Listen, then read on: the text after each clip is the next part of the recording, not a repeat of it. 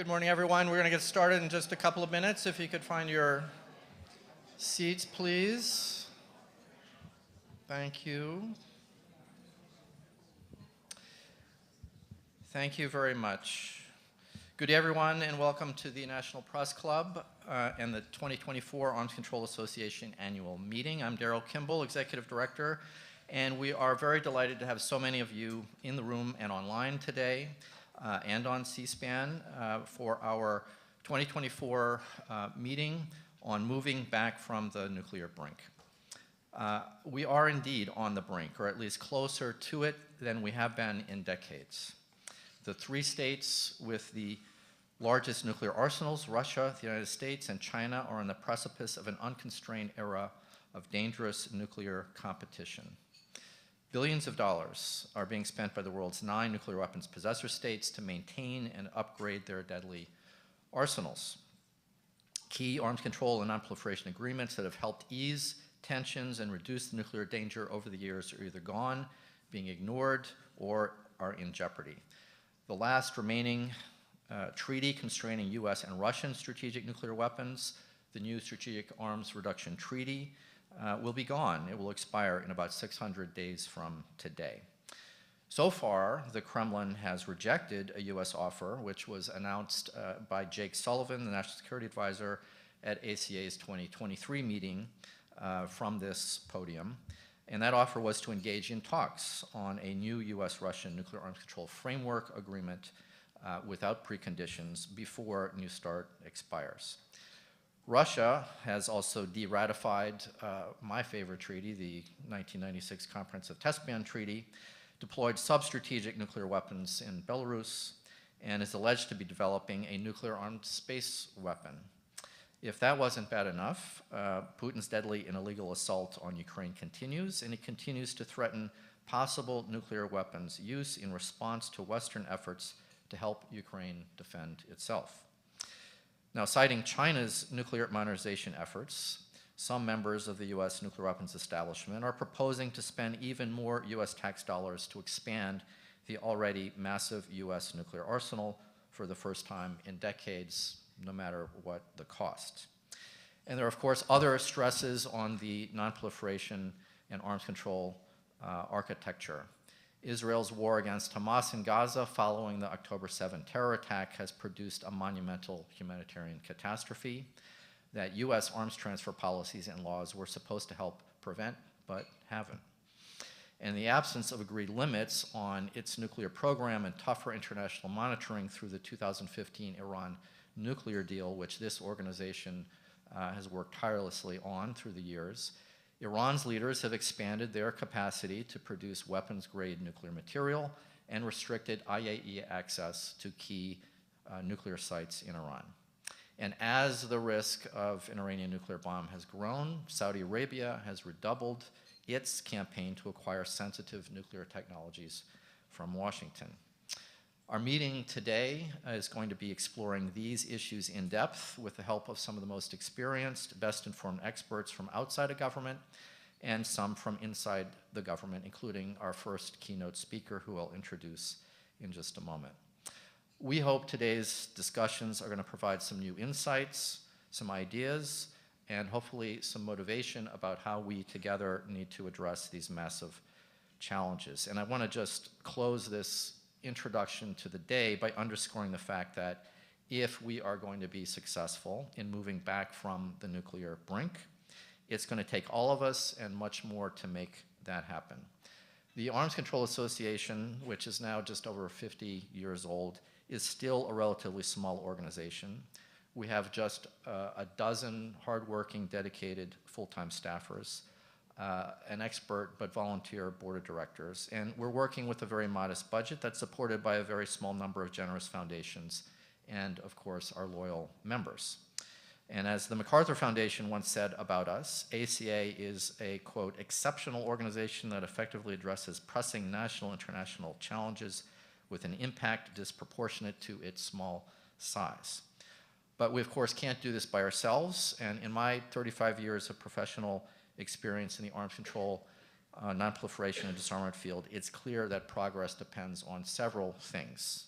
Among them, smart, collaborative, sustained civil society campaigns involving multiple organizations, large and small, local and national, and international, trying to engage and inform and mobilize the public so that the public can put pressure on policymakers to take responsible action. It takes bold presidential leadership and constructive congressional action, things that we don't always have. It requires responsible behavior and initiatives from other governments. We also need the active and principled leadership of the United Nations and the UN Secretary General, who we'll hear from a little bit later this morning. And it takes some good luck and more. So together over the years, we have the nuclear arms control and disarmament movement with all these allies and friends and the public have helped establish and defend the norms against nuclear use, threats of use, nuclear testing, proliferation, nuclear weapons buildups, and advanced progress and disarmament. But as the civil rights and nuclear disarmament champion Coretta Scott King once said, quote, "The struggle is a never-ending process. Freedom is never really won. You earn it and win it with every generation." And at this time, the collective efforts of our generation are more important than ever. To start the day, we have one of this generation's most dedicated and active congressional leaders working to reduce the growing nuclear danger and the rising cost of U.S. nuclear weapons modernization. Congressman John Garamendi is joining us live by video from somewhere in the lovely 8th District of Northern California. I don't know exactly where, but I'm sure it's lovely out there in California. Mr. Garamendi was first elected to Congress in 2009 and now serves on the House Armed Services Committee and the Transportation and Infrastructure Committee. He's also the founding chair of the bicameral Nuclear Weapons and Arms Control Working Group, which was established a couple years ago, which the Arms Control Association does its best to support. So with that, Congressman Garamendi, thank you so much. He should be, yes, he's visible there. Thank you so much for waking up early this morning and joining us to share your perspectives on today's nuclear weapons policy and arms control challenges. And after the Congressman's remarks, I would just note we'll have time to take questions from our in-house audience. And if you have a question, please jot it down on the notepad that's on your tables, and we'll get to as many of them as time allows. So now, Mr. Garamendi, if you're all set, we're looking forward to your comments.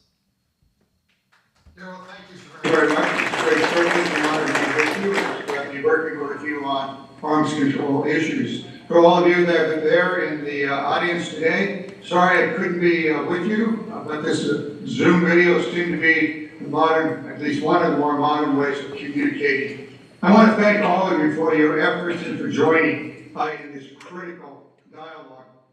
In these unsettled times, events like this are really important because they provide a forum for honest discussion and for an opportunity to cut through the rhetoric of fear and doomsday that all too often pervades and occupies the nuclear policy discussion. Unfortunately, dispassionate, calm voices are regularly drowned out by the loudest and the most fearful voices. Last year, at this event, National Security Advisor Jake Sullivan outlined 3 goals: prevent an arms race, reduce the risk of misperception and escalation, and ensure the safety and security of people from nuclear threats.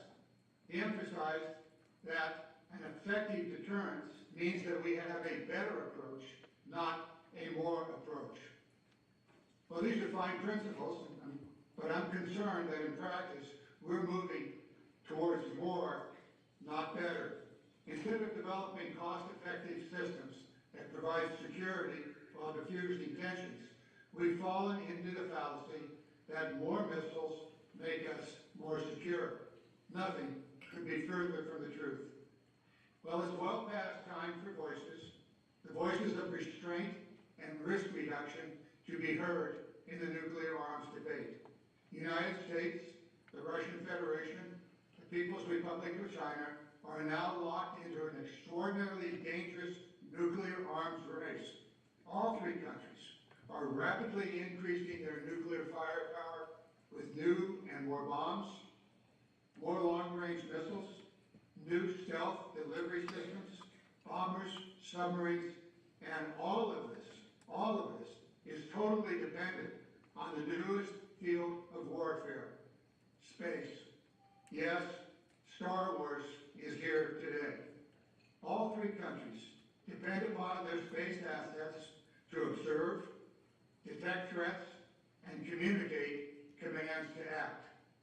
Today, we must call out the failures of our current approach to nuclear modernization and demand that we treat arms control and de-escalation with the same dedication and focus that we give to our nuclear weapons development.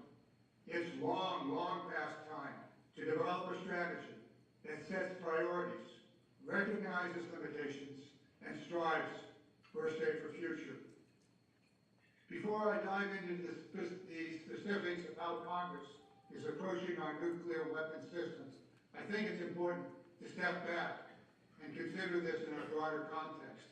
Since their development 80 years ago, the destructive capabilities of nuclear weapons have terrified and shocked, but also led governments to pursue their own arsenals and develop the capacity to destroy our civilizations multiple times over. Governments justified the expanding stockpiles with convoluted theories of nuclear deterrence that all too often defied common sense. It wasn't until the arms control programs and treaties that were established that Russia and the United States de-escalated the spiral of stockpile bombs. For 4 decades, progress was made, and the number of deployed and existing nuclear bombs were reduced. And even the most adversarial countries agreed that a nuclear war cannot be won and must never be fought. Yet despite this understanding, we continue to maintain and modernize our arsenals with the belief that these weapons will dissuade others from employing theirs. The threat of nuclear conflict remains, and with it, life on our planet ending and becoming dramatically changed. It just occurred to me that it might be useful for meetings such as this to remind people of the arms control agreements and the leaders that negotiated them. I'm sure that some of my nuclear saber-rattling buddies in Congress would be surprised to find that their most ardent nuclear security heroes actually negotiated reductions and controls. Now, I recognize the nuclear threats posed by countries like North Korea, Russia, and China. I don't deny the challenging security environment that we face today. I am fully aware of the Taiwan-China threat, as well as China's military buildup and the South China Sea expansion. The North Korean regime is dangerous and could precipitate a conflict at any moment. I condemn Russia's unprovoked invasion of Ukraine and its irresponsible nuclear saber-rattling and very dangerous nuclear exercises. Now, despite these serious threats, we must be wise in preparing our defense and response. Aggression should not be our first thought when we are faced with threats, uncertainty, and misunderstandings. Therefore, I strongly support efforts by the U.S. and Chinese governments to engage in meaningful dialogue that results in specific, concrete actions to reduce the risk of miscommunication or escalation. As we navigate these complex geopolitical landscapes, it's imperative that we pause and reflect on the strategies guiding our nuclear policy. Strategies must be more than a word thrown on top of some grandiose statement. True strategy is making the hard choices to align our country's limited resources with our unlimited aspirations. The greatest problem facing our nuclear strategy today is that we fail to realistically consider that balance and revisit our assumptions, adjust courses when programs fail, and figure out new paths going forward. Once approved, our weapon programs persist, even when they nearly double or triple in their budget. No one, seems to say enough. Now, too often, we allow these debates to be driven by military calculations and experts who think they know how to fight a nuclear war. But we must not forget that in a democratic society, the military is the extension of the political and not the other way around. When it comes to programs and strategies that threaten our very existence, we as a whole society must decide what costs we should bear and what risks we must take. Our nuclear strategy must be balanced and rational, allowing for deterrence and defensive actions while encouraging collaboration for a more peaceful future. Now, we in Congress are very much a part of the problem. We have bought into the assumption that more nuclear weapons will make us safer. The ever-growing costs reflect the irrationality that has plagued our nuclear policy. In the name of modernization, we have taken on hundreds of billions of dollars of additional spending, and the nuclear counts grow without question or scrutiny. Let's consider for a moment the nuclear modernization efforts. The political price tag for the New START was to modernize all three legs of America's nuclear triad. Proponents told us that the multi-billion-dollar cost was absolutely necessary to assure that we would continue to have a viable deterrent, even though we would have fewer weapons. Now, we must fully understand the reasons for the massive growth and the cost of all these programs. If we were to turn to the new Sentinel ICBM, which is destined to replace the Minuteman III, it has incurred an egregious 37% cost overrun, making the program's costs almost 211% higher than the Air Force's initial 2015 estimate. This has triggered a critical non-McCurdy cost overrun, forcing a stop and a full statutory review. Despite the new estimated cost of over $130 billion in the next decade or so, there are loud and clear reflexive signals that the Pentagon and Congress intend to plow ahead, no matter what the cost or the necessity. We hear always, well, we'll do whatever is necessary. No, wait, just a moment. What about the law? What about the non-McCurdy law? Does the brass in the Pentagon and the leaders in Congress know that the law requires a complete and full review that addressed 5 critical steps? 1, is the program essential to national security? 2, are there no alternatives to the program which will provide the acceptable capability? 3, the new cost estimates have been determined to be reasonable. 4, the program is a higher priority than other programs whose funding will have to be reduced to cover the increased cost of the Sentinel. And 5, is the management structure is sufficient to control additional costs.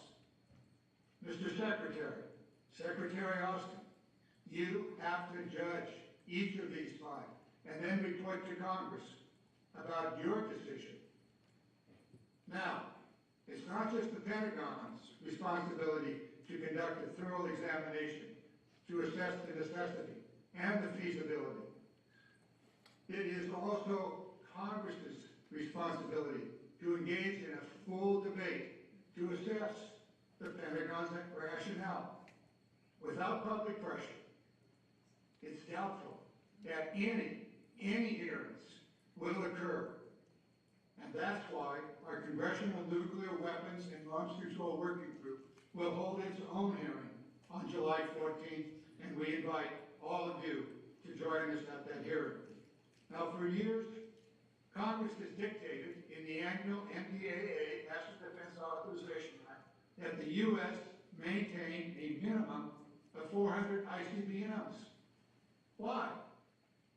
Well, the answer seems to be, well, that's the number we've always had. Well, the number of ground-based ICBMs should not be set by the number of the existing concrete silos, but rather in an honest analysis of nuclear strategy.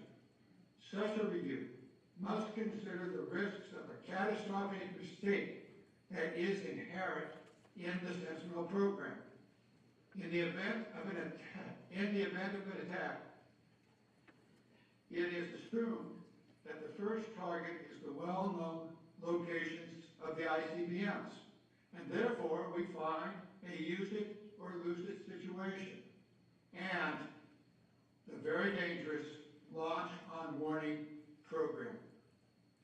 That is the operational imperative of the ICBM system. The President will have only a few moments to decide if the attack is real or if the alert is false. And the button would have to be pushed within 15 minutes or less. Now, if the nuclear program is for deterrence, then the submarines, the airplanes, and their missiles offer sufficient firepower to dissuade any adversary.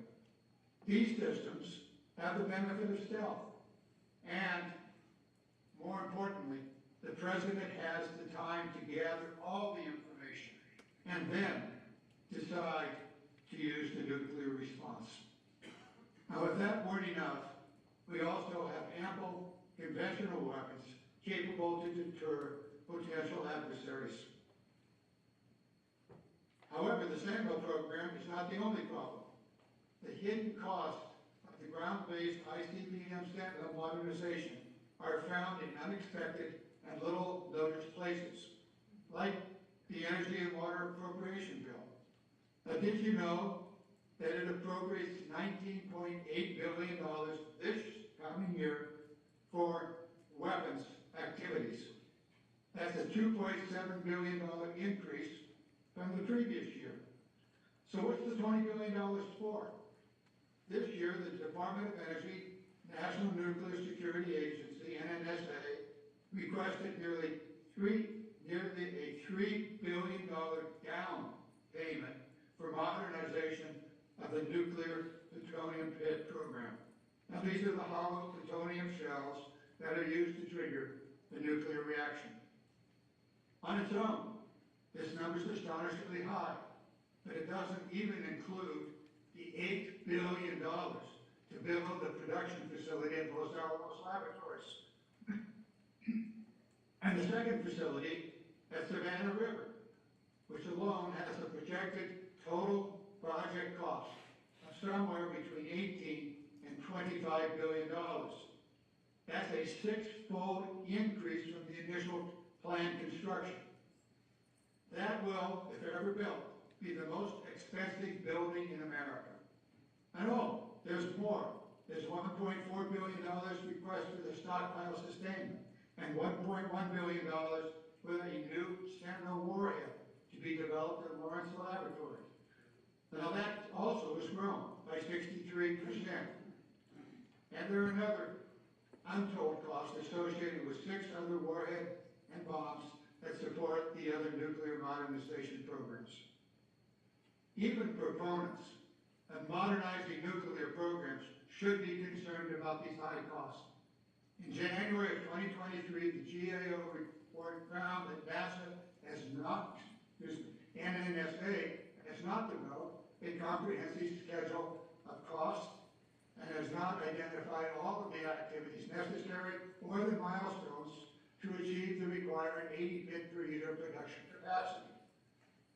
Now, did anybody ask, why do we need to produce 80 bits per year when America already has over 4,000 plutonium pits in storage? Has anyone studied the potential of repurposing those pits for new bombs? The bottom line is this.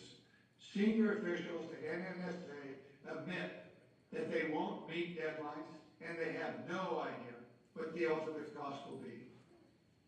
Now, I've proposed a simple, straightforward amendment that would change this law that requires 80 bits per year to a lower number.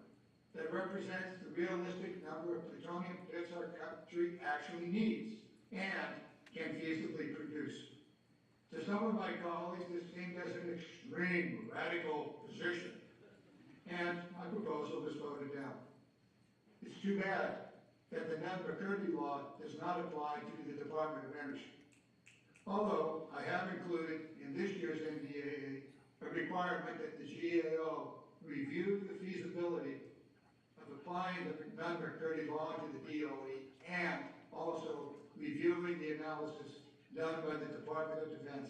Hopefully, it'll add more impetus for the department to do an honest and thorough analysis.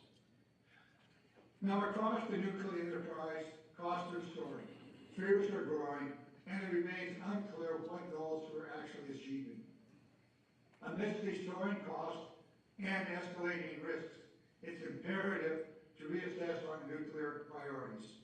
Investing more of the modernization budget into diplomacy, into arms control, and into education could yield far-reaching benefits, fostering a stronger and more secure nation and world.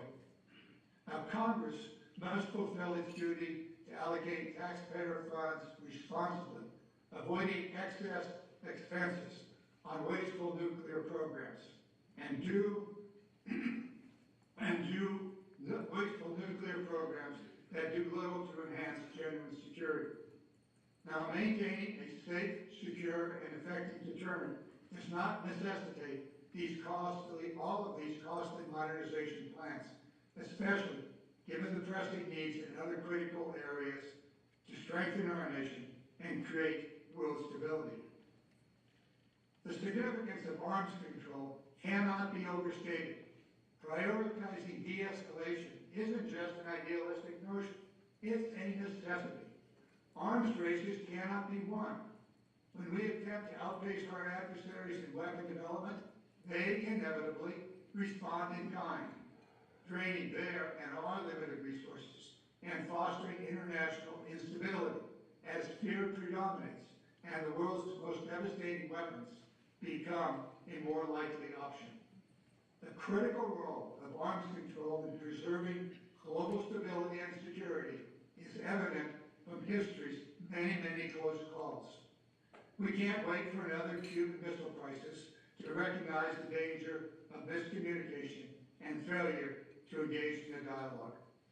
Now, I know that many of you in this room have spent years drawing attention to the importance of arms control, and I am so grateful for your efforts. Like Sisyphus pushing the boulder up the hill, I know that this is often a thankless work. Fighting and climb for progress, only to see it roll back with the next administration. But the work you do cannot be more important. And unlike the Greek myth, I do believe that we can get that boulder to the top of the hill and develop a robust arms control regime that will help all of us avoid an existential threat. Now, there are three key pillars to this endeavor. First, sharing knowledge and fostering understanding are of paramount importance. There are some of you in this room that have written compelling arguments calling public attention to the danger of weapons. Thank you for doing so, and continue.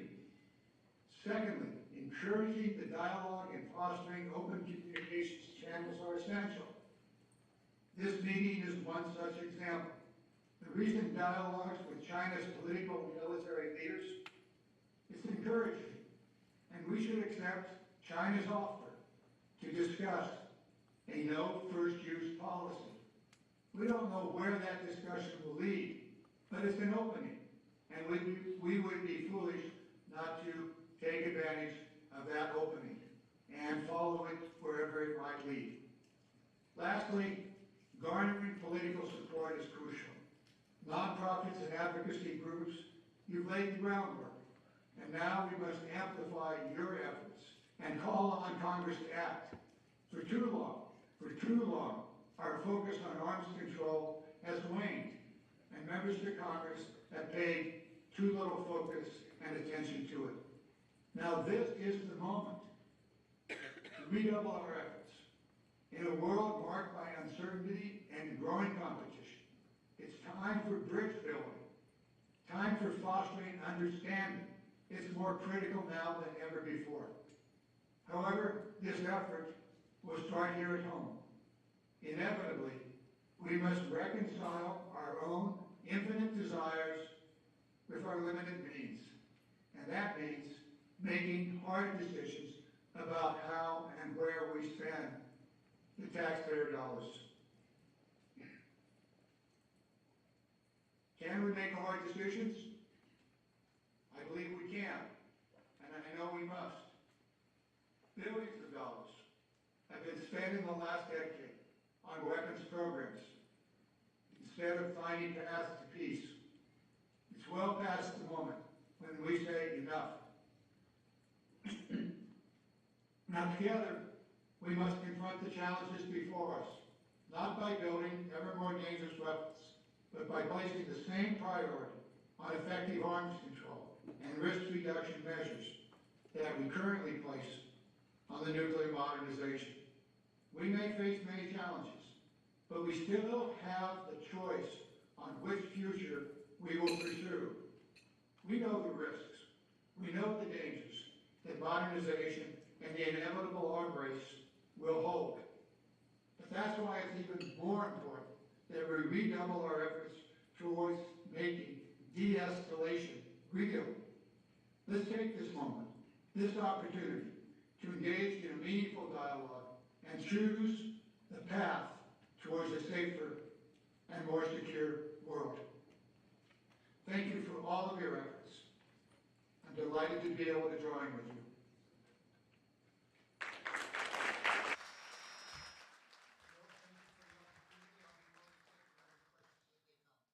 Great.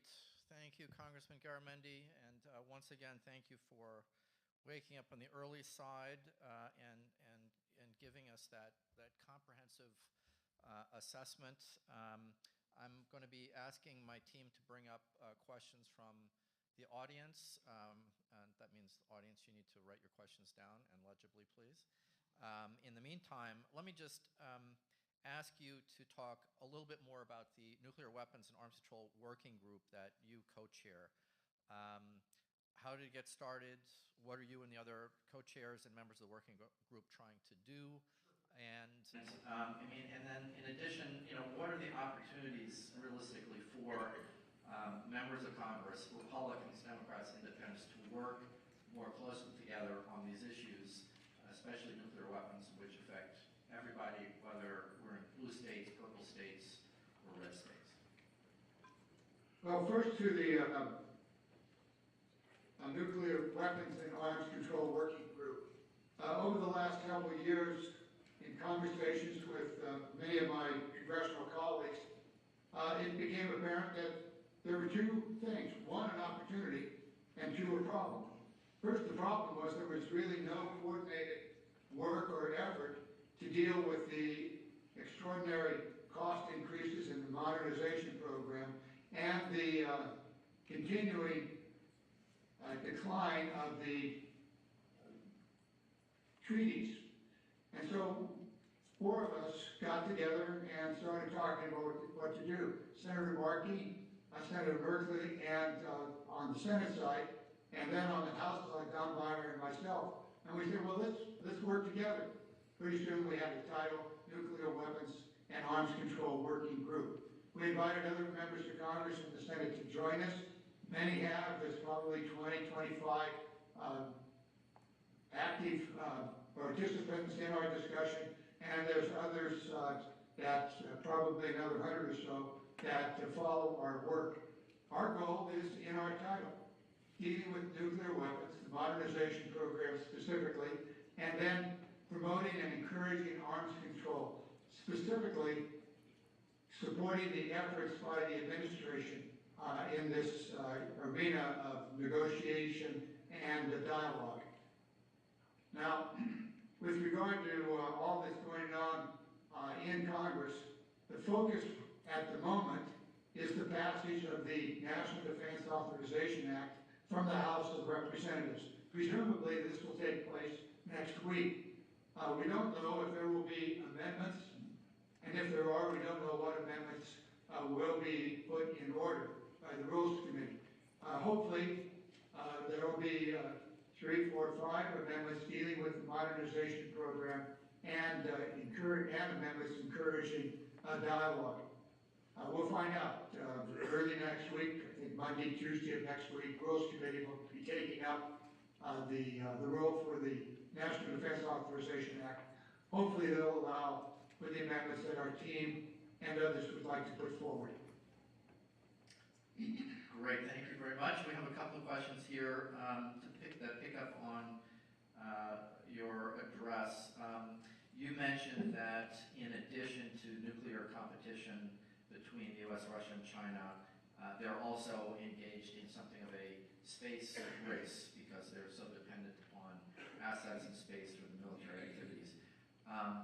What are your thoughts about some of the recent concerns about Russia's activities, especially with respect to possible violations of the Outer Space Treaty? I would just note that our lunchtime speaker, Pranay Vadi, is likely to be able to offer some more insights on that.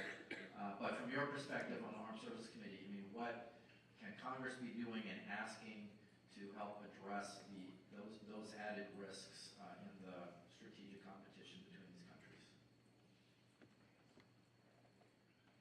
Well, clearly, it doesn't take much observation to know that the opportunity for dialogue between the United States and Russia is very, very little.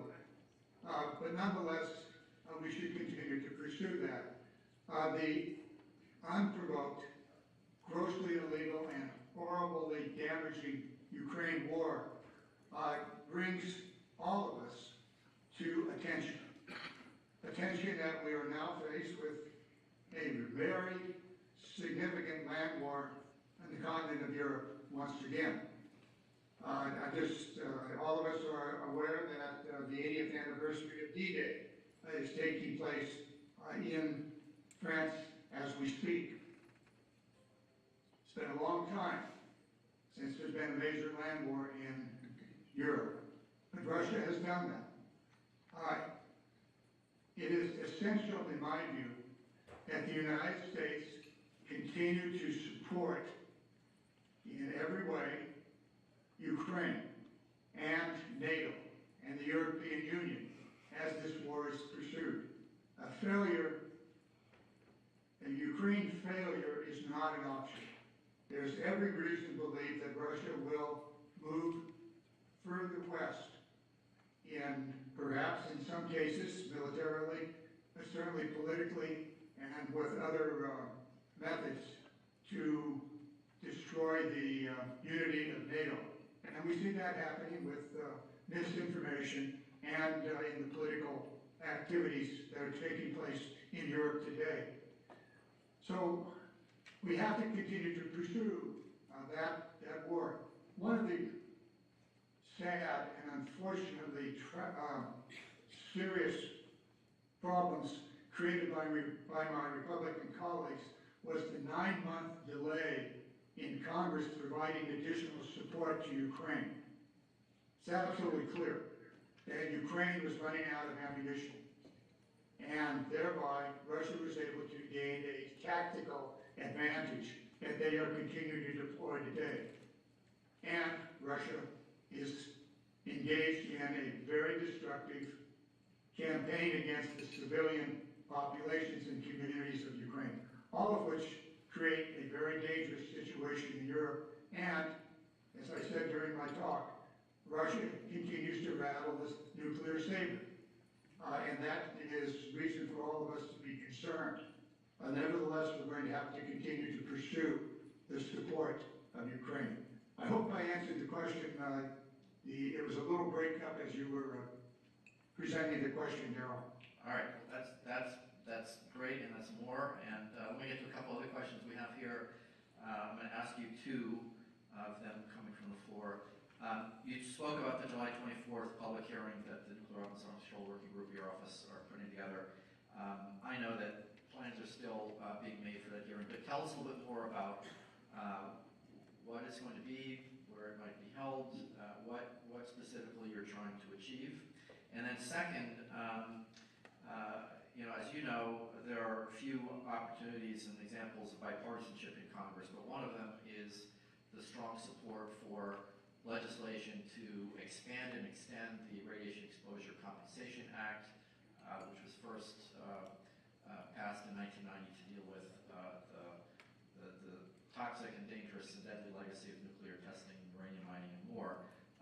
But today is the expiration date for the current legislation. And if you could tell us your thoughts about the importance of that and what Congress needs to do, can do in the coming months on that subject. Both of those are very, very good questions, Daryl. The July 24th hearing will be conducted by the working group. The purpose of it is to review the decision that will probably be made by that time by the Secretary of Defense as the Pentagon completes the required reviews, the non-McCurdy reviews that are required. Unfortunately, we had to call the hearing after, what will probably be after the Secretary's decision. Nevertheless, we now are using the hearing as a way to review whatever the decision is and to let everybody at the Pentagon and in Congress know that at least somebody is paying attention to this issue. A much better situation would be for the House Armed Services Committee and the Senate Committee to conduct a full hearing before the Secretary's decision. Now, that's not likely to take place. It could be the appropriation committees, although, once again, that's not likely to happen. Therefore, we're going to do this hearing on July 24th. We will have a series of individuals who are familiar with the Sentinel program, the details, the purpose, the goals of that program, as well as the current failures of the Sentinel program. And also looking at the options to the Sentinel program, and one of those options being the arms control option. I think I may have answered both questions, hopefully I have. No, the second question was about the Radiation Exposure Compensation Act. Right. Yes. This has to do with radiation exposure. The nuclear testing that took place in the 50s, 60s, and into the 70s exposed military personnel as well as civilian populations in the Pacific and in the continental United States, Arizona, New Mexico, Utah, to radiation from those tests. There's been an ongoing effort to make certain that that exposure and the health effects from that exposure were covered by medical and other compensation programs. Why this has been controversial, I don't understand, but nonetheless it has been. There has been concluded negotiations with the governments in the Pacific Islands to provide compensation to the communities and to the individuals on those islands. Yes, you're correct, the expiration date is arriving. I don't have information on what is likely to happen. These pieces of legislation normally do not come from the Armed Services Committee. But nonetheless, I do know that many of us are engaged in pushing it forward. I unfortunately don't have a specific answer on the odds of success in the next few days. Thank you. I don't think anyone does, except perhaps Speaker Johnson, who could schedule a hearing on the Senate bill that was passed with a large majority. So, Congressman, let me put one more question to you about some of the things you addressed in your speech. This comes from Sarah Salem from Exchange Monitor Publications. What are your plans to pursue possible amendments related to the Nunn-McCurdy review of Sentinel, as well as the beleaguered plutonium pit production program as the NDAA goes forward through the year? What more can you tell us about what the options are to help put things on a better course? As I said a few moments ago, it's unclear how the Rules Committee will respond to the question of amendments. Presently, the Rules Committee has reviewed all proposed amendments before making a decision whether to allow them on the floor or not. Anybody that watches that Rules Committee knows there are two things. One, it's dysfunctional, and two, it is extraordinarily conservative. So it's not clear what amendments would be allowed.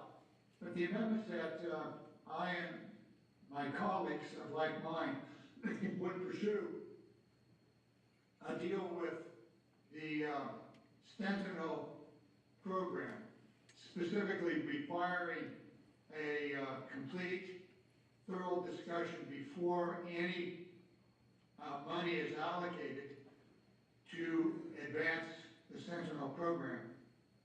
In other words, a full stop until Congress does its review and then makes a specific decision about whether and how to pursue the Sentinel program. And that involves, so we put some sort of an amendment forward that would cause that to happen.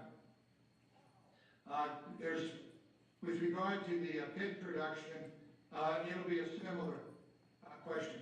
We also want to make sure that the GAO is specifically authorized to follow up on the decisions and the information generated by the Pentagon. We're doing that now. This speech is part of that to let the Pentagon know that somebody, if not Congress, at least the GAO, is going to review their work and hold them accountable for the fullness and completeness of their evaluation. Those are two that we'd be pursuing on the pit production. Efforts to limit the number of pits that are required should continue. Perhaps another amendment similar to what I proposed in committee that would eliminate the 80 pits per year. An analysis, our analysis of the 80 pit per year requirement comes from a miscalculation by the proponents of the Sentinel program.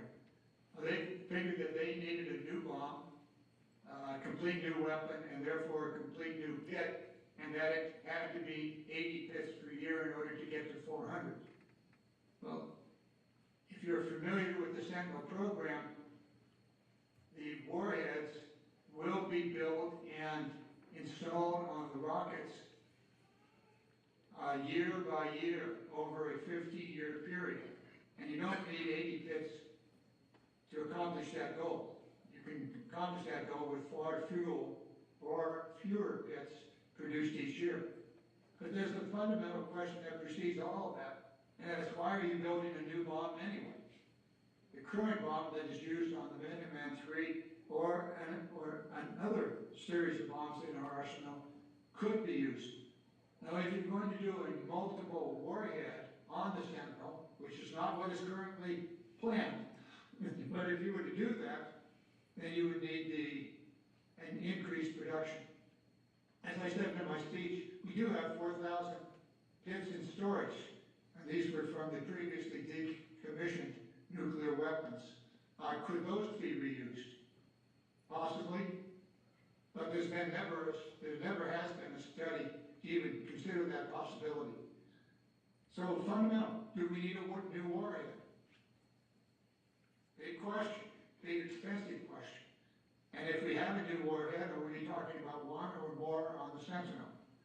These are the reasons, these are the questions, and these are issues that the Congress must take up.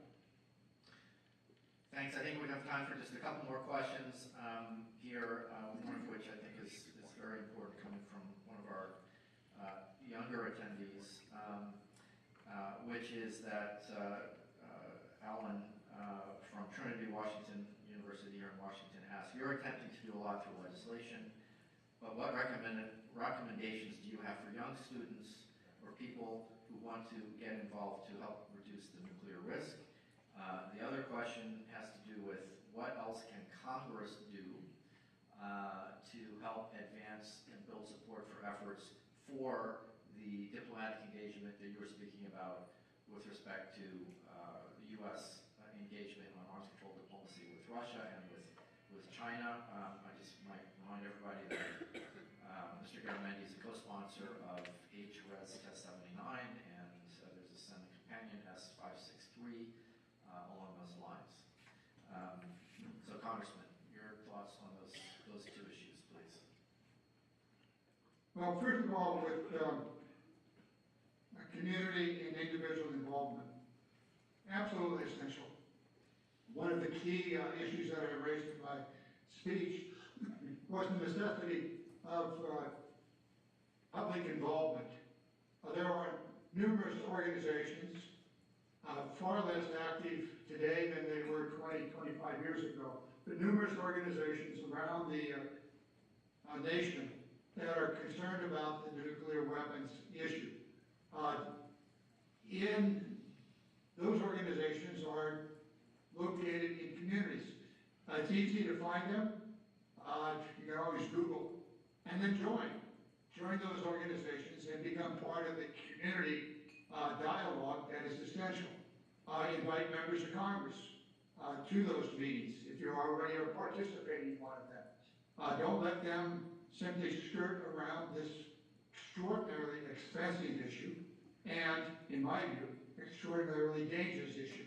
So that is simple political involvement and engagement at the local level, leading to leading to those organizations then calling on the members of Congress in those communities to address this issue in a community forum. Always write letters, always show up in Congress, and specifically say, where's the hearing? What's going on with this? What's happening? These are not new issues. Well, you can join the Arms Control Association and become an active member of that association. So that's the community and engagement. And I would recommend people involve themselves directly with the members of Congress if they're interested in this. Show up at their local office and ask a question, ask for a meeting. If not with a member of Congress, then at least with the key staff person in those communities. All of this will create awareness and quite possibly sufficient political pressure to at least move this issue forward. With regard to the second part of the question about resolutions and the like, I would encourage other members of Congress that are either part of our working group or not to put forward their own resolution.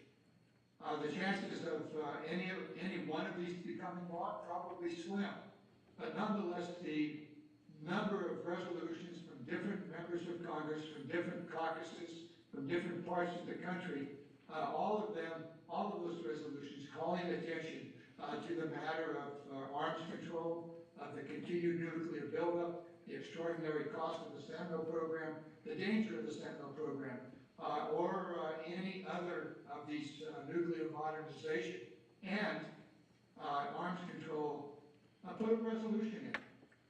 Maybe you're the only person on the title. That's okay. Maybe you got your seat underneath that we want to join up. The more the better here. The number of resolutions from multiple areas of the country is important. I'm saying all this is appearing to focus on the House of Representatives. I believe I've used the word Congress here more than I used the word House of Representatives. It involves senators, the two that are the co co-chairs of the working group. Senator Warren is very active, as are Klobuchar and several other senators. Now, we do have a problem, and that is that the Senate Appropriation Committee wants to add another $50 billion to the nuclear arsenal issue. To the National Defense Authorization Act, and increase by a factor of 20% the number of Sentinel missiles. The rationale for this seems to be lost. Senator King, Senator Wicker are the principal proponents of that proposed increase that is now slated to be discussed in the Senate version of the NDAA. Well, thank you for that last comment, because that tees up our next session, which is, the short title is How Much is Enough? Key decisions, looming decisions on nuclear force size and budget that will be coming up. But first, I want to thank you, Congressman Garamendi, for your hard work, your energy, your leadership. It is impressive, given all the other responsibilities and issues members of Congress like you have to deal with. Your energy to help reduce the nuclear threat and advance saner U.S. nuclear weapons policies. Let me invite our audience here to thank John Garamendi with a big round of applause. I appreciate the opportunity to be with you and look forward to continuing to work with you and the Arms Control Association. Thank you very, very much. Indeed. Have a great day. You too.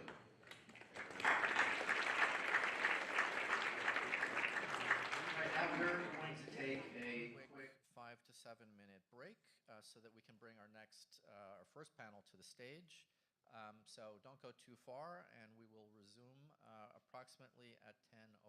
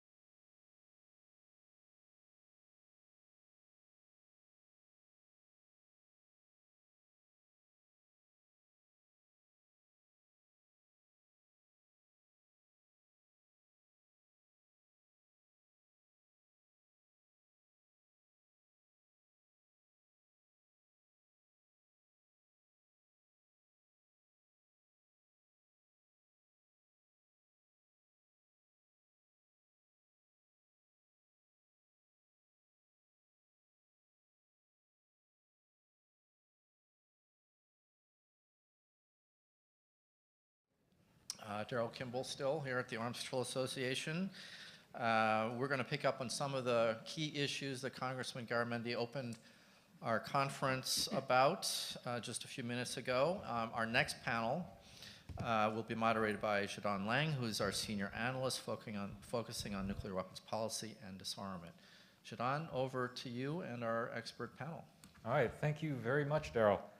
So yes, I'm Shadon Leung, Senior Policy Analyst at the ACA. I'm very delighted and honored to be here with everyone to moderate this panel, where we will be discussing today the question of how much is enough, and examine the looming decisions on U.S. nuclear force size and spending. Now, before introducing our panelists, I'll give a few comments to set the table for our conversation. So Daryl provided earlier an overview of the international situation. Of course, I think the essentials are pretty simple. The two key points are the expiration of New START in 2026 and Russia's refusal to engage in talks on a follow-on. Second important calculation, of course, is China's nuclear buildup, which the US intelligence believes will probably lead to around 1,000 warheads by 2030. Now, the administration says, and I quote, "We do not think we need to match or outnumber the combined total of our adversaries to successfully deter them, but also that," continuing to quote here, "with a change in the trajectory that Russia and China are on, the United States will need to adjust our posture and capabilities." Now, some former officials and members of Congress argue the United States should begin preparations to increase the number of its deployed nuclear warheads and develop new nuclear capabilities, which would further add costs on top of the current nuclear weapons modernization program, and those costs are substantial. This year alone, within the Biden administration's budget request, there is an allocation of $69 billion for nuclear weapons operations, sustainment, and modernization, which is an increase of 22% over last year's. And that's spread across the DoD and NNSA. Congressional Budget Office calculates that spending on US strategic nuclear forces will total $756 billion over the next decade, beginning in 2023. And among what the Pentagon classifies as major defense acquisition programs, the nuclear component is now at least about a quarter.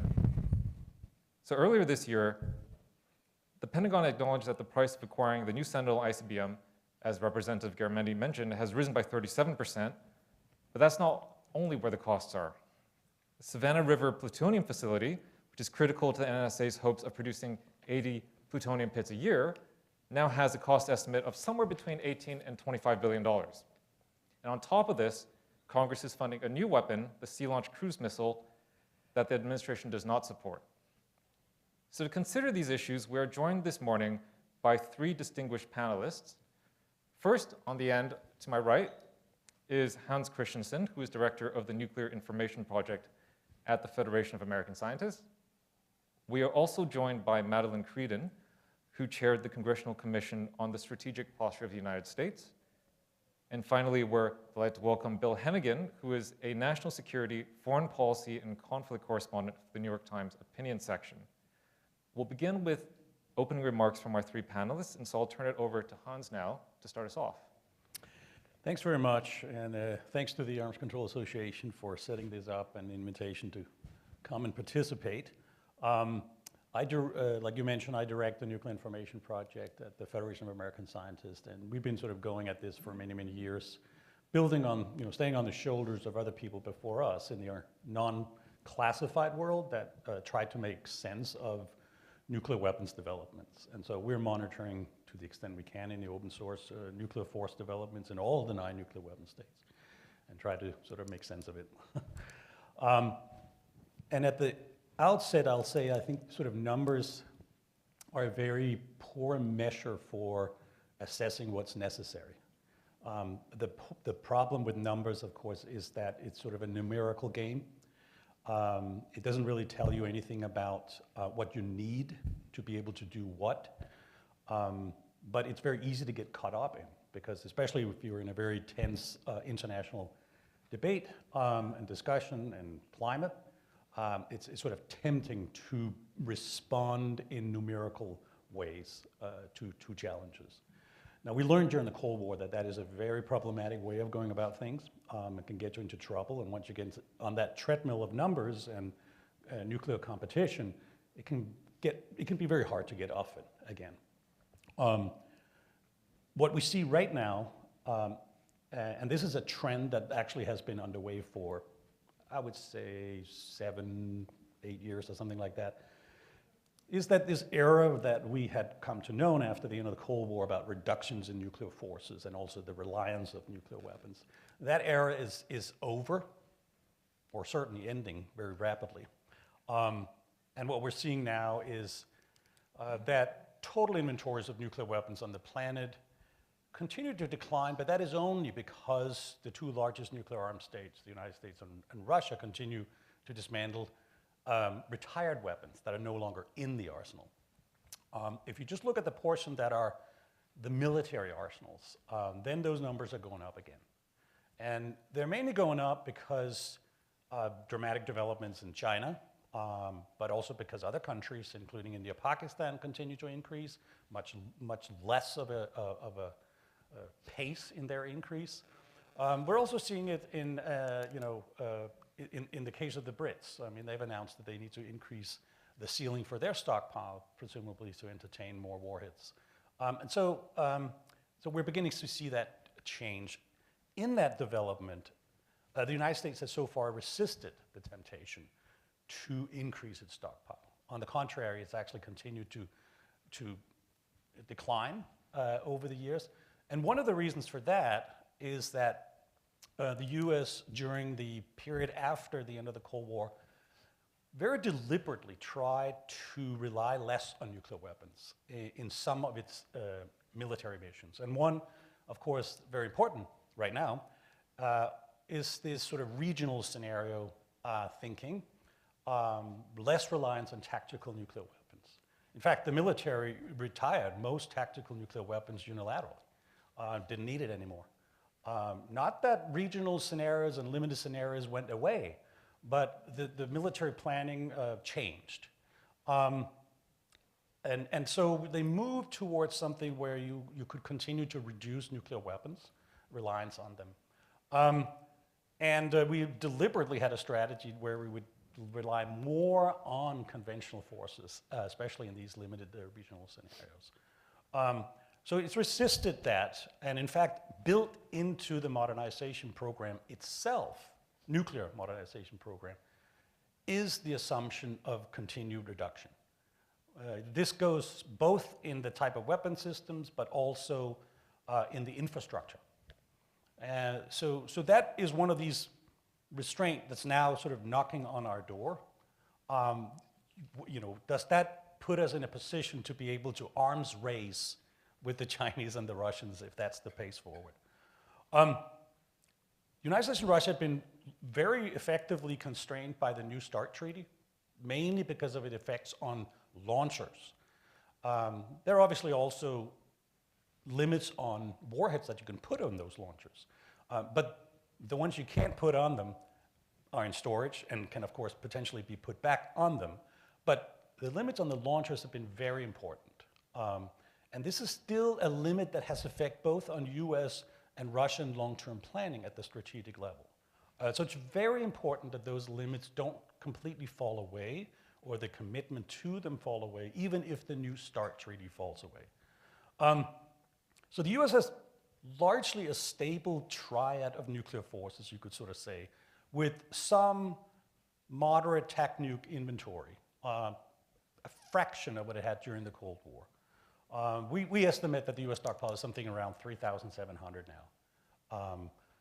There's uncertainty about it, but the Biden administration has for the last 3 years refused to declassify numbers about the stockpile. We're hoping that's going to happen this year, but we'll see what happens. But capabilities are evolving with the modernization of these forces, of course. So it's not like that number 20 years from now, 20 years back, sort of provide necessarily the same capability today. The forces today are better, more effective, more flexible. A lot of things have happened under this big number for these years. But by and large, the United States is poorly positioned to go into a nuclear arms race.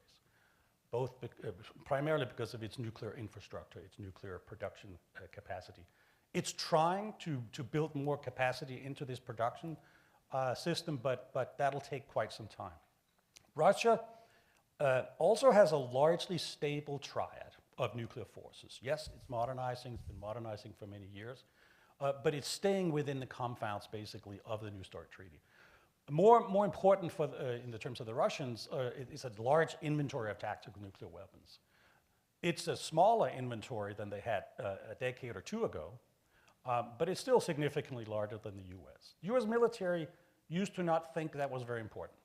You know, so what if they have, 1,000 to 2,000 tactical nuclear weapons? We can do what we need to do. It doesn't change it. Now, with the political debate about escalate to de-escalate and what have you, this idea about importance of limited or tactical nuclear weapons scenarios becoming more important again. And we can debate later whether it's a smart thing to go too deep into that or not. Russia is much better equipped for an arms race, an increase in nuclear production of warheads because of the way they have structured theirs over the years. China is obviously the most dramatic development right now because of its significant increase. It's primarily an increase of ICBMs, where we're tracking something in the order of 350 ICBM silos under construction in various stages. And most of those are in 3 big areas that have been built in the northern part of China, central China. But we're also seeing sort of several dozen new silos that have been added to their traditional old liquid fuel silo areas in the southern eastern part of China.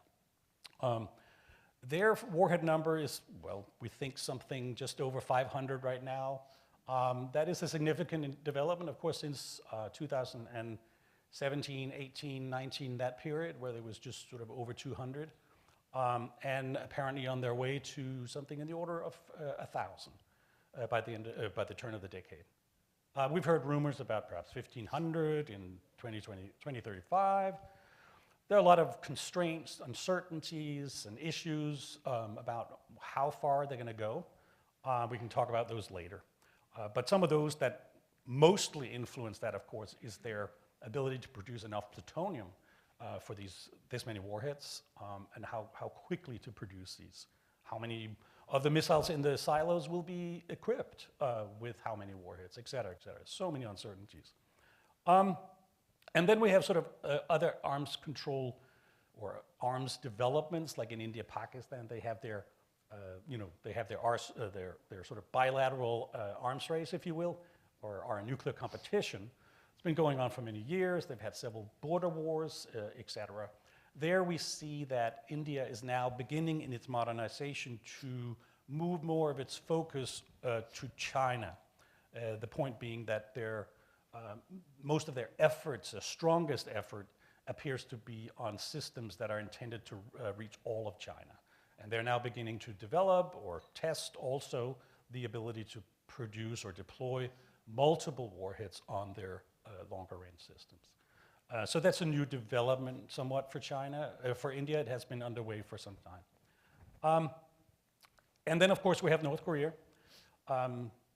Busy, busy, busy. Certainly want to show what they are trying to do, and uncertainty about exactly how much of their capacity is operationalized.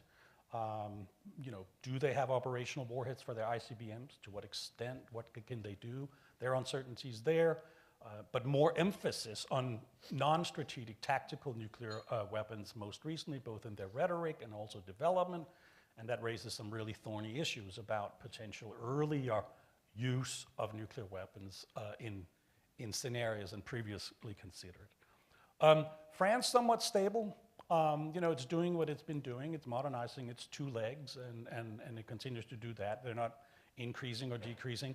The Brits have signaled an interest in increasing their stockpile limit for nuclear warheads from 225 up to 260. That is not the number, but that's the sort of the limit. Still very unclear what they mean by that, but it does seem, based on conversations we've had with British officials, that it's about having the ability to deploy more weapons on the missiles that they have been able to, a fuller load, so to speak, than they've been able to in the past. So I'll stop there with that quick overview. We can dive in as you see fit.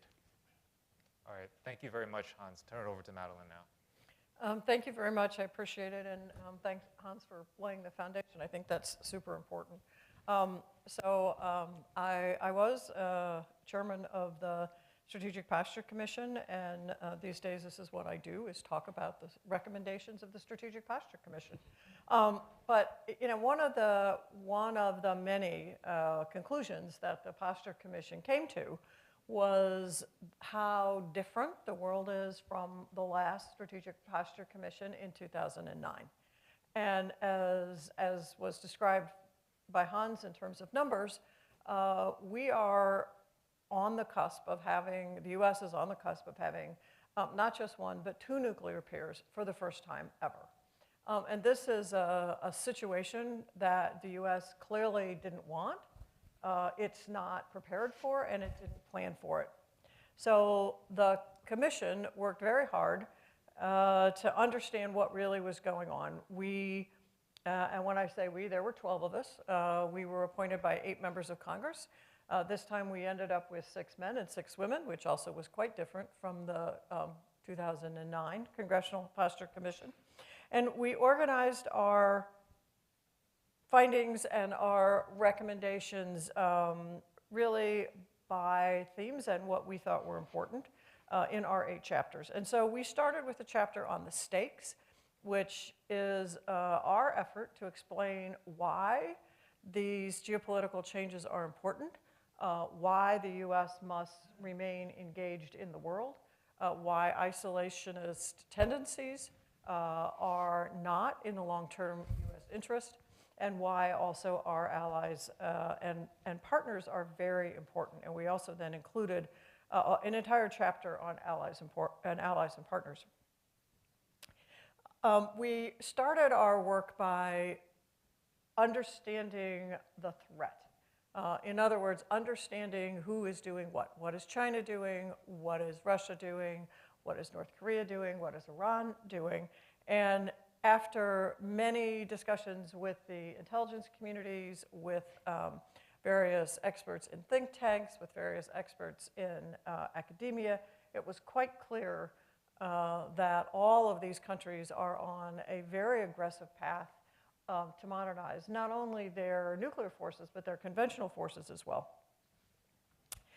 That was a good foundation for us because it helped us understand what was really going on in the world as a commission. And we wrote a chapter on the threat in an unclassified way where, frankly, I think we pushed the envelope a little bit to try and get as much information into this chapter as possible, accessibly and in English. One of our findings and recommendations, actually there's several of them in this category, that have not gotten much attention is as we went through these various briefings with the intelligence community, we found a couple things. One, the intelligence community is very good when it comes to things. How many missiles, how many trucks, whatever. They're very good on things. What the intelligence community has lost over time, just because the world has been very focused on counterterrorism, violent extremist organizations, the Middle East, is the why is very difficult now. So one of our series of recommendations is that the intelligence community start to rebuild their capacity for understanding Russia, Chinese, North Korea, Iran, but particularly Russia and China, rebuild the capacity for understanding the why. And I hope they do this. This is important not only for us to understand the why, but it also helps with the long-term ability to avoid miscalculation. We want to make sure that there is good understanding of the why, so we don't interpret something to be this way when, in fact, the messaging is really on this sort of thing. We were the Strategic Posture Commission. I try to point that out routinely. We were not the Strategic Nuclear Commission. And most, obviously, of our findings are really focused on the long-term strategic posture of the US. And so we put tremendous emphasis on making sure not only that our conventional capabilities are up to the task of deterring two peer adversaries, as well as the nuclear deterrent, which remains the ultimate backbone. But we also put a lot of attention on how do we pull in a whole of government. We noted that Russia and China are quite good at whole of government approaches, at messaging, at gray zone, and the US sort of struggles. Just an example would be maybe in the area of sanctions. We suggested that as the Defense Department does its planning, that the whole of government start to adapt those kinds of planning and scenario drills so that things like sanctions might be built into this planning initially. How do you use these tools of diplomacy? You know, how do you use these financial tools to help shape the environment? This is extraordinarily important because it's clear that both Russia and China, in the long term, want to replace the US as the leader in the rules-based international order. And their goal is to replace the US and the West with something more conducive to their authoritarian regimes. We also made several recommendations for Congress. Having been a veteran of Hill staff for 20 years, I'm not holding my breath, frankly, that any of these will come to fruition, but I would certainly hope so. And part of this is really to forge and sustain bipartisan consensus and year-to-year funding stability to enable the defense industry to respond to innovative contracting approaches and to invest with more certainty, with more clarity, and with more cost effectiveness. We recommended that the Congress pass annual DoD and DOE authorization and appropriations bills on time with no continuing resolutions. The amount of increased costs that just that adds to various programs is really quite interesting. And finally, I know this will be somewhat controversial, but we also recommended that Congress avoid placing artificial caps on defense spending and that we really assess what's needed. The other thing that we talked about in great length is, again, in the realm of the importance of conventional capabilities and that we make sure that we have adequate conventional capabilities for deterrence. In our view, it was important to deter war to begin with, and a lot of that deterrence aspect is based on conventional capabilities, because we really do believe that if there is to be any military conflict, it probably is going to start in a regional context and will happen conventionally. So the whole goal is to deter any military conflict so that you then deter that conflict from moving to a nuclear dimension. Even the Biden administration and NPR recognized this without some additional increased conventional capability, that the US will have to rely more, not less, on nuclear weapons, which is certainly not consistent with long-term US goals. And finally, in our risk reduction section, we talked a lot, again, about the importance of diplomacy. We also recognize that right now, the situation for arms control, strategic stability talks, it's very bleak. I mean, Russia has pulled out or suspended of almost anything, although they are complying with the central limits of New START. We hope that continues to be the case. We hope that continues to be the case even after the expiration of the New START treaty. That said, I think it's important that the US begin to think about and plan what does a world look like with no strategic arms control treaties in place? What are the other creative things that might be done? We need to plan, we need to prepare for these things. A very specific recommendation that we made was really with respect to the work of the National Nuclear Security Administration. They have a quite extensive research and development program that covers a number of different things. Part of it is looking at sensor capabilities, how to understand what others are doing in the absence of the verification measures that were available under the New START treaty. In addition, NNSA has quite an extensive program to preserve those capabilities that will be necessary in the future when hopefully, when we get back to something that looks more like traditional arms control, so that the U.S. is prepared to conduct negotiations, so the U.S. is prepared to have the verification tools, the inspection tools, to be able to actually do these treaties if they ever get back in place, because these things take time. And finally, I'll just close on the fact that we really are in a very new, very different, and very dangerous geopolitical situation where we noted the risk that China and Russia either opportunistically or even in collusion, although we didn't really see that, but opportunistically, the probability of two regional conflicts, either simultaneously or sequentially. And it's just a very dangerous world, and we have to really think about how to plan and live in that world. Thank you. Thank you very much, Madeline. Bill, it's all yours. Well, first I'm just still basking in the glow that Daryl said it's a panel of experts, and so that I'm an expert, which is quite something considering I've spent the last several years calling all of you to tell me what actually is going on. My name is Bill Hennigan. I write under the byline WJ Hennigan, which is a ostentatious byline that I gave myself 20 years ago when I wanted to appear older than I actually was. And I am the lead writer on the New York Times opinion series, the project At the Brink, which I hope you've seen. Our goal with the series is pretty simple. We just want to inform our readers of the new nuclear age and the looming perils therein.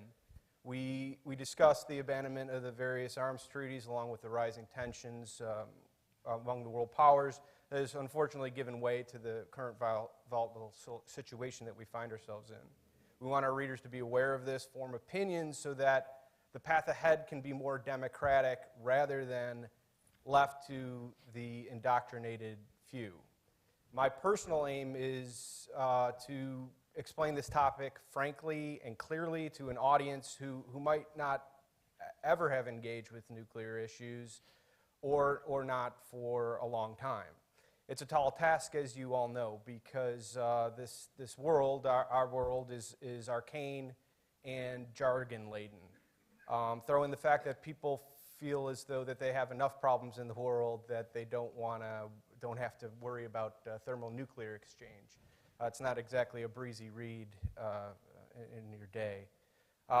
So the opinion desk is not a preaching to the choir here. We want to reach the uninitiated, people who follow the chaos in Ukraine and Israel and the confrontations with China, and we want to provide them with simple answers to complex questions and make them aware of the possible policy solutions to the mess that our generation finds itself in. Lucky for me, I work with a team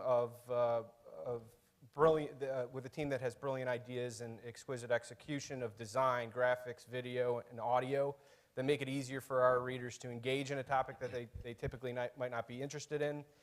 And indeed, we've already had some impressive engagement and interaction with our audience about the project and look to build on that in the coming months.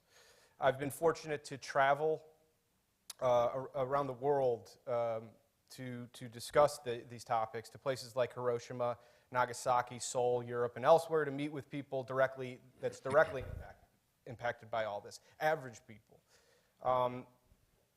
And I've crisscrossed our own country visiting segments of the nuclear industrial complex to deliver new insights on the revitalization that we've been talking about in the enterprise.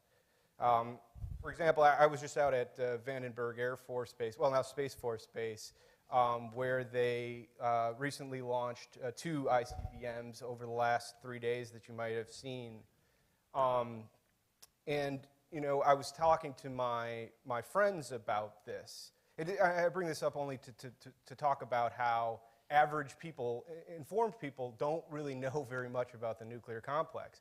And I was saying, you know, they were asking me about the trip to California, and I was like, oh yeah, I'm going to go see a missile launch. Oh, a missile launch, okay. And then I said, yeah, and they're like, well, what happens? I told them, well, a missile emerges from out of the ground and it goes into space, and it goes 4,000 miles west to the Marshall Islands to hit a lagoon. They said, oh, that's crazy. How long does that take? 30 minutes. That's crazy. Then they're like, well, how does it launch? Well, there's 2 missileers. They work in front of a computer that was, built back in the 1980s. Like Oregon Trail computers. That's crazy. Yeah, and I like I say, I bring all of this up just to articulate that, these are informed people with graduate degrees, yet they still don't know about this. There are 400 of these, as we all know, in the middle of the Great Plains states and farm fields, not on bases, in farm fields, which, as we all know, is also crazy.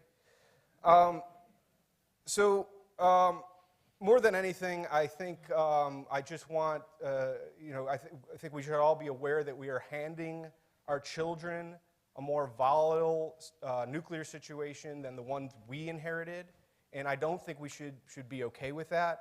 My own opinion is that we should reckon with the nuclear matters that remain unresolved, like the compensation for those exposed to the contamination by the weapons development, the fact that RICA expired today and was not expanded upon, despite the fact that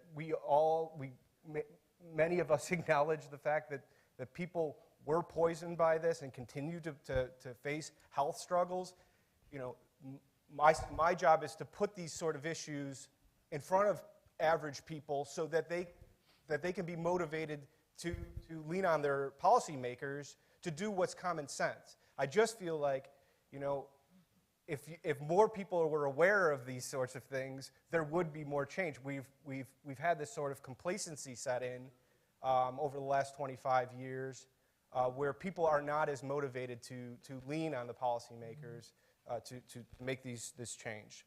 So, and I also, of course, seek to bold ways to reverse the worrisome geopolitical situation that we're in, because it's simply too important not to.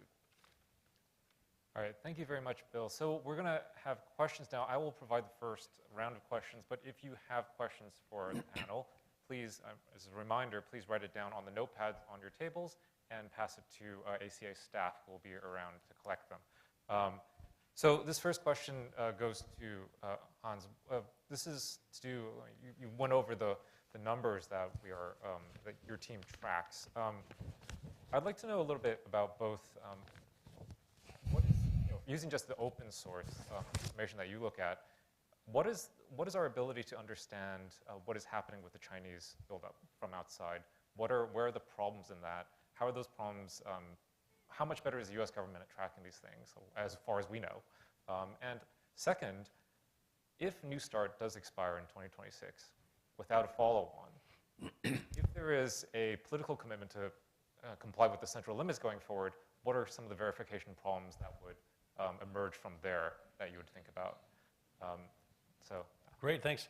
Yeah, critical questions, obviously. On the first one about the ability to monitor what's going on. So China is very interesting because they have sort of a policy of secrecy, and for many years have believed, it seems, that having such a secrecy policy or opacity about its nuclear capabilities would assist it in their deterrence capability, because adversaries would have to guess or wouldn't really know or couldn't take them out in the first strike or something like that. Sort of those kind of ideas are way, way too simplistic, in my view. We can now go back and see declassified documents from the 80s, in which the U.S. intelligence community described in great details when they were building the silos deep inside the canyons and the mountains, and what did that consist of, and they were doing this and they were doing that, et cetera. So there was a lot of insight, but in those days, that insight was through the intelligence communities. What has really happened since is that much more of the insight about what's happening in China today is through open source information, and that includes commercial satellite imagery. You know, we're able to climb over the Chinese hills with satellite photos today and look at things in a way we were completely cut off just, 15 years ago.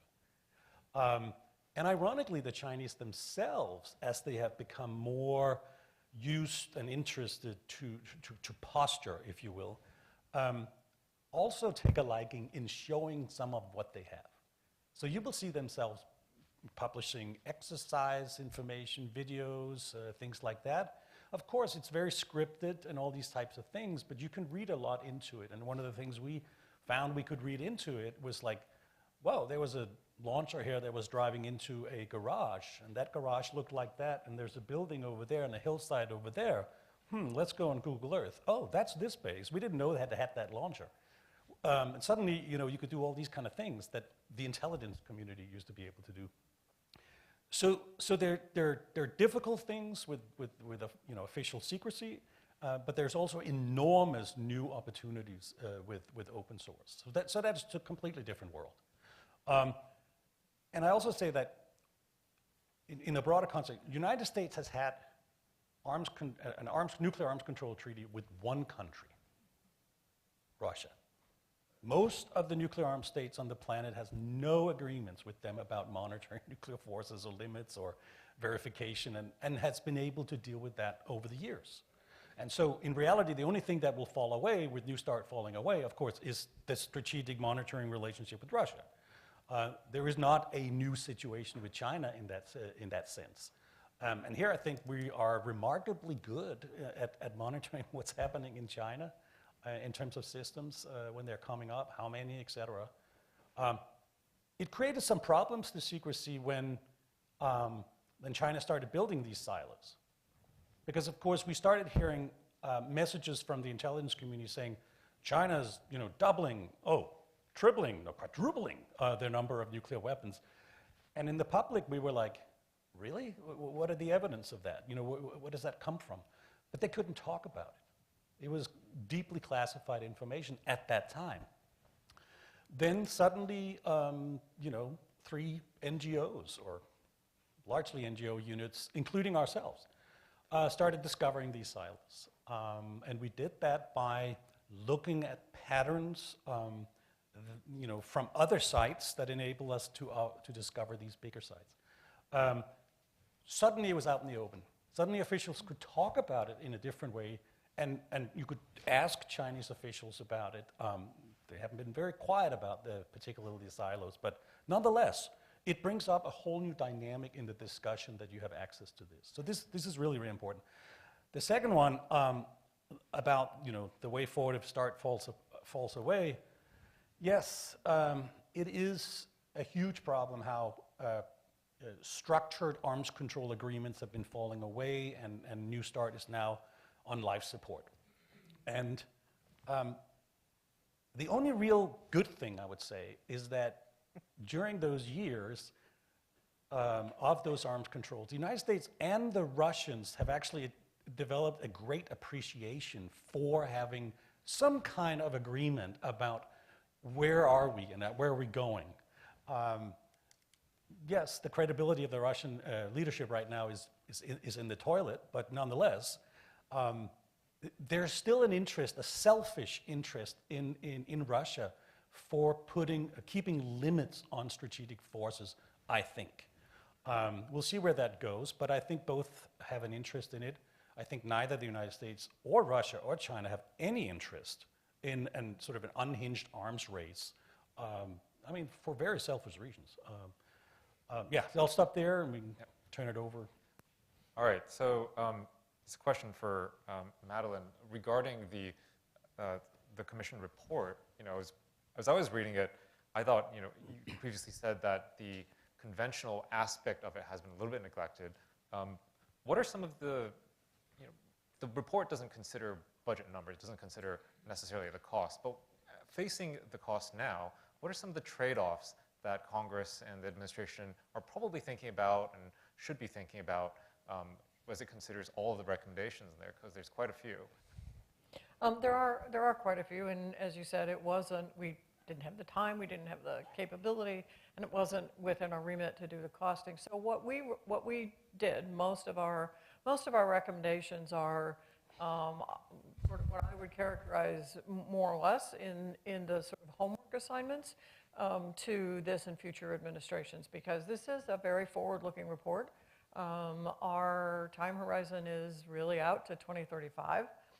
And so a lot of our recommendations are in the think about this, plan for this, do exercises, start to think about what does integrated deterrence really look like. What are these things that you're going to need, based on these trajectories. So it really was much more of a homework assignment than, do this, do that. In fact, we very specifically decided not to pick winners and losers.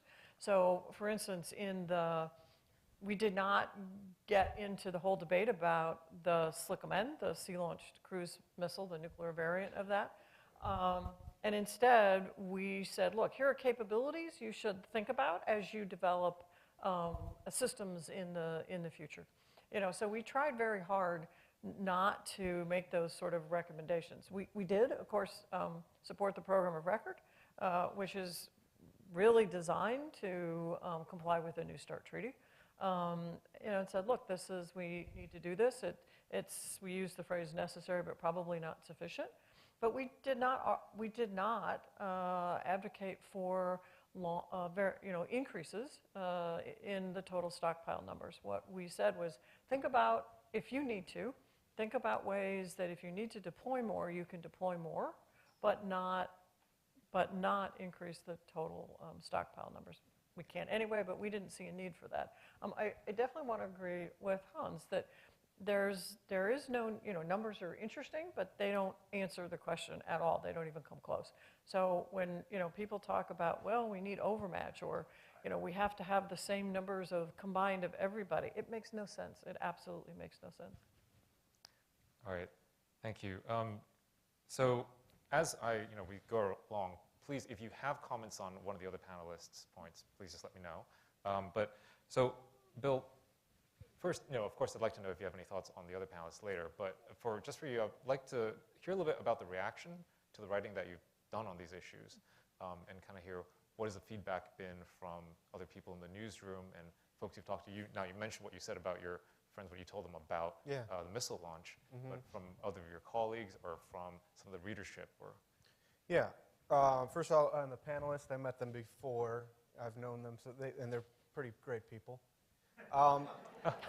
The feedback. So, a lot of feedback has been from readers of a certain age who remember, the duck and cover drills, and they remember the day after, the TV film, and they see these worrying signs when you hear the implicit and explicit threats from Russia about nuclear use, and then the standoff with China and Taiwan.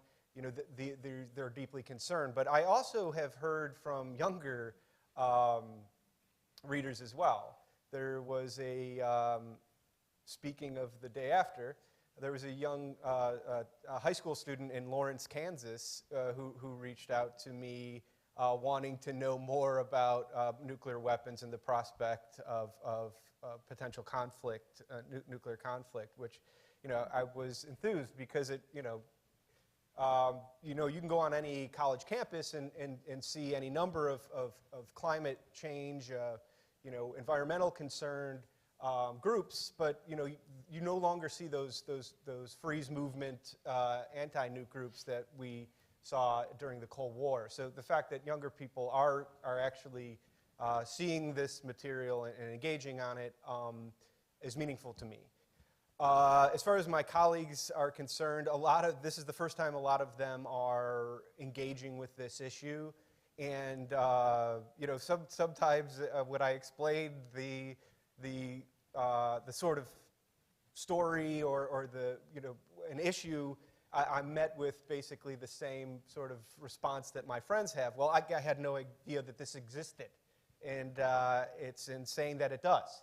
So, so anyway, working through all of that is, again, we kind of have this echo chamber in the nuclear world where we talk to each other in these terms and this sort of thing.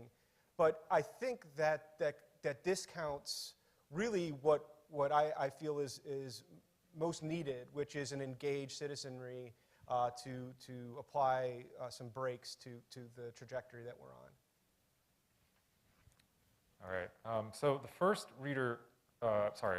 first question from the audience we have. They may be a reader. They may be a reader of ACT, yes, right, and also of yourself, is for Hans and for Madeline. This is about the Chinese buildup, actually. So what's your best explanation for the Chinese ICBM buildup? This is related, as you said, to the question of intentions, right? Mm-hmm. Hans, would you like to start? Yeah, so, the analysis of that one is all over the map. It's sort of a combination of theory and conversations and obviously a bit of intelligence, but it's very hard to pin down. And it's probably not one. That would be, I think, the first big mistake, one reason. It's probably a combination of factors. First of all, the Chinese modernization is sort of the product of where it is at in its nuclear history. It has traditionally been at a very low level. Their leaders just didn't think that larger numbers were very important. And it didn't want to participate in an arms race, as it said. That has obviously changed to some extent. Numbers are now more important, but it's a little hard to figure out why they're important. Is it because they fear that the U.S. is much more capable at conducting a surprise first strike and take out their retaliatory capability? Is that it? Is it that they think that by having more nuclear forces, it gives them more leverage to deter others so they can do conventional things underneath and deter others from intervening? Or is it sort of President Xi, he just likes that stuff and wants the Chinese military to be bigger.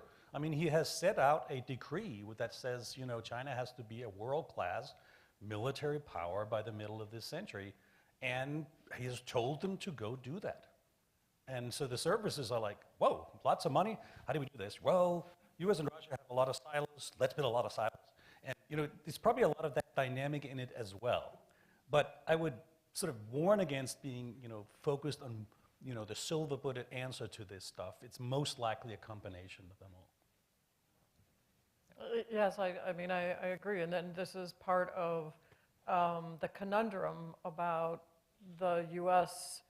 and, why the Commission itself ventured far beyond the intelligence community to try and understand these questions. And it isn't just the nuclear buildup, it's a very large conventional buildup as well as doing some very interesting things that China hasn't really done in the past. And that's looking at how the U.S. system of alliances is quite important to the U.S. It's important to our allies and partners, and all of us together are stronger because of it. But you see China now venturing out, if not developing alliances in the sense that the U.S. has alliances, but certainly partnerships for maybe influence down the road. So with their road, their road initiatives, you see particularly on the maritime. If you just look at where they're investing in terms of these maritimes, they're going to ports all over the world, particularly in the global south. So they're doing things that certainly are pointing them in this direction of being a global leader, having the economic power, the military power to replace the U.S. As the leader of the rules-based international order and come up with an international order that's for themselves. But it's way more than nuclear. It's conventional, it's economic, it's diplomatic. So related to this question is another audience member asks, at what point should the U.S. reevaluate China's minimum deterrence strategy? And what are some signals that the PRC has not only changed the way they view the threats they face, but also their doctrine? So I remember on the commission report, the term used for describing China's doctrine was slightly unconventional. It was wasn't minimum deterrent strategy. I think it was a counterattack of some sort, but I don't remember exactly. But it was slightly different. But I'll have to go find it. But I mean, the thing that we really were struggling with is, where is the end goal? China's conventional buildup is also pretty substantially. They have more ships in their navy than we do. Why? Is this a regional approach? Is this the global approach? And then how do we counter these things from a deterrence perspective so that we don't have conventional conflicts in a region? It's really quite unusual. We also put a lot of discussion, although there isn't too much in the report. We struggled a lot with, do you believe their no first use policy? They still have a stated no first use policy. Is it real? And I would say, some on the commission think it's completely invalid at this point. I mean, what they're doing is not consistent with that. And the general in charge of U.S. Strategic Command, Anthony Cotton, he's said as much as that it no longer appears credible because of the immense buildup. Can I piggyback on that one? Absolutely. Well, first of all, I don't think there is a minimum deterrent. Any country will say whatever it has is a minimum deterrent. We don't need any more. This is the absolute maximum we need, and we cannot go any lower. It's always the case. I think the thing about China, of course, is that they have articulated this, and their posture has reflected it for many decades. They really had a minimum deterrent in terms of ambition. The question is, do they believe in that even though they build more? And I would say that China can probably continue to claim publicly that it still believes it has a minimum deterrent. It's not going all the way up to the level of the United States and Russia, so they're modest. I mean, you could imagine, foreign affairs officials would massage that issue. I mean, they would love it. On no first issue, I think it's also interesting because my interest in no first issue is never about can you trust it in a war. Of course you can't. I mean, a country is going to do whatever it wants to do and it thinks it needs to do. The importance to me about no first use has been if it creates constraints on the nuclear posture of that country. Is it reflected in the plans and the force posture that we don't have a requirement that you need to be able to use nuclear weapons first? Therefore, a posture looks different. In that case, it has a benefit.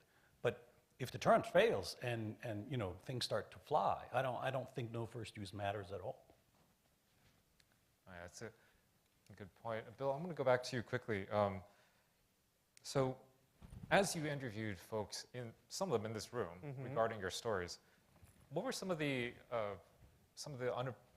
things you think maybe we don't appreciate enough because we engage on these issues every day, that you realized as you were having these conversations?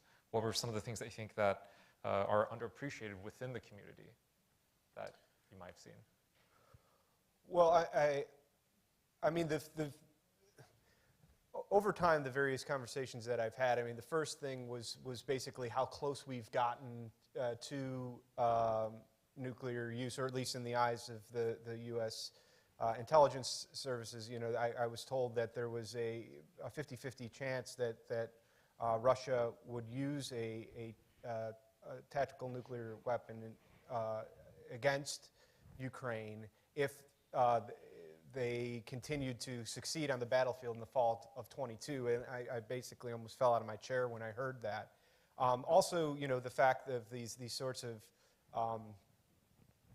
the preparations that were made by the Biden administration, basically from the outset, in a nuclear contingency.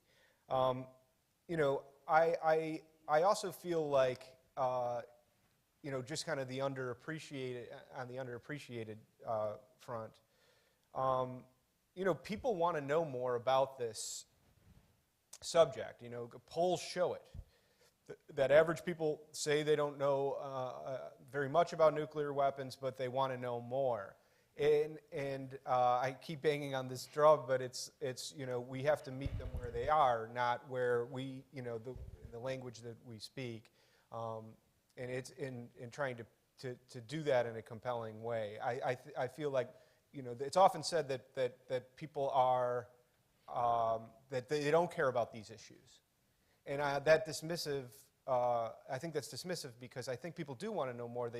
But they need help understanding it. All right. So this is a question from the audience, and I'm going to link it to a question that I had originally, which is, this goes out to all of the panelists. Please feel free if you have an answer, which is, so the question from the audience, I'll give it first, is how does the Global South factor in our view of strategic competition?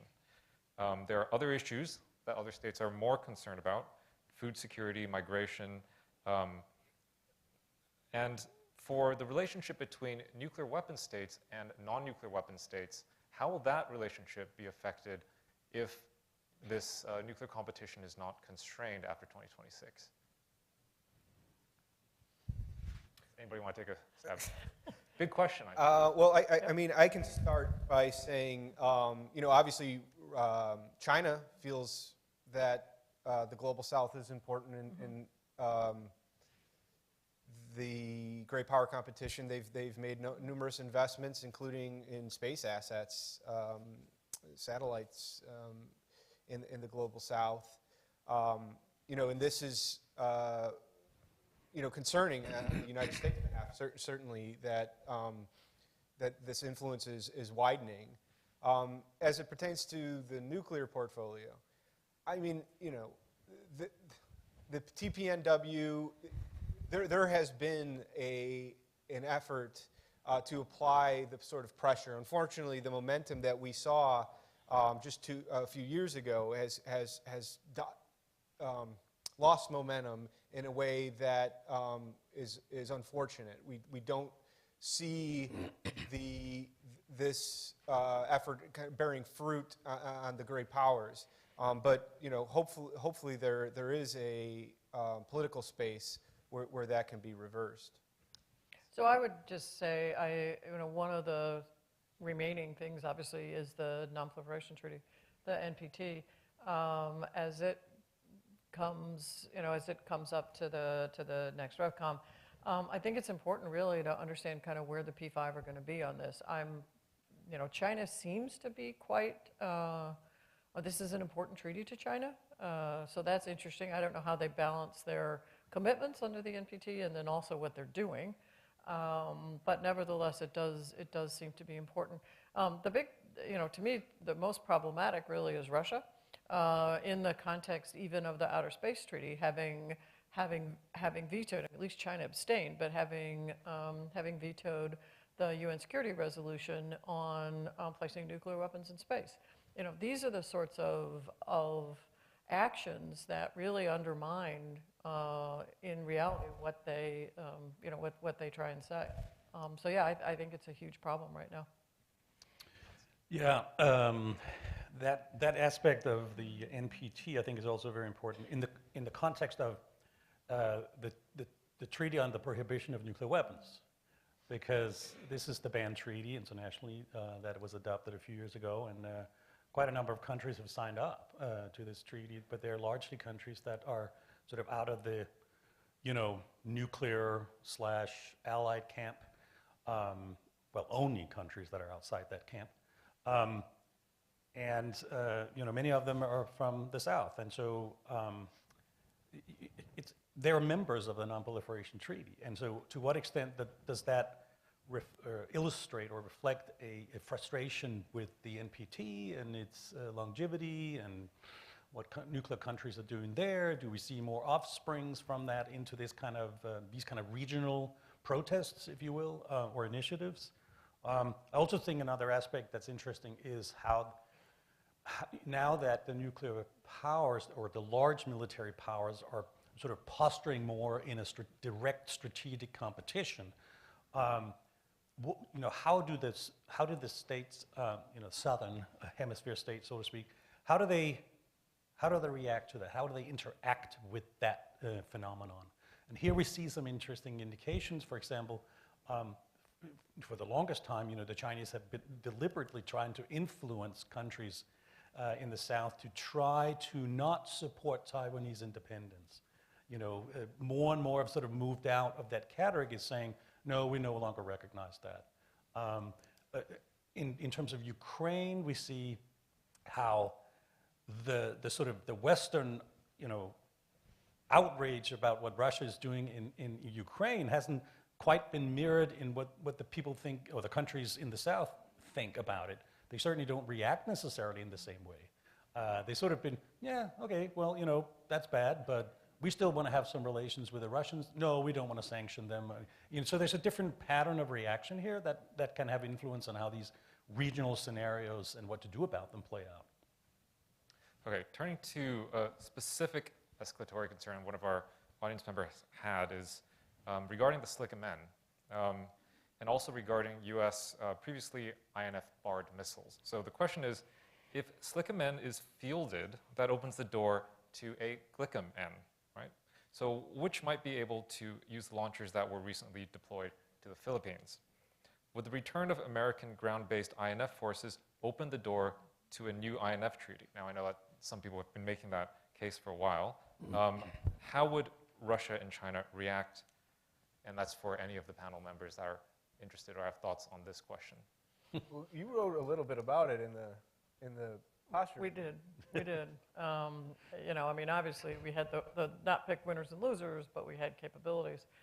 But you have to really think about this carefully. And I would start in thinking about it in the context of extended deterrence, because this is still very important. The U.S. Nuclear umbrella, having extended deterrence, not wanting countries that every once in a while talk about getting their own nuclear weapons. The ones that do, they're all members of the NPT, but they still talk about this sometimes. So, having capabilities that continue to reassure, and that isn't just nuclear, it's conventional too.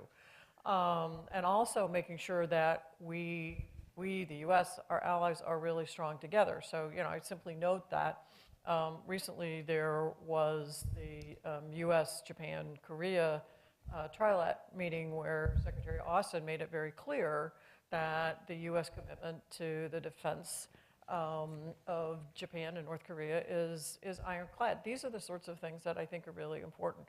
So in the, this is a little bit off track, but in the Posture Commission, we also talked about making sure that the U.S. is sufficiently defended against coercive attacks from a conventional perspective, probably, and in terms of defending U.S. critical assets, so that a coercive attack against the U.S. for the purposes of coercing the U.S. to not come to the aid of its allies is also deterred. So there's a lot of what we did that's really focused on extended deterrence and making sure that others don't have this. With the GLICM-N, who knows if that's ever going to happen, but you have to put it somewhere, and putting it in the U.S. doesn't help. So, where would you actually put it, given the range of some of these systems? I know there's a lot of talk, but sometimes the ranges are just not practical. Particularly in Asia. Hans, do you have a thought on this? Well, I'm again it.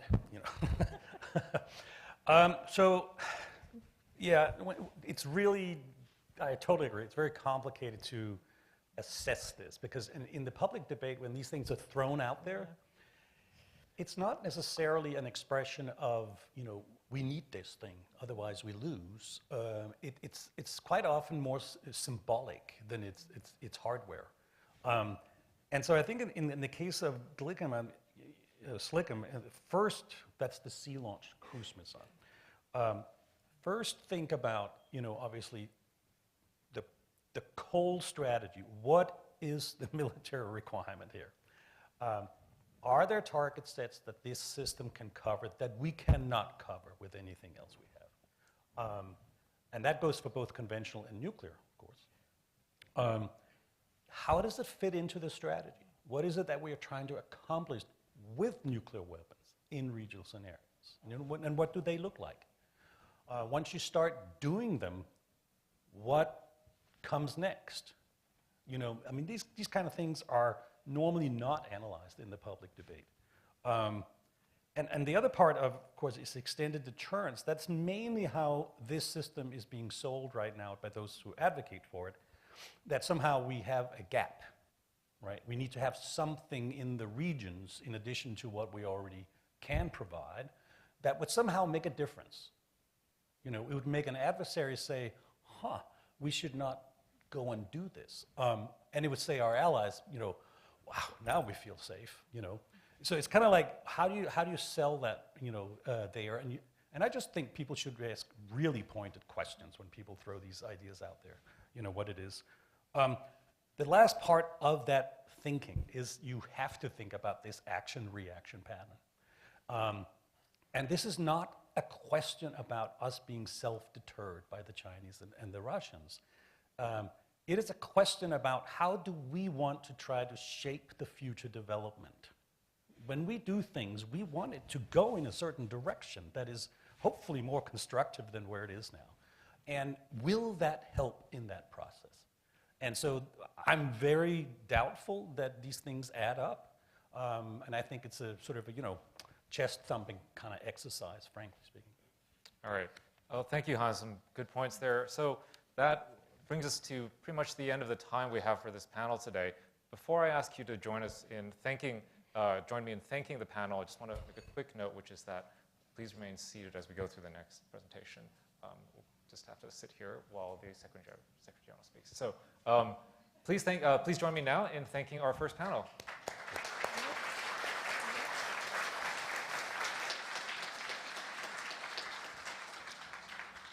All right, and as we just heard, please stay seated for a moment while my team tees up the next contribution to today's Arms Control Association annual meeting from UN Secretary General Antonio Guterres, who's been a strong and steadfast voice for action on nuclear disarmament.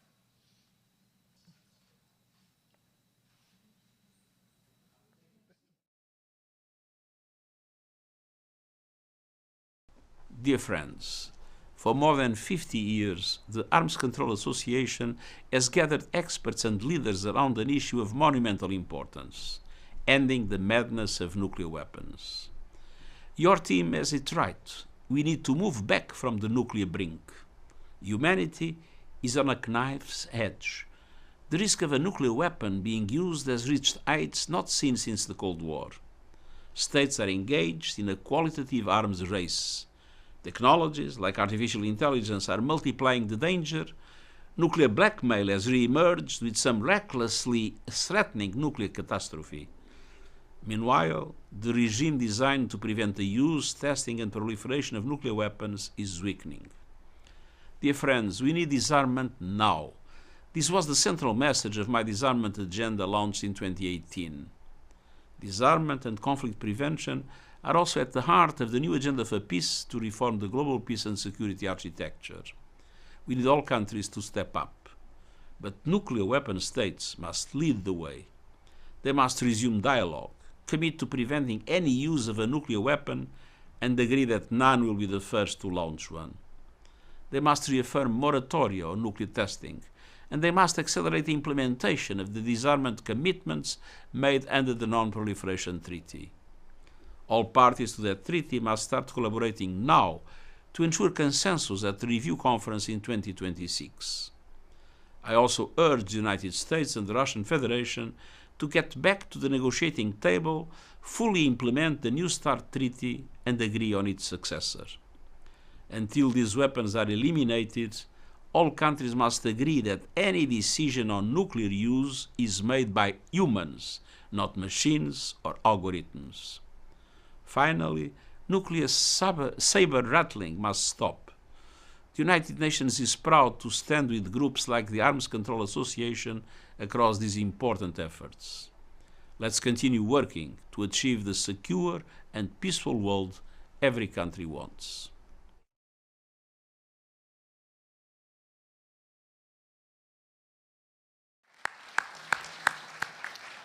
We're very honored to have the Secretary General's remarks with us here today. Unfortunately, he couldn't make it to join everybody, but maybe next time. Also, please, let's give another round of applause to our excellent group here. Jadon, Bill, Madeline, Hans, that was a great discussion. We're now going to take about a 15-minute or so break while the National Press Club staff begins to clear the tables, set your lunch. Please note that if you have a special meeting request, please put the card on the back of your registration badge at the place on your table so the servers know which type of meal should go there. So please get up, stretch your legs, have some conversations, move about the cabin, and we will return at about 11:50 so we can get rolling with our keynote luncheon speaker, Pranay Vadi from the White House and National Security Council. Thank you.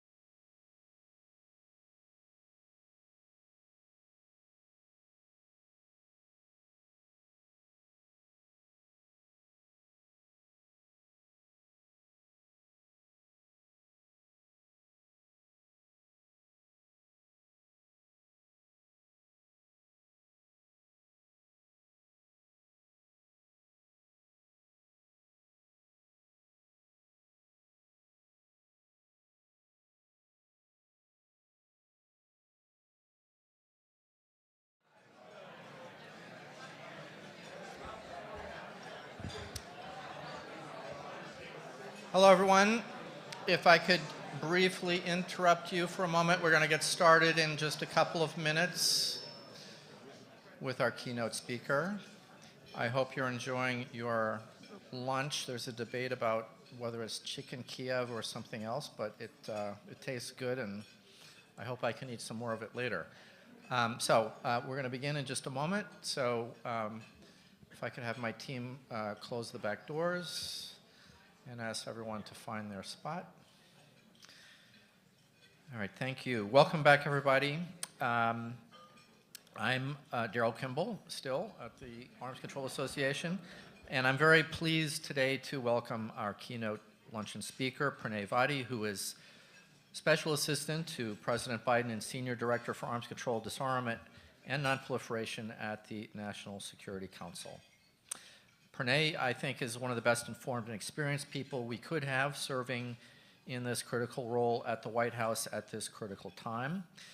Since he joined the NSC staff in early 2022, and in his previous positions at the Department of State's Bureau of Arms Control Verification and Compliance, which has a new name, but I prefer the old name, he has been deeply involved in issues relating to implementation of the new Strategic Arms Reduction Treaty, the controversy and the effort to save the INF Treaty, strategic stability talks with Russia.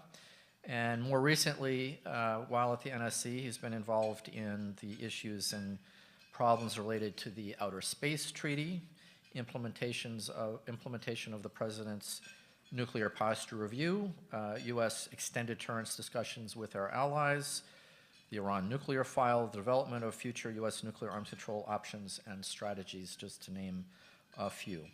We've invited Pranay to join us here today to provide an update on U.S. nuclear weapons policy and future directions for arms control. You might consider this to be something of a follow-up to the keynote address delivered last year at the Arms Control Association meeting in this room by White House National Security Advisor Jake Sullivan on U.S. deterrence and arms control strategy. And after Pranay speaks, we're going to have time to take questions from the audience, which once again we'll be collecting on the note cards that are on your tables. So with that, Pranay, come up to the podium. We're eager to hear more about the administration's current view of the nuclear landscape and how we navigate the path forward.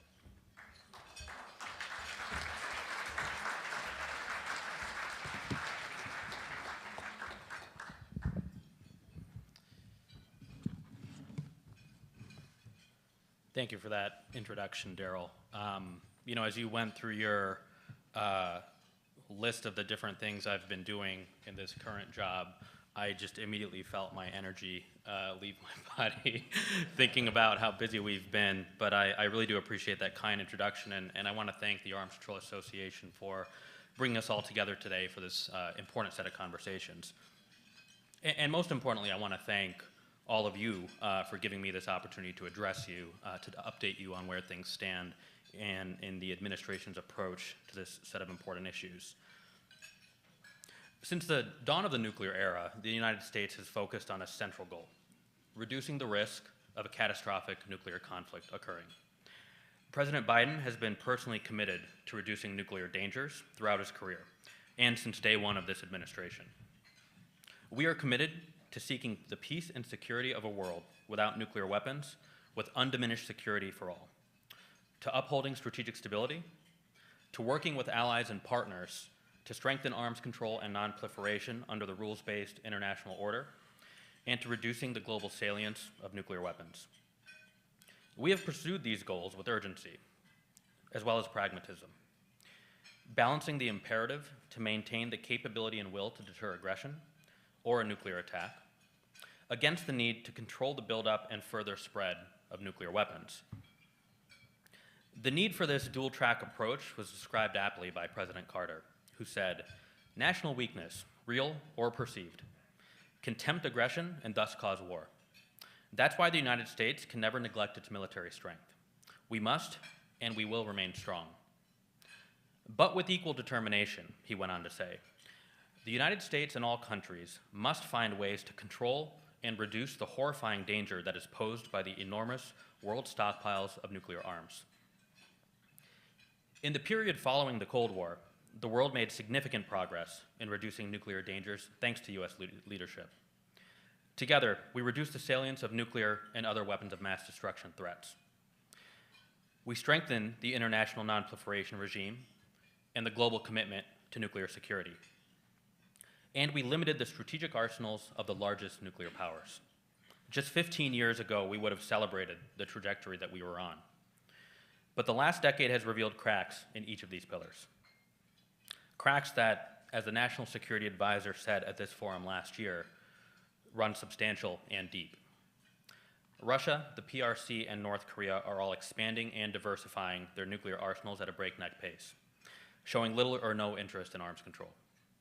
Those three, together with Iran, are increasingly cooperating and coordinating with each other in ways that run counter to peace and stability, threaten the United States, our allies and our partners, and exacerbate regional tensions.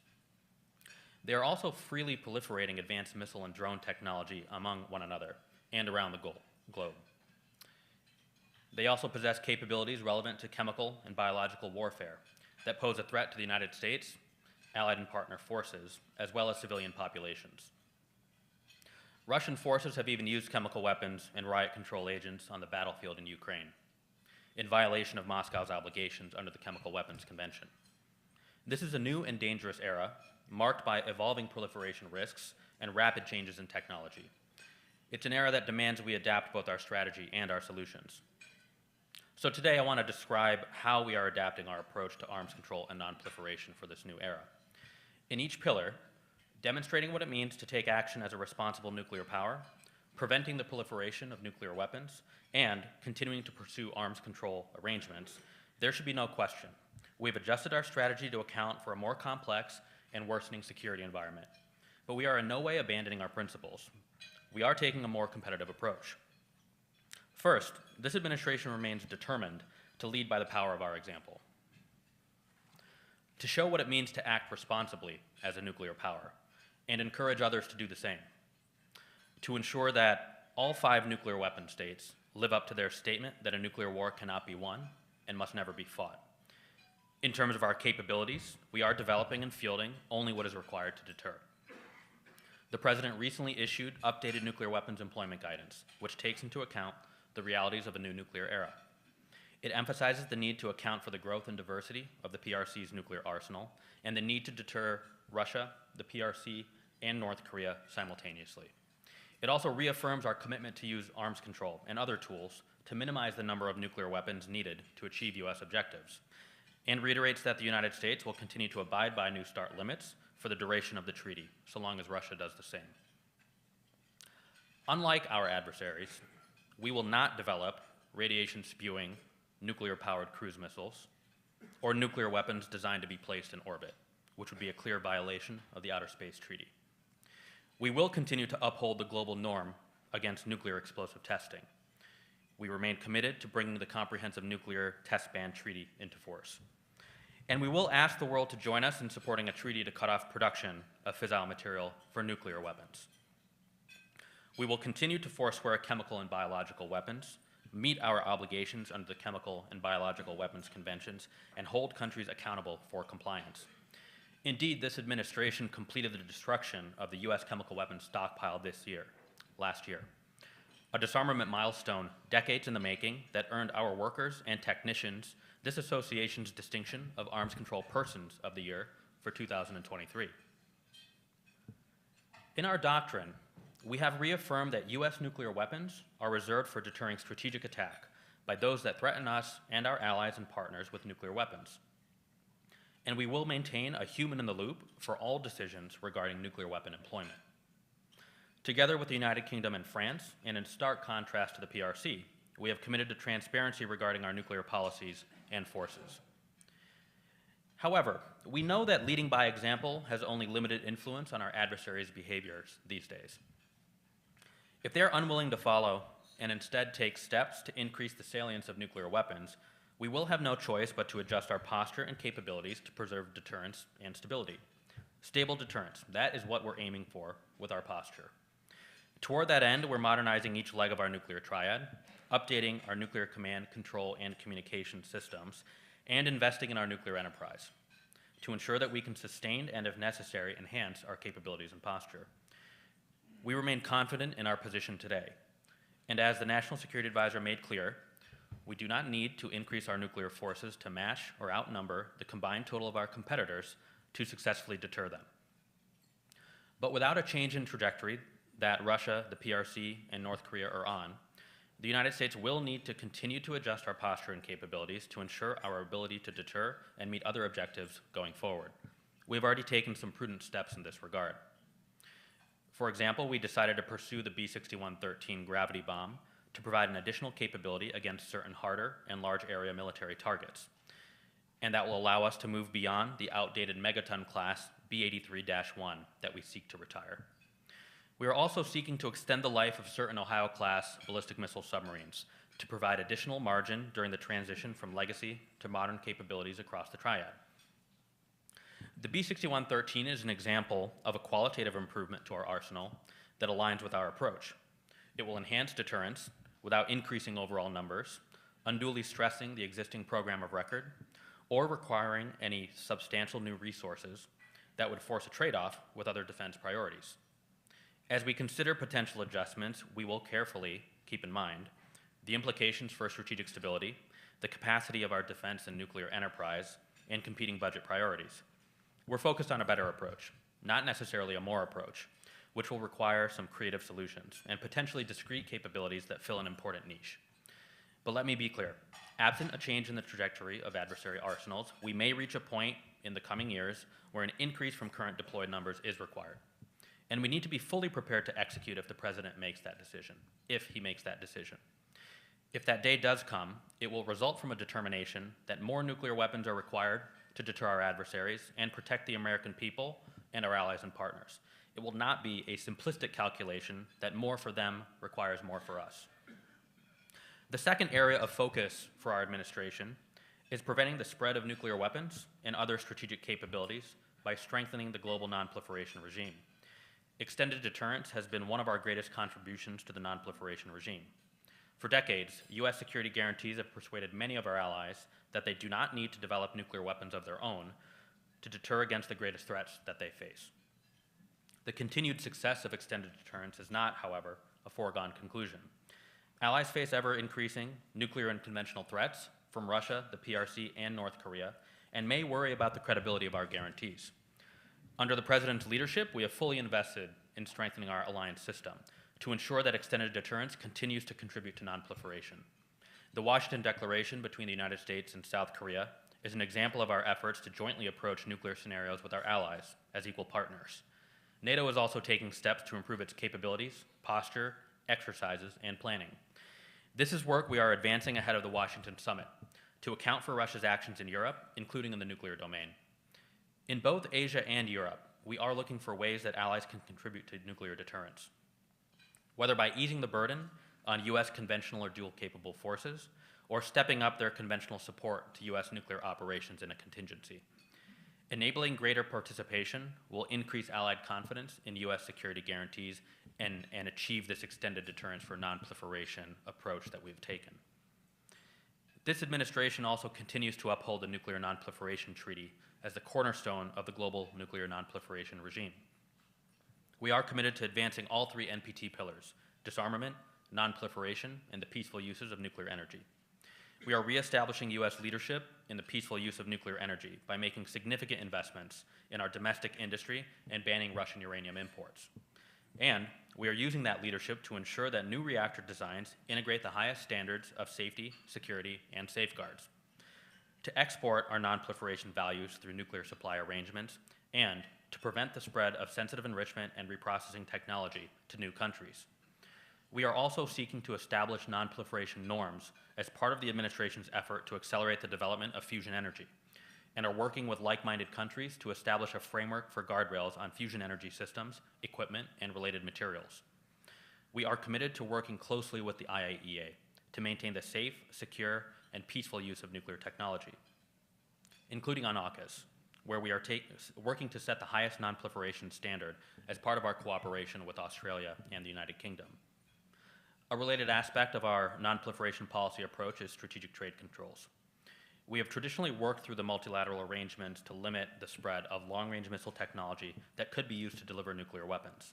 And we continue to advance strategic trade controls internationally by improving coordination among like-minded partners, strengthening existing multilateral regimes, and taking steps to address any gaps that may emerge. But there are limits to this consensus-based approach in a more competitive environment. Our adversaries are blatantly disregarding their commitments and standing in the way of reforms. To support its war in Ukraine, Russia has turned to the PRC to prop up its defense industrial base, North Korea to provide artillery and missiles, and Iran to provide missiles and drones. Russia is increasing its defense cooperation with all three and creating concerns as to what capabilities and know-how Russia may share as payment for the assistance it's receiving. It has also been blocking new controls from being implemented on the most advanced technologies in the Wassenaar arrangement. Given the blatant steps by our adversaries to undermine the missile technology control regime, we are working to streamline our trade and cooperation to boost allied and partner defense capabilities, particularly with regard to long-range strike. We are calibrating our small yard, high fence of controls to ensure that we can enable our allies and partners to strengthen their defense and deterrence. We are looking to create new opportunities for exports and co-production that have been challenging because of existing controls and licensing requirements, not only within AUKUS, but among a broader set of allies and partners. A final area of our where our non-proliferation policy has adapted has been with regard to Iran. The President remains as resolved as ever to prevent Iran from developing a nuclear weapon, and we are prepared to use all elements of national power to ensure that outcome. We've been increasing pressure on Iran through a combination of sanctions, deterrence, and international isolation, including sanctioning over 700 additional individuals and entities connected to the full range of Iran's problematic and dangerous behaviors in this administration. We have long said that diplomacy is the best way to achieve a sustainable, effective solution to Iran's nuclear program. Iran's escalations related to its nuclear program, support for Russia, and support for Hamas have undermined our ability to compartmentalize Iran-related issues and caused us to lose opportunities for multilateral diplomacy. We must, therefore, focus on setting the conditions for future diplomacy by taking steps to underscore to Iran the consequences of its nuclear escalations, building leverage, redoubling coordination with key partners, encouraging the PRC to press Iran to cease destabilizing behavior, and insisting that Iran fully cooperate with the IAEA and not further escalate its nuclear program. Earlier this week, we voted in favor of a Board of Governors resolution that calls out Iran for its lack of cooperation with the IAEA. We also supported a comprehensive report by the IAEA to provide a greater understanding of the agency's outstanding concerns regarding Iran.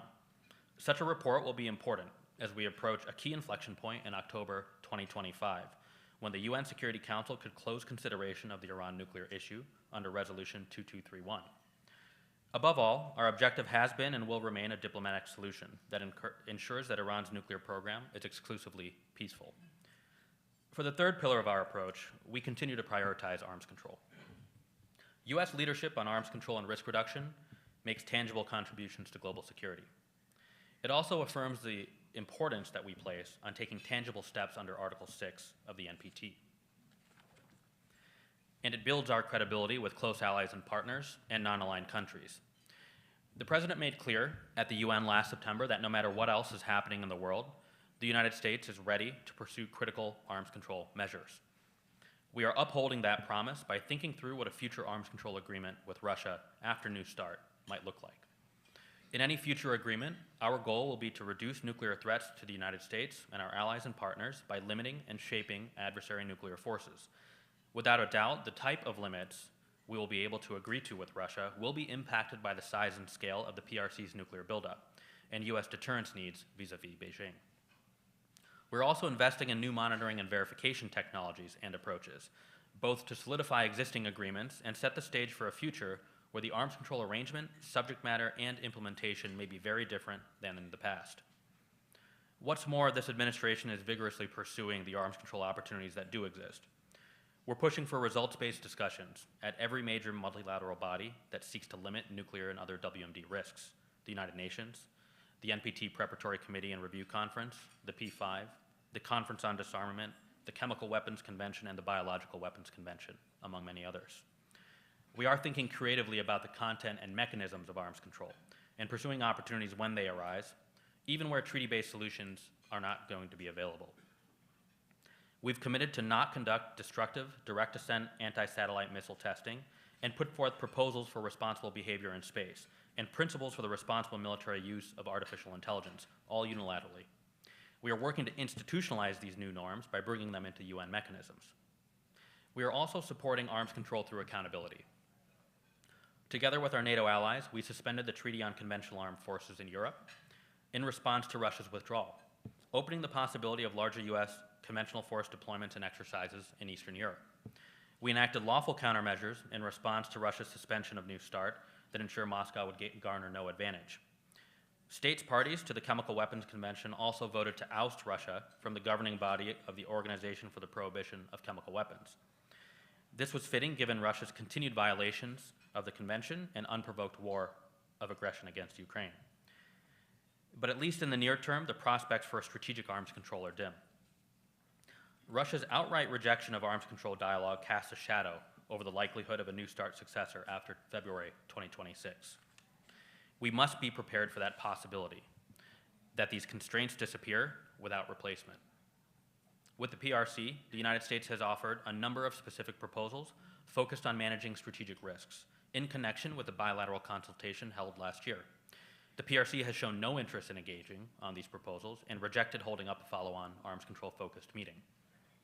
With North Korea, too, our attempts to engage on risk reduction and nuclear issues have been answered with more missile tests and greater hostility to us and our close allies. In their outright refusal to even discuss arms control, Russia and the PRC are failing to meet their international obligations. Practically speaking, they are forcing the United States and our close allies and partners to prepare for a world where nuclear competition occurs without numerical constraints. The reality is that further enhancing our capabilities and posture is incredibly important to rejuvenating strategic arms control.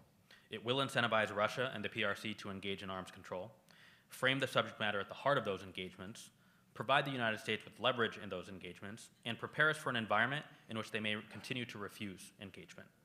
We need to persuade our adversaries that managing rivalry through arms control is preferable to unrestrained competition across domains. Let me close with this. We should be under no illusions about the challenges ahead, but we have a tremendous opportunity to chart a new path for arms control and nonproliferation. Same goals, new approach. I look forward to continuing to work with all of you to make that happen. Thanks for your time.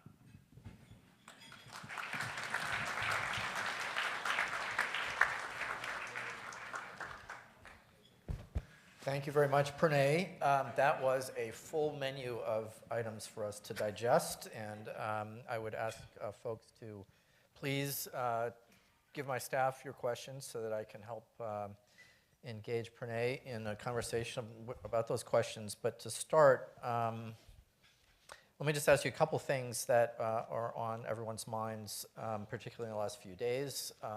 Since the Russian invasion of Ukraine started and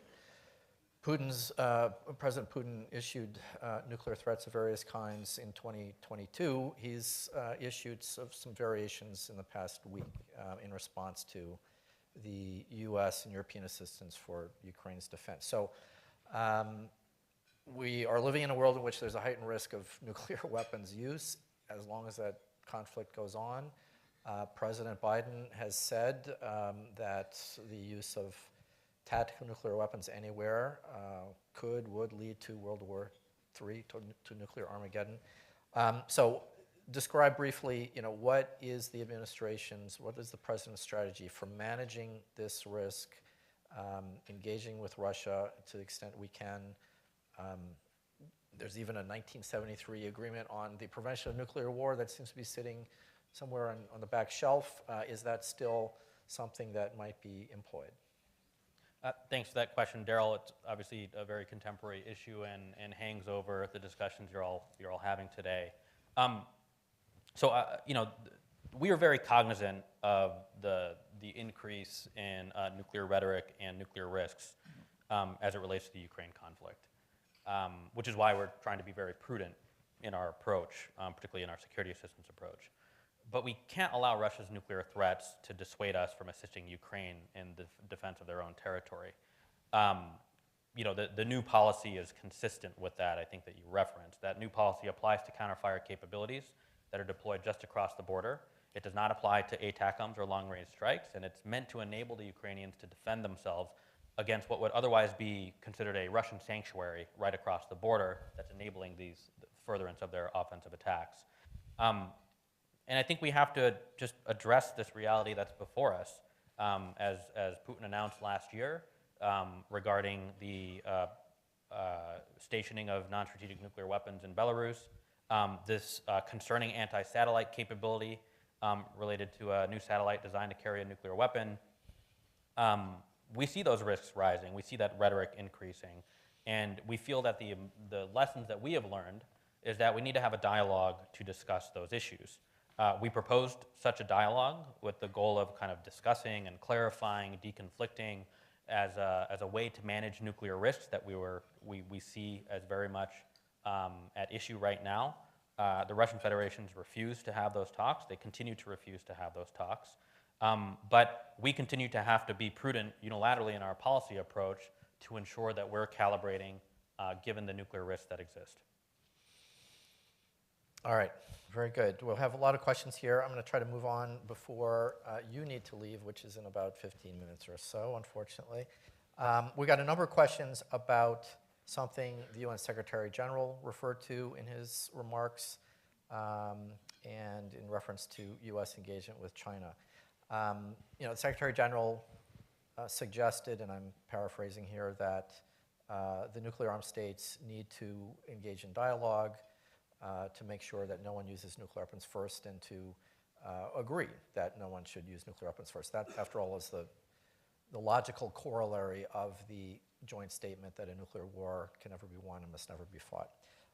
So, as you know, in recent weeks, China has floated the idea in some speeches about a joint no first use agreement.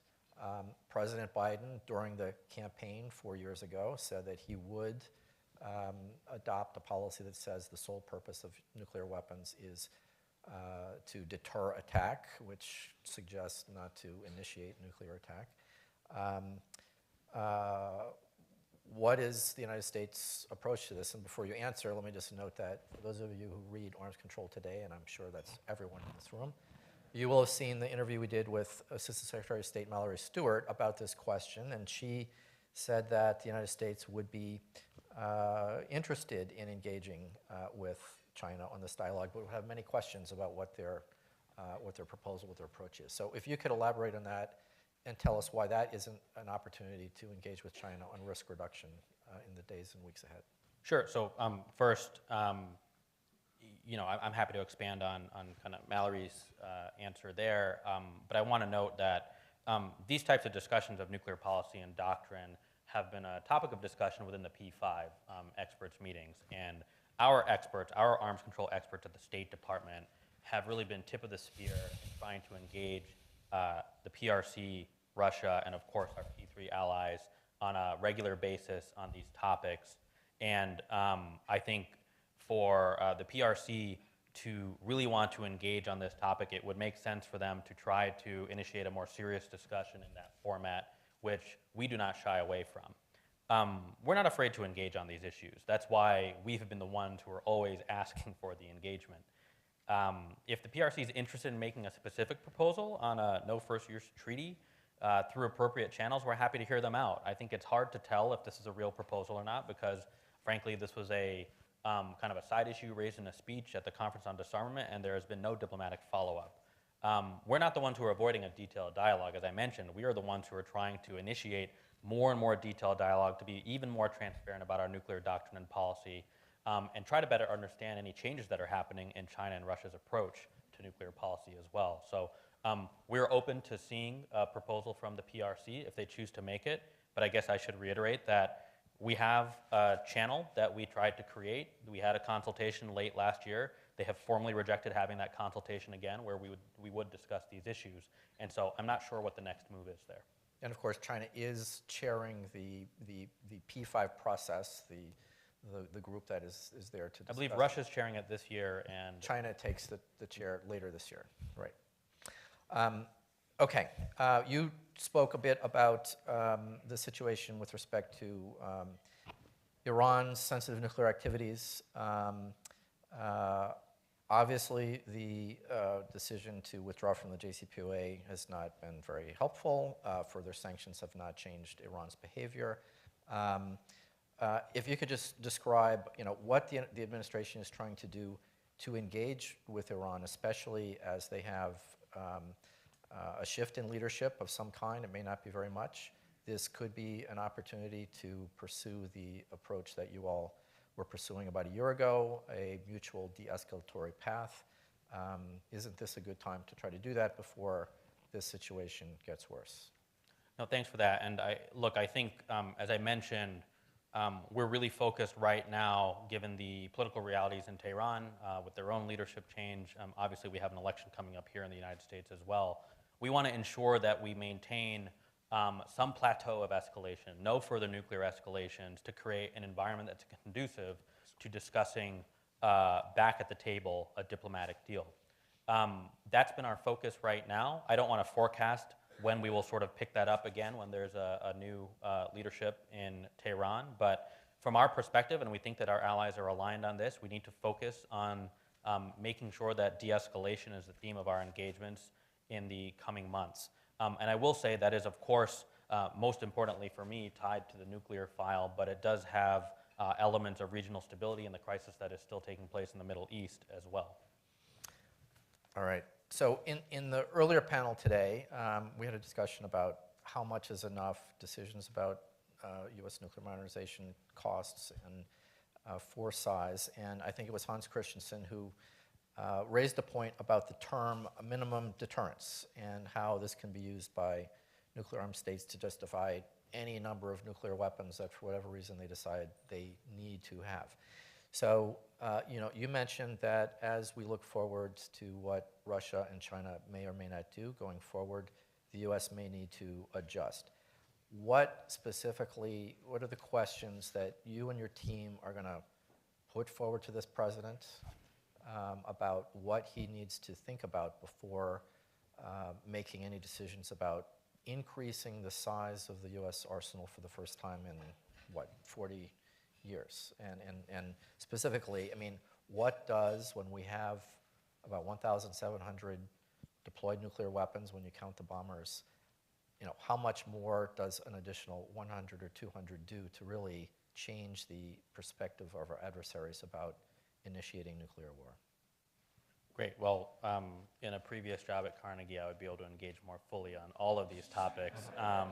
But let me take a crack at that, Daryl. I think it's a great question. It's obviously a very important question as we think particularly about the expiration of New START. And I keep coming back to this milestone because to me, that is the point at which we have sort of two paths ahead of us.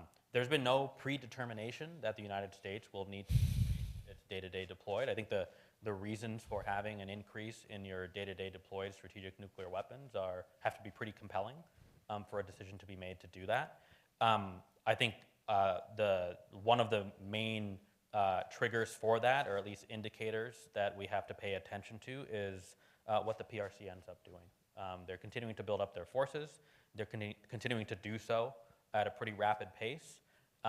As those of you who focus on the Chinese nuclear arsenal know, the China Military Power Report that comes out annually has highlighted in the past year some disturbing realities that we have to face regarding how China is thinking about lower yield nuclear weapons, how they're thinking about novel nuclear weapons, smaller yield nuclear weapons and their purpose in a potential Taiwan contingency, and potential changes to how they posture alert nuclear forces, in a potential shift to something that's called early warning counterstrike. This is, of course, all publicly available, which is why I feel comfortable talking about it in detail. But the reality is those are important considerations for us to bear in mind as we march towards February 6, 2026. Now, the reality is the administration has a preferred approach, and we want that preferred approach to also be preferred by Russia and China. For us, that looks like initiating a conversation with Russia on a New START follow-on agreement or set of agreements to ensure that we feel at least there continue to be constraints between the United States and our largest nuclear adversary. I think we feel that Russia, at least as of today, since the suspension of New START, their illegal suspension of New START last year, they at least continue to see value in maintaining limits on deployed strategic nuclear weapons. That's a good thing. We agree with that, and that's why we're doing it as well. And we will continue to maintain those limits until New START's expiration with the hope that we can initiate a conversation with Russia about what comes next before that treaty expires. But the fact of the matter is we've seen no indication that Russia wants to have that conversation soon. And as many of you know who are more astute observers of arms control history than even I am, it takes a long time to nail down the details of an agreement on strategic arms. And so from our perspective, we should have started that conversation. That's why we proposed starting that conversation last fall. And we continue to have an open door to having that conversation with Russia. And as it relates to the PRC, I hope that they will be willing to re-engage in our consultation process on arms control soon, knowing that their behavior, the changes that they are making, will impact our ability and the tenor of the agreement that we may be able to strike with Russia. Okay, all right, that's very helpful. And I mean, just a quick follow-up, which is that, you know, given that the Russians so far have not accepted the very good offer for talks without preconditions on a new strategic arms control agreement, and you'd say that you want to have a more competitive approach to nuclear arms control policy. I mean, what might the interim approach be? And I would just take us back to 1980, 81. The SALT II treaty was put on the shelf, and yet the two sides, SALT II was not exactly my favorite treaty either, but it was a treaty. The two sides agreed to abide by the limits for a period of time, which created greater stability. So is that an example that might be employed through unilateral reciprocal steps? Is that an option that is on the table, so to speak, in your discussions internally? So, I mean, there's a range of possibilities. That could be one as well. I think we, of course, don't want to settle. We want to approach this seriously and in a way that will provide maximum benefit to our national security and that of our allies and partners. We've publicly signaled in the past few years what types of things could be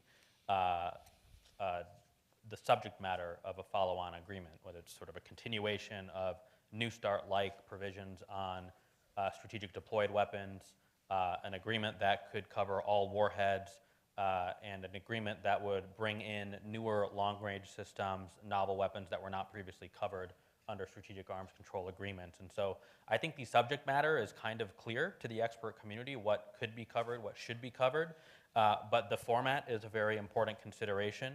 The realities of trying to negotiate with Russia in this day and age is a very real consideration. And the fact that the Ukraine conflict is ongoing, and at least as of today, Russia's policy is to not engage us on these issues, given our current policy towards Ukraine, our support for their defense, and unless they are willing to change that and compartmentalize arms control discussions, at least as it relates to the strategic nuclear arsenal, it's difficult to see when that conversation can begin. But I want to be clear, from a U.S. perspective, we will be prepared for that discussion to happen in advance of February 6, 2026. I hope Russia is ready to engage before then as well. And what we're going to do through the different actions we have here, international fora, domestically, et cetera, is try to incentivize Russia to take us up on that conversation and see what comes. And do you have plans to outline some of the ideas the United States would like to talk with the Russians about in this range of options at some point in the near future? We will. I don't know about near future, but certainly in the future. Okay. All right. Well, let us know. We can set up another lunch for you and have another conversation. All right. We have just a couple more questions and just a little bit of time, and then I want to ask you if there's anything that we have not asked you about that you want to mention. But you know, we've been talking about how we need to assure our allies. Some of our allies and partners, Ukraine, some of the other states in the former Soviet Union, are feeling a little bit more nervous in the last couple of years because of the nuclear threats. One of the things the United States has committed to but hasn't followed through on is the nuclear weapons free zone treaties, South Pacific, Africa, Central Asia, that contain legally binding assurances against nuclear attack or nuclear threats. Does the United States still support these treaties, which were sent to the Senate, I think, over a decade ago? What are we doing to try to move those along to bring, especially the Central Asia zone, into force? We do still support the free zone treaties, and we are looking for ways to signal that continued support to the Senate. All right. All right. We have a lot of different questions here. This has been, as I said, a very large menu. I hope we can pick up the conversation with the administration and some other fora. Is there something that we have not been able to say that you need to let us know about that was missing from your notes or your talking points? No, I think we covered it. I'm not going to fall into the trap of volunteering Q&A. It's not a trap, for it's an you. invitation. Okay. But I am, of course, very open to talking to you all again. Appreciate you paying attention in what was a long and detailed conversation over lunch, and fully understand the need to, and I'm willing to be as transparent as possible about this administration's policies in this area. And I think it's of critical importance that we all are talking to one another right now as we enter this extremely difficult era. All right, and I just have one small request. Last year, we had the National Security Advisor speaking at our meeting. This year, we had the Secretary General of the United Nations, video. So next year, if Non-Proliferation Joe wants to, he's more than welcome to come and speak with us. We'll pass it on. All right, please pass it on. Please join me in thanking Pranay and his team.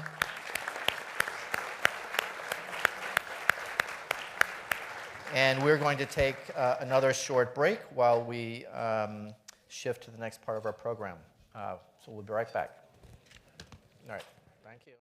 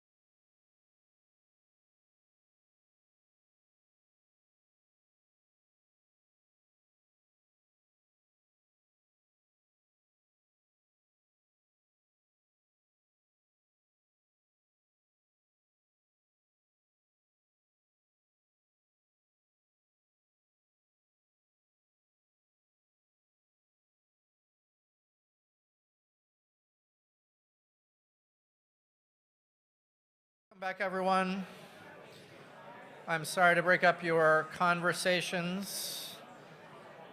If you could please find your seats once again so that we can get on to the next exciting portion of today's Arms Control Association annual meeting.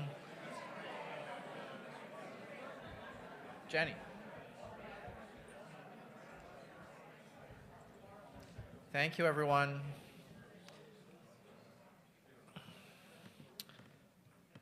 All right, hello and welcome back to the second half of the 2024 Arms Control Association annual meeting. To this point, our speakers and panelists have reviewed some of the many reasons why this is a pivotal moment in the long struggle to reduce and eliminate the threats posed by nuclear weapons. And as we heard from the Secretary General in his remarks, the world is on a knife's edge. And he said, we need disarmament now. All countries need to step up, but nuclear weapon states need to lead the way, he said. Here at the Arms Control Association, we would agree that indeed they do. But there are others who need to do some things too. And as an organization based in the United States with members and friends across the world, but we're based here in the United States, we, along with our partners and friends here, including you, I think have a special responsibility to do all we can to move us back from the brink and back on the right path. Our next speaker is going to talk about some of the things that we need to be thinking about as we try to do so. The next speaker is my friend and the Arms Control Association's board chair, Tom Countryman. He's going to offer his thoughts on his behalf, and I think they reflect those of the board and the association's members on what we need to do now to respond to that moment. So Tom, if you could come up. Tom has served on ACA's board since 2017. He's provided a jolt of energy and a lifetime of experience as a diplomat, a communicator, and practitioner to ACA's work. So thank you, Tom. We look forward to your comments, and the floor is yours.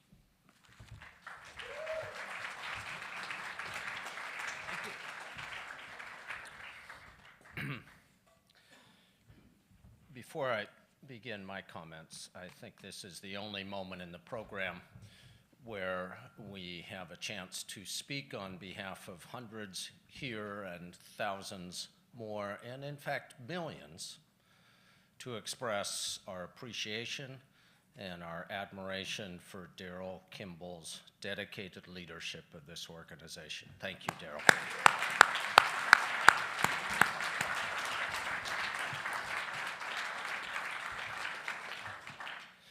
Now, for a number of reasons, many of which have already been discussed today, this is a difficult, dangerous, pivotal moment in the long journey to address the dangers posed by nuclear weapons. So what kind of a talk can I give you today? Well, this is not a graveside eulogy. Reports of the death of arms control are greatly and deliberately exaggerated. This is not a religious service where the pastor tells the faithful in gory detail what awaits the sinners who are not in church today. It's also not a cable news show where pundits bemoan the parlous state of the world or of an election and ask plaintively, won't somebody do something? I think it's a little more like a football coach's locker room pep talk, fine-tuning the game plan for the second half.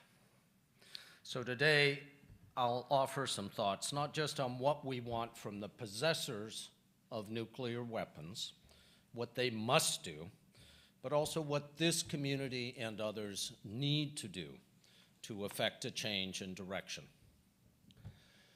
The moment is dangerous not because world governments have forgotten the risk of nuclear war, but because too many world leaders no longer see it as the overriding existential risk. After the Cuban crisis of 1962, two superpowers recognized that if nuclear destruction were not averted, no other national goals mattered. It's different today. At least Moscow views the risk of nuclear war as secondary to the risk of failing in its goal of territorial expansion. And this drives reactive decisions in other capitals. As Secretary General Guterres noted in his remarks, the primary responsibility for addressing nuclear risk continues to lie with the owners of the two supersized arsenals, the United States and the Russian Federation. The refusal of Russia to engage in any kind of bilateral discussion is not just irresponsible, it's inconsistent with a history in which arms control dialogue continued, even at times when one side's weapons were killing the other side's soldiers in Vietnam or in Afghanistan. Just as unfortunately, in response to Moscow's refusal, some officials in this city shrug their shoulders and say, "We tried arms control, now let's rebuild our arsenal." That ignores a central lesson of the 50 years in which arms control negotiations improved America's national security. That lesson is that the indispensable ingredient is American creativity, American persistence, American leadership. Note that leadership does not mean American dominance or American control of a process. It simply means tireless determination. At this moment, it means refusing to take no as the final answer. As Pavel Podvig writes in the May issue of Arms Control Today, there exists still both a conceptual basis and a historical basis for Washington and Moscow to reach a successor agreement to New START that addresses both states' national security interests. As he notes, the political change that would make negotiation possible may seem distant today, but it may be closer than it appears. There still exists a place where Russian and American officials speak to each other on nuclear issues, the P5 process. At a moment when bilateral dialogue is not possible, the P5 dialogue should assume greater importance. In a private dialogue, new ideas, new steps, small or large, can be explored without the posturing and the point scoring that marks the public debate in Geneva or New York or Vienna. China will soon assume, for 1 year, the chairmanship of this process. Recall that last year, Presidents Biden and Xi agreed that proliferation concerns was one topic on which the two sides need to cooperate. It is my deep hope that China will show some ambition equal to the importance that it claims in world affairs, that it will increase the frequency of P5 meetings, elevate their level, and expand their agenda. They don't need to focus on reaching consensus among the five on every issue. They do need to focus on listening and on mutual understanding. As I noted, the primary responsibility for progress lies with Washington and Moscow. France and China and the United Kingdom are not off the hook, however. They do not have the option of sitting on the sideline waiting for the US and Russia. They must recognize and respond to the overwhelming view of non-weapon states that the P5 are failing to meet and even consciously ignoring their obligations under the Non-Proliferation Treaty. Let me say a little bit about what we should expect and demand from the non-nuclear weapon states. I'm impressed by the way that the non-weapon states parties to the NPT have stepped up in recent years. They correctly concluded that arms control initiatives are urgently needed, so urgently that the initiative should not rest only with the P5. One result was the Treaty on the Prohibition of Nuclear Weapons, an admirable, if imperfect, document. Non-weapon states need now to step up higher if we are to preserve the essential norms of global security. As the late Michael Crepon described them, these are the norms against use or threats of use, against nuclear testing, and against the transfer and proliferation of nuclear weapons. So let's be specific. When President Putin and his acolytes make nuclear threats, there is no audible pushback from the non-nuclear world, only a deafening silence. Saying out loud that such threats, whether subtle or explicit, are unacceptable to the international community, that's not taking sides over the war in Ukraine. It's simply living up to the principles that non-nuclear states proclaim in the soundproof chambers in Geneva and New York.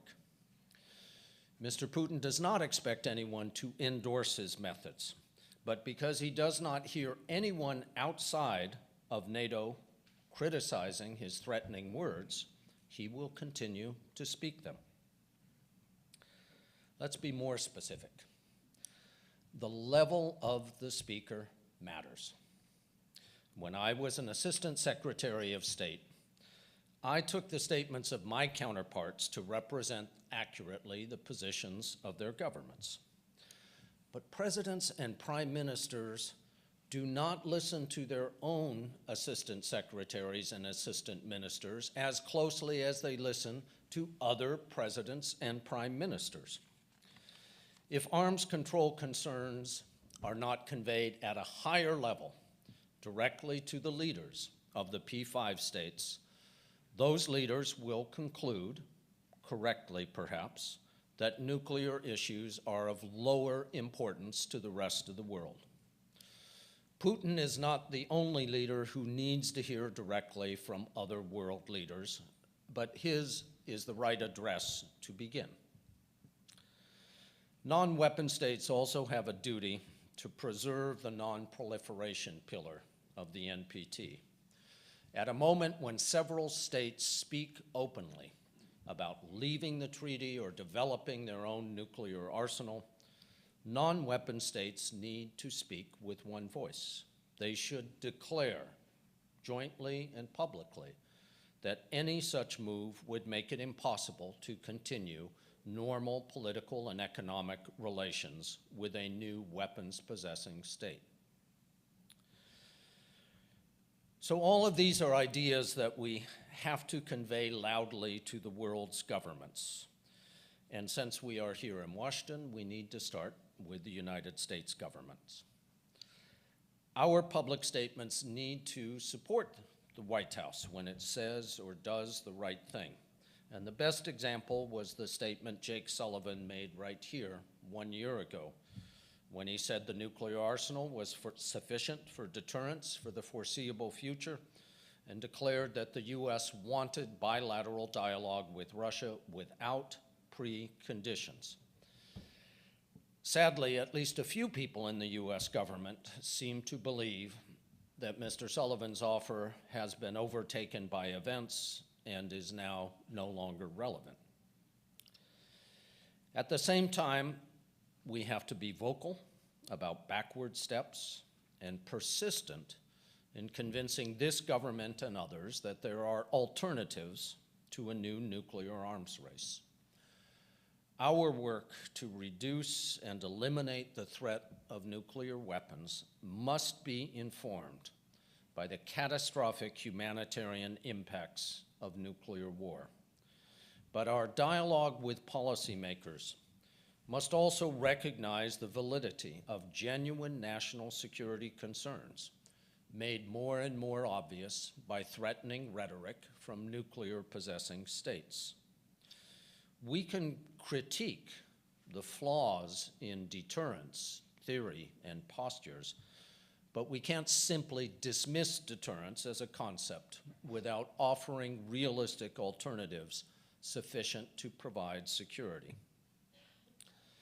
Now, the Arms Control Association, this tiny but mighty team, with great analytic contributions from so many of you in this room, has worked to analyze and address the questions that should be discussed among governments.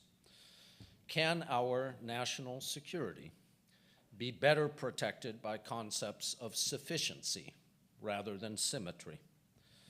Are we tied to ratified treaties as the best form of agreements, or can we find new forms, which sometimes means old forms, of bilateral and multilateral agreements, focusing as much on behavior and on transparency as they do on numbers?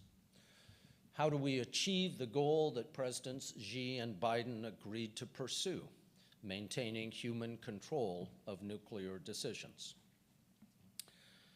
It's also important, as we push back against those who argue that arms control is dead or dying, that we do one thing better than government spokesmen or diplomats. We have to speak with an air of civility, even when those who disagree with us are condescending or insulting. As in diplomacy, anyone in or out of government who is trying to solve the same vexing issues should be seen as a potential partner, not an eternal adversary. Our target audience is broad, perhaps impossibly broad for the size of our community. In Washington, as in other countries, it comprises political and military leadership and workers, thousands of dedicated specialists, as well as the Congress. We need new ways to appeal to public opinion and to mobilize public engagement. And that door is more open at this moment when more citizens are aware of the nuclear risk than at any time in the last 40 or perhaps 60 years. We can't avoid the awareness that elections matter. Since the 1950s, every US president, except one, has acknowledged that arms control is national security, that it can be win-win, not zero-sum, that speaking to an adversary is a sign of confidence, not of weakness, that insisting on absolute American sovereignty or American dominance in arsenals is a recipe for tragic conflict. The results here on November 5th will affect the strategy of our efforts, but not their urgency. In particular, we have to look to younger people, the generation from which I draw my daily dose of optimism. Are we doing enough to raise their consciousness, to equip them with the concepts and analytic tools to address the dilemmas that my generation is leaving to them? Now, I was pulled kicking and screaming into the 21st century, and I sure don't know how to get meaningful news and analysis from TikTok or other social media. But millions of young people do. And we have to meet them, as Bill Hennigan said, where they are, where they read, where they watch, where they think. In one way, I'm nostalgic for the 1980s, when millions of people in the US and abroad mobilized in support of saner nuclear policy and arms control diplomacy to halt and reverse the arms race. Their activism convinced national leaders that sensible national security pays political dividends. We live in a different time that requires new alliances and strategies. I am heartened, but I confess also envious, when I see millions of people, primarily young people, demanding responsible action on climate change, the other existential threat that we face. I want to recommend an article in Arms Control Today last November by Ambassador Kenneth Brill. He notes there must be a common cause between climate change activists demanding a secure and prosperous future and nuclear activists who are simply demanding a future. It's a long list of tasks, and it can be discouraging. Setbacks have been frequent, and advances have been only at the margins. The issues are many, and our numbers are not. As fishermen traditionally pray, the sea is so wide, Lord, and my boat is so small.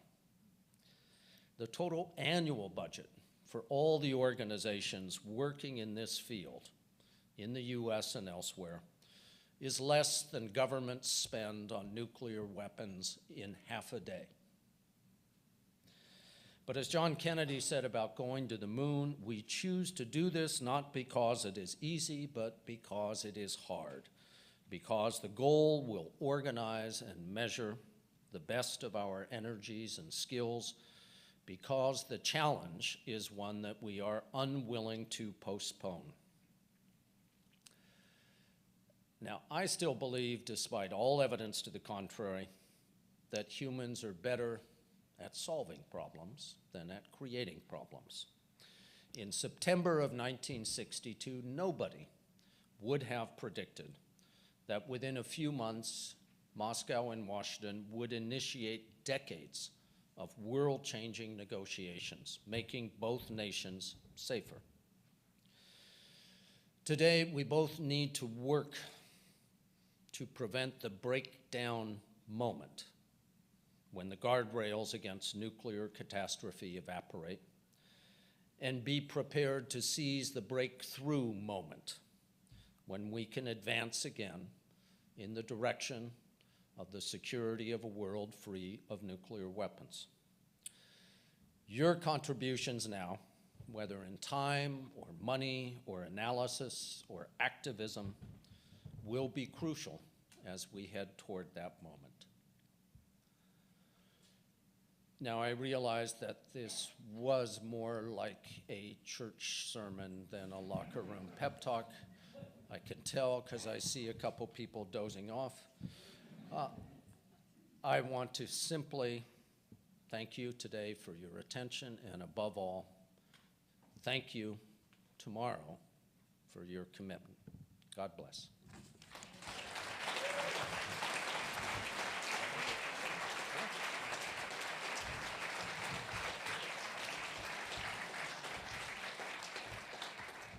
All right, well, Tom, I'm ready to jump into the football field or the soccer pitch and with a new plan and work even harder. Thank you. You'll see you in or church. What mixed metaphors abound here. Okay, we've got a couple questions, and I'm happy to try to take a couple quick ones here. How do we successfully draw Russia and China into the nuclear risk reduction dialogue? What helps? What's not so helpful? And the microphone is up here. Yep.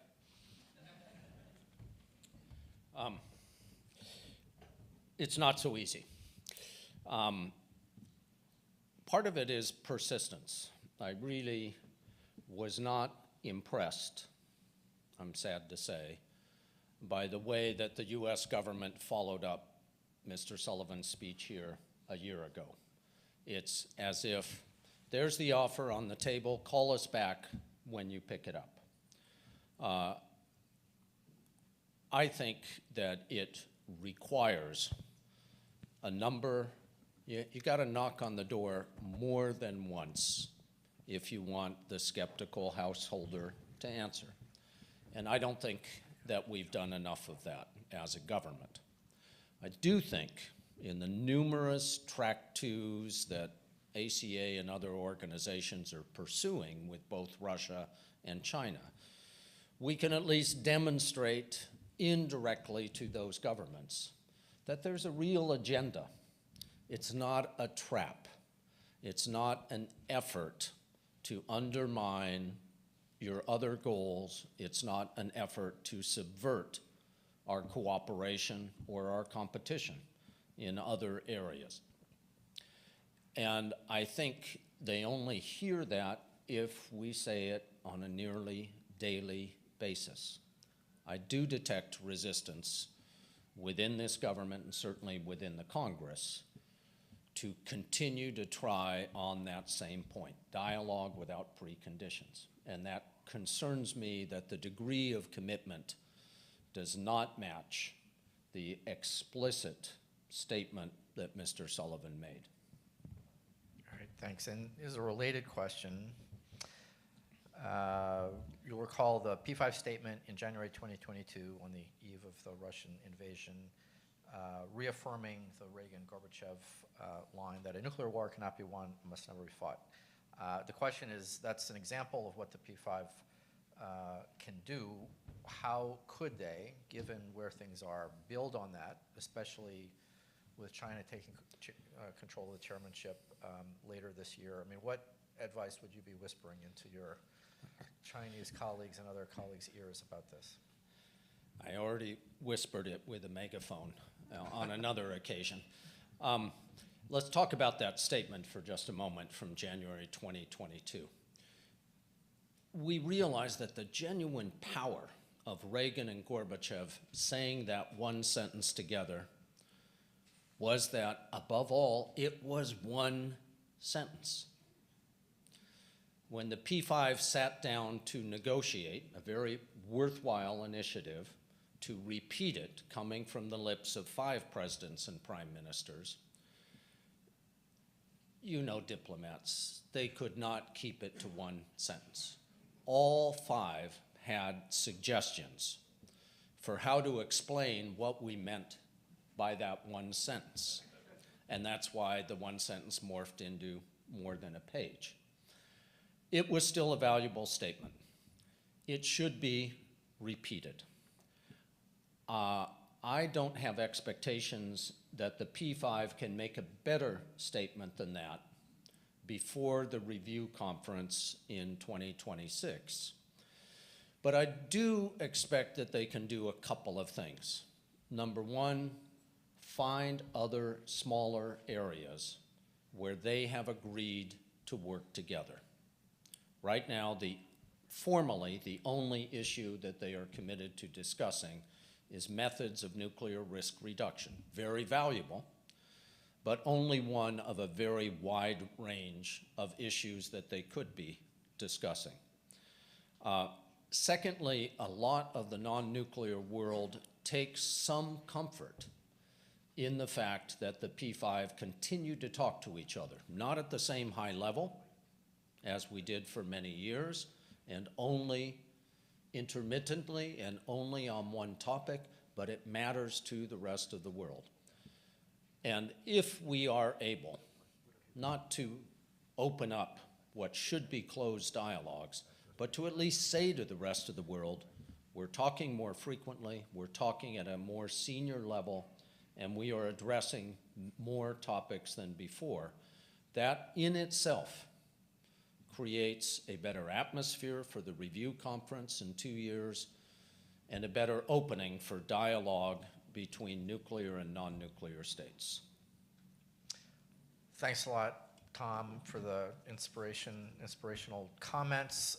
It's a pleasure to work with you and all of my team. That's all the time we have for Tom. We're going to take a 2-minute shift. Don't go away. Please join me in thanking Tom for his service, his leadership.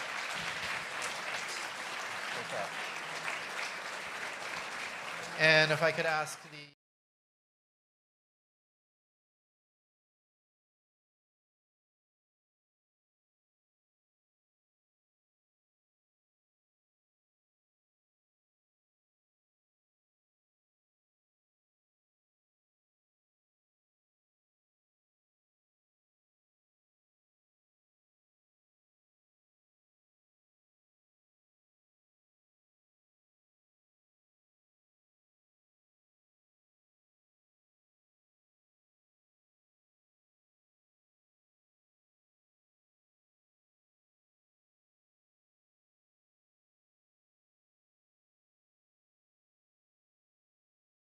Arshad. Great, thank you, Daryl. Good afternoon. I'm Arshad Mohammed.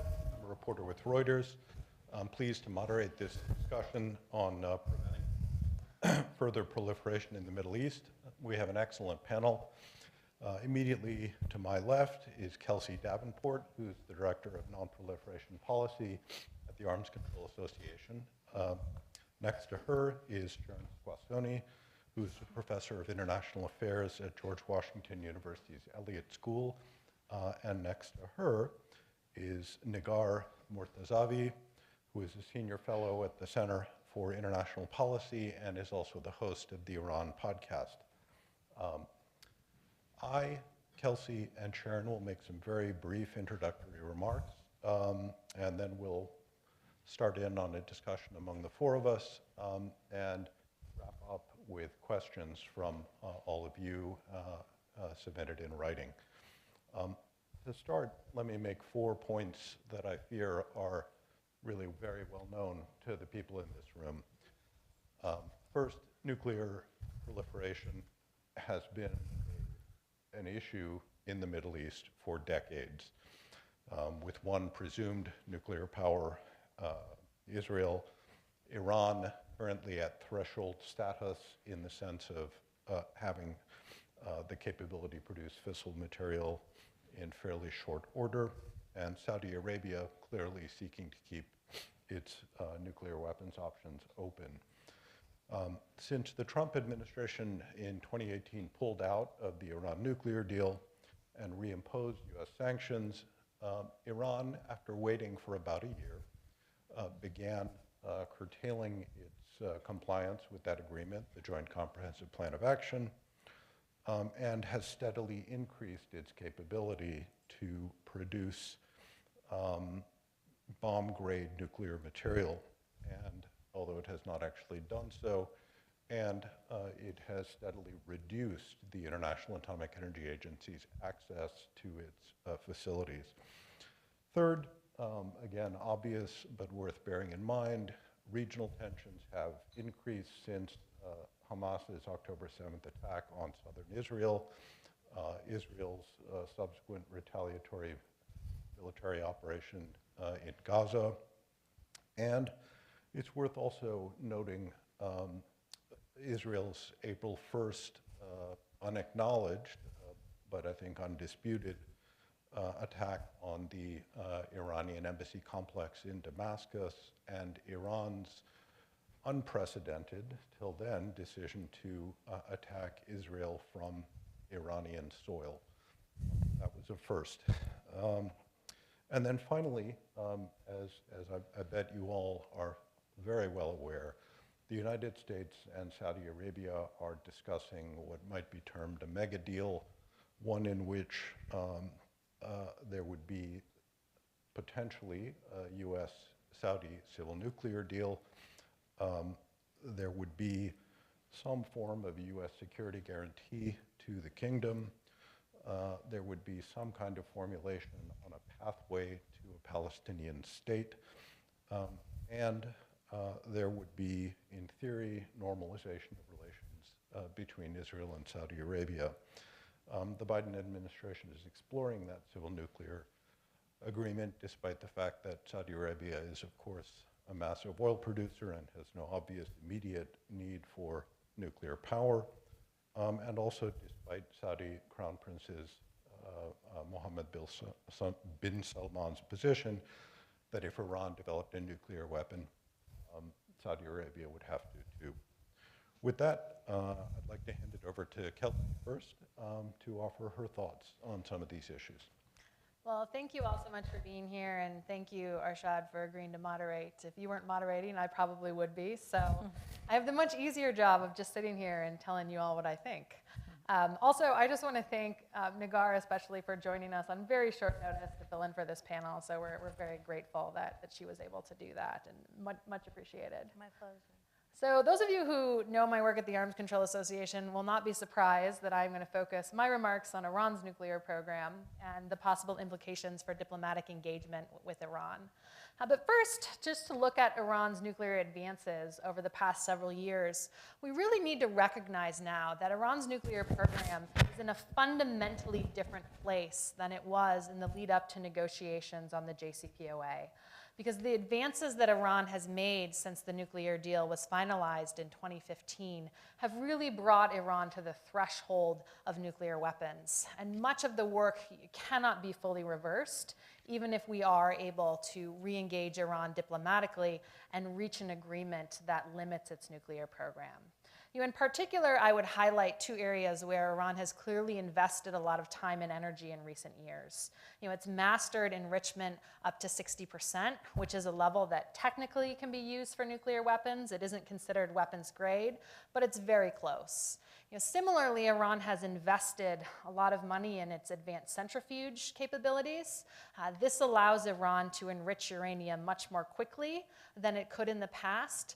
And it means that if Iran ever needed to reconstitute its nuclear program, it could build its capacities up much more quickly by focusing on developing and operating just these more efficient centrifuge machines that were stringently limited under the JCPOA, but now that Iran is employing and operating in mass.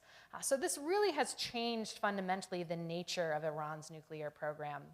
And I would say right now there are three significant implications that these developments have on proliferation risk. First, as Arshad noted, Iran is now much closer to weapons-grade uranium than it ever has been in its history. This is a time frame that we frequently refer to as breakout, how quickly a country can amass enough weapons-grade material for a bomb. And that breakout time frame for the first weapon is about 1 week.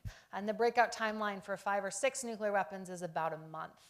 So that's really quite crucial because we're getting into these time frames where there's a real risk that Iran could try to produce weapons-grade material for a bomb between IAEA inspections, or divert some of its 60% enriched material to a covert program and more quickly complete the process up to 90% in that parallel program. So this drop in breakout is certainly concerning. The other aspect of proliferation risk I would highlight is that because of these advances that Iran has made, it can now reconstitute its nuclear program much more quickly.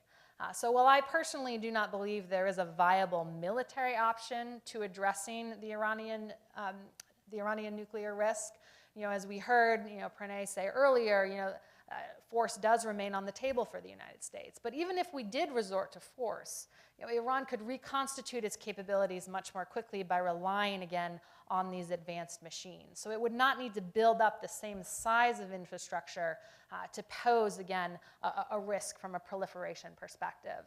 So that, again, is another significant difference that changes proliferation risk. The third thing I would highlight is that Iran's advances have really opened up new pathways to nuclear weapons if the decision were ever made to do so. I would say the sneak-out risk, trying to use undeclared facilities is more viable now, given the advancements and the shortened time frame. How Iran would proceed in enriching to weapons-grade levels, it has different options now with the different enriched stockpiles and centrifuges. And so all of this, again, changes our overarching understanding of Iran's nuclear program and the risk it poses. And unfortunately, these advances cannot be fully reversed. A deal that limits Iran's capabilities, that rolls back stockpiles or centrifuges, could mitigate the risk posed by some of these developments. But again, we're looking at a future where even if we have a nuclear agreement with Iran, Tehran is likely to be closer to a bomb than in the past from a technical perspective. And then unfortunately, layered on top of these technical advances is the increased risk posed by the lack of intrusive International Atomic Energy Agency monitoring and access, which Arshad also mentioned that Iran has limited over the past several years.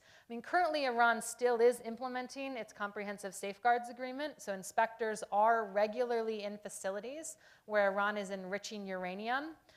But as we know from past experiences with the case of Iraq, with the case of North Korea, this comprehensive safeguard agreement isn't sufficient to defend against determined proliferators.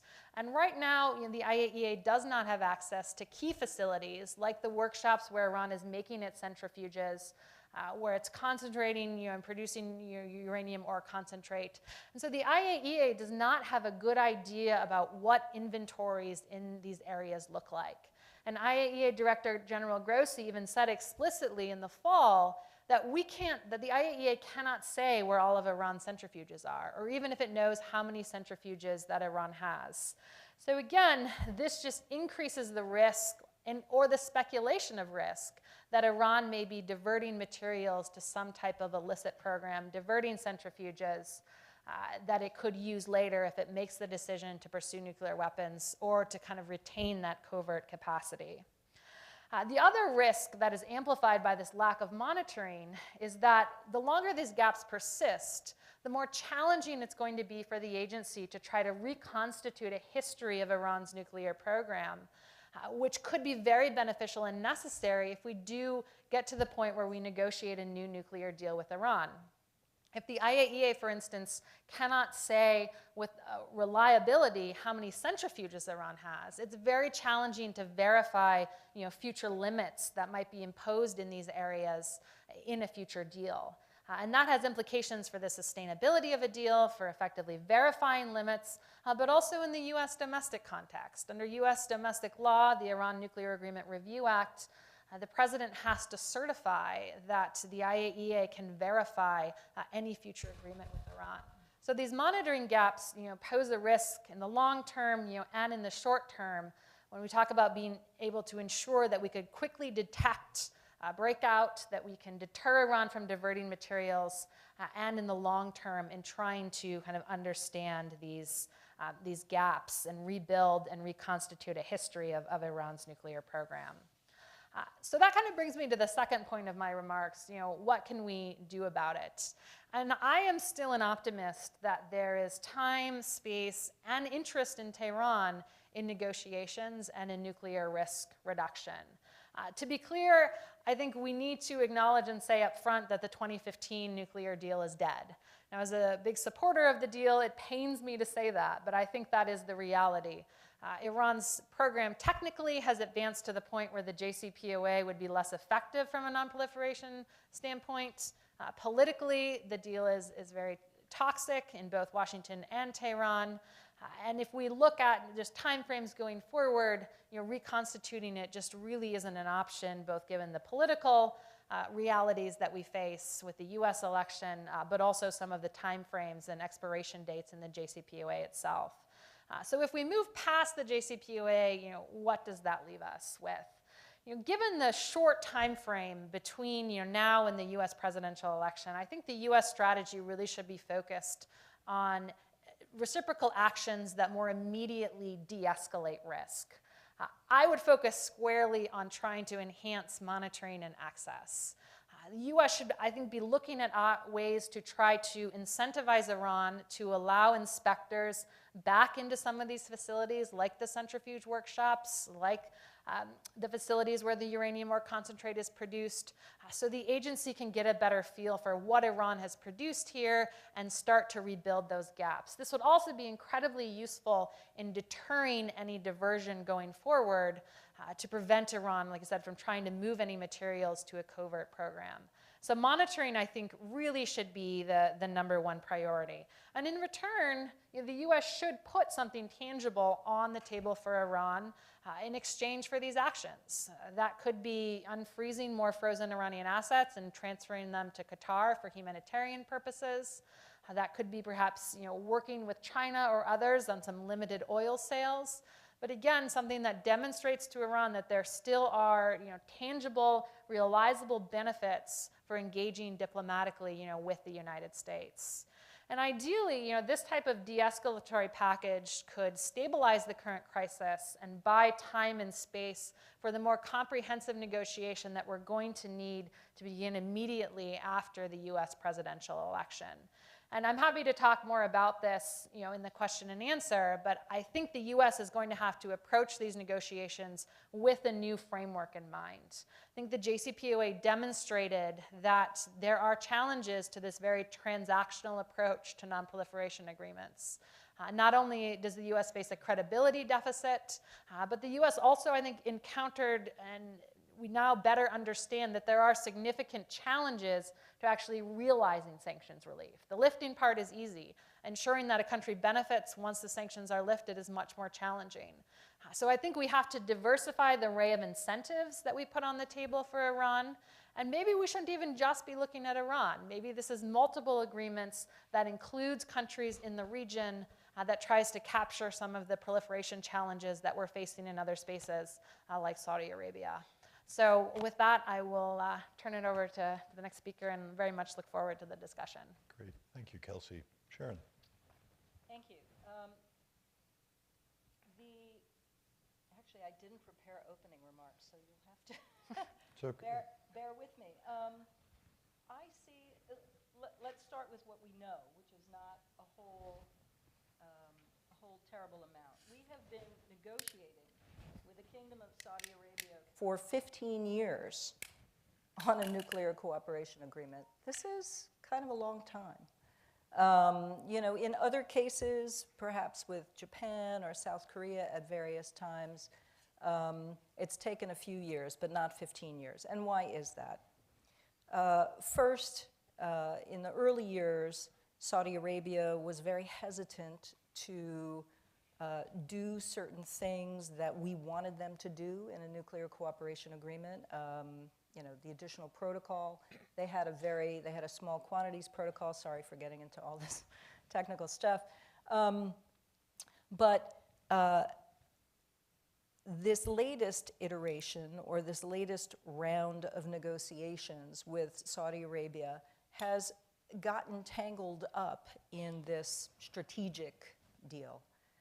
I see this as another chapter in some not very successful attempts by the US to dangle nuclear energy for strategic purposes. I would call this a special deal for a special ally. Only in the case of Saudi Arabia, what a special ally. We know that our special nuclear deal with India, at least so far, and it's been at least 15 years, has perhaps not yielded what we wanted from that. We still don't have nuclear contracts with India, but maybe they're a little more amenable to pressure when it comes to China. But in the case of Saudi Arabia, there is an odd precedent, and I wrote about this in the December 2023 edition of Arms Control Today. And I was surprised, actually, when I started researching it. And the precedent was Egypt and the Camp David Accords. I almost get the sense that the US government sort of crafted this policy with very little input from the non-proliferation community, right? So the Camp David Accords paved the way for a peace treaty between Egypt and Israel, which has been quite successful, right, for the most part. And as a result of that, we signed what we call a 123 agreement, Section 123 of the Atomic Energy Act, with Egypt. Egypt at that time, Egypt did not have any nuclear assets, or very few. Egypt at that time wanted to reprocess spent fuel. And as you all know, we've had a long-standing, decades-long standing policy against the spread of both reprocessing technology and enrichment technology, two technologies that have dual uses, very sensitive. Egypt was also interested in nuclear cooperation with Russia at the time. What we did in that nuclear cooperation agreement was to get the Egyptians to say, no, we won't reprocess, all right, on our soil. This is actually the origin of what has become to be known as the gold standard, right? What you don't often hear and you don't often see in the press is that the gold standard began as a regional policy from the US, right? We didn't want, in particular, to spread enrichment and reprocessing technologies in the Middle East. So our 2009 agreement with the UAE, which is often, held up as, the gold standard, that wasn't the beginning. And why is this important? Because those agreements, so now our agreement with Egypt has lapsed. I wonder why. They're now in the arms of Russian nuclear technology. Those agreements in the Middle East all have a clause, and it says, it's basically a no undercut clause. And it says, if another party in the region, if we conduct an agreement, or you conduct an agreement with another party in the region that provides other capabilities, you kind of have the right to renegotiate. It's not exactly written that way, but that's the general gist. This is a problem. We don't have a lot of agreements with countries in the Middle East, but we do. So we have one with the UAE, and we have one with Turkey. So if the press reports are correct, that one of the benefits that we are dangling in front of the Saudis is a uranium enrichment capability, and we don't know the contours of that, right? Is it a US built and operated facility? Is there some kind of black box technology that keeps the Saudis from getting access to sensitive information? But, wait a minute, I lost my train of thought. I think what you were saying is that we're now at a point where, at least if reports are correct, the United States is dangling the possibility of a uranium enrichment facility for Saudi Arabia. Thank you. If that is the case, this will overturn not just one, but two policies, right? One is we don't want enrichment and reprocessing, we'll leave reprocessing aside, enrichment technology to spread to additional countries. And goodness knows we've spent a lot of effort in the policy community over the years trying to enforce that. And the second one is this regional policy to maintain equal terms and conditions for nuclear cooperation in the Middle East. So that's a first problem with this approach. The second problem is that it raises risks from other countries, right? What would Iran's reaction be? And I endorse your notion of perhaps coming up with a regional solution. What about South Korea? We're almost in a double bind with South Korea because of the AUKUS deal. And if we, and they have been pressuring us, and so far we have, I would say, staved off the requests both in the nuclear cooperation agreement negotiations, but also in other bilateral arrangements. But the pressure could certainly grow from South Korea, and that raises, to get either a similar deal as Saudi Arabia, or maybe they decide to go it alone. Are there constraints against this? Yes. How good are those constraints, right? So the Nuclear Suppliers Group says if a country wants to, if an agreement includes the spread of enrichment or reprocessing technology to a new country, that country has to have an additional protocol. Yeah, South Korea has an additional protocol. My guess is that Saudi Arabia will also have an additional protocol as part of this arrangement. Is that good? Absolutely. Is it enough? No. I guess I almost want to take a poll of those of you in the audience. Did you feel better with the JCPOA in effect with Iran's enrichment? Let's do that, actually. Yeah. If you're willing to, raise your hand. Did you feel better when the JCPOA was in effect?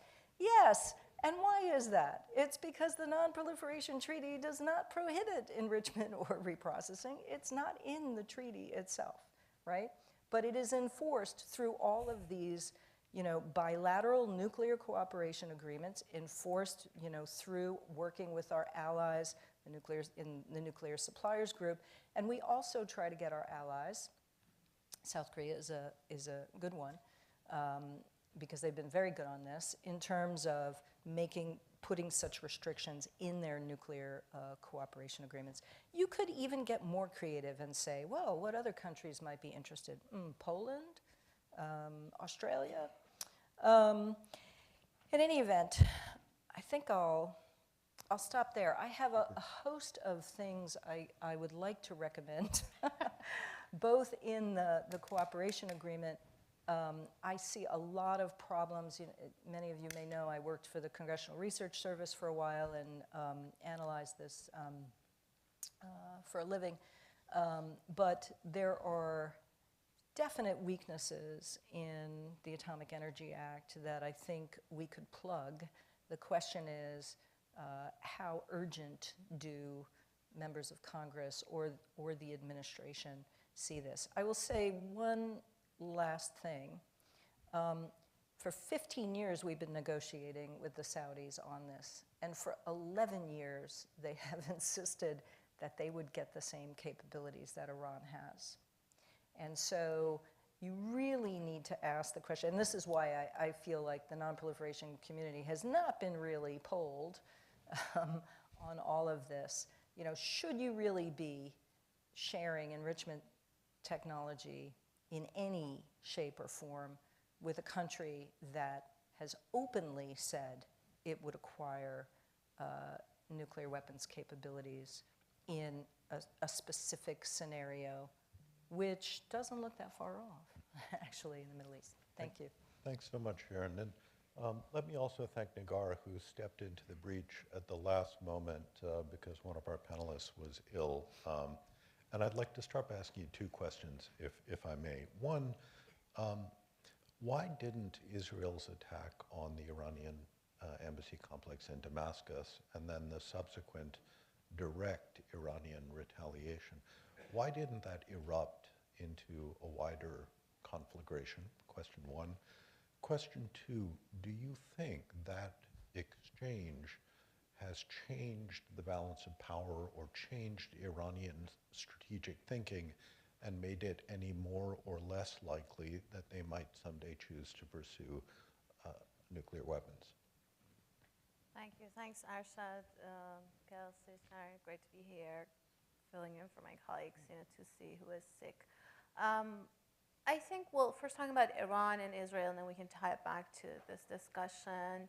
I think that episode, although it seemed like it could become a dangerous escalation, for those of you, I'm sure everyone knows the details, but Israeli attack on the consulate in Damascus, a number of Iranians killed, then Iran for the first time attacking Israeli soil from its soil. And then Israel also retaliating in the same fashion, attacking Iran from its soil. I think the way, and I'll try to explain the view from Tehran a little more, was that the Israeli attack came on the heels of years of a shadow war, and this is way before October 7th, between Iran and Israel. So they have been engaged in sort of this shadow war, mainly in Syria, across the region, and there have been back and forth, but not to that level. I think what happened as far as that attack on the consulate from Tehran's viewpoint was seen as an escalation, a brazen attack on a diplomatic facility, and sort of very publicly. And so they saw that as on a different level and something worth responding to. The way that they sort of portray it as establishing deterrence, not necessarily escalating into something bigger. And so what I think the response entailed from Tehran's side was to show, that they have the capacity to attack Israeli soil from the soil, and also the will. That's also very important. That the assumption was that they wouldn't. Maybe they can, but they wouldn't. And that they're not interested in an open war with Israel, which I think is true.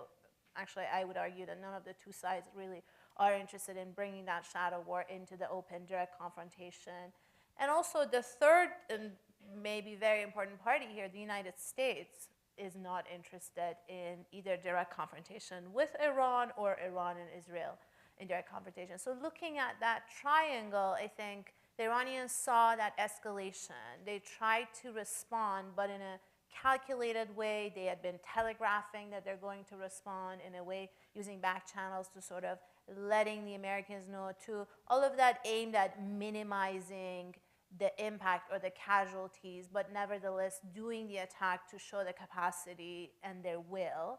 And then the Israeli response also on Iranian soil, I think, was also measured and calculated, aimed at showing that they're also willing to respond, but not really taking this to the next level into an escalation. So I think, and then also the role of the US with the Biden administration, basically, to simplify, making it clear that they would be there in the defense. So when Iran attacks, the US helped Israel, but they wouldn't engage in an offense, essentially attacking Iran, which is something that many analysts and watchers had been fearing of, essentially the Netanyahu government pulling the United States into an open war with Iran. I think the Biden administration sort of drew that line very clear, and that triangle essentially turned into this not really escalating into next level, but both sides sort of establishing deterrence, and also new red lines, because I think the red lines have been moving and blurring in the past 7-8 months since October 7th across the region with the dynamics shifting. And so this sort of brought Iran and Israel kind of to a new level, but also back to, I would say, where they saw they were as far as a shadow war. And then to your next question on weaponization, I don't think this episode at least has changed the thinking or the policy in Tehran. We just saw that letter from the Iranian mission in response to the EU letter yesterday, again emphasizing diplomacy, the fact that their nuclear program is peaceful, not interested in weaponizing. I think Tehran enjoys being in sort of this threshold state, as Kelsey explained in much better details, but not breaking into an actual weapons program. So having the option, sort of using that as a leverage, their only leverage really, when they're looking to the other side and the economic incentives, the sanctions relief. But I don't think the calculation is to weaponize. The policy hasn't really been that for about 2 decades, and we know also the Supreme Leader has a fatwa to sort of send that public message. So until he's alive, he's Supreme Leader, and nothing really major has changed or shifted. Even that episode with Israel, some thought maybe that would be the final straw, but that didn't change. So unless something major happens, I don't know, like a US attack on Iran's nuclear program, ironically, may actually change that kind of decision making. But I don't foresee anything major that would make them change that policy and shift towards a weapons program. But I think they enjoy sort of pushing the line at this threshold state and even going further for leverage. Super. Thank you so much. Kelsey, I'm going to lob a couple of questions at you. One, I think it's important, probably not so much for the people in the room, but perhaps for others watching, to understand the distinction between the ability to produce fissile material for nuclear weapon and weaponization. As Nagar was just saying, that is to say the actual ability to build a nuclear device that can explode when and where you want it to. So just one quick question. If Iran is now, as you said, a week from the ability to produce enough enriched uranium for one bomb, where is it in terms of its, or what is publicly known about its weaponization efforts? To your knowledge, is there anything to have changed? The NIE, I think from 2006, which said that the US intelligence community believed that Iran had ceased weaponization efforts in 2003. So where are we on weaponization? How long might it take for Iran to actually build a weapon if they wish to? Well, it's a fairly quick question. I'm not sure I have a quick answer, unfortunately, because it is quite complicated. I mean, as I said, the time frame to produce fissile material is relatively short. Weaponization is much more difficult to gauge those timeframes in an open source space.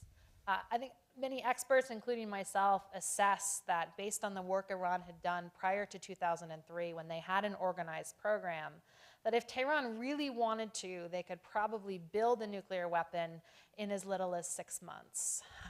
The Congressional Research Service has quoted a U.S. official as saying a year. Others say 1 to 2 years. But to a certain extent, that time frame is less important when we're talking about risk, because once Iran has produced its fissile material, it's likely to divert that weapons-grade material to covert locations, possibly multiple covert locations, for the weaponization process. So if the United States or Israel is looking to try to disrupt a dash to a bomb, the best chance that they have is in the fissile material production phase, because they know where it is, and ideally, because of the existing monitoring, they would have some time to try to react if it was clear that Iran was then enriching to 90%. But that's another reason why I think that these short time frames, the lack of monitoring, is so concerning. I mean, like Nagar said, I agree, with Nagar's assessment that the Supreme Leader, I think, does feel bound by his fatwa, and there hasn't been a decision in Iran to develop nuclear weapons.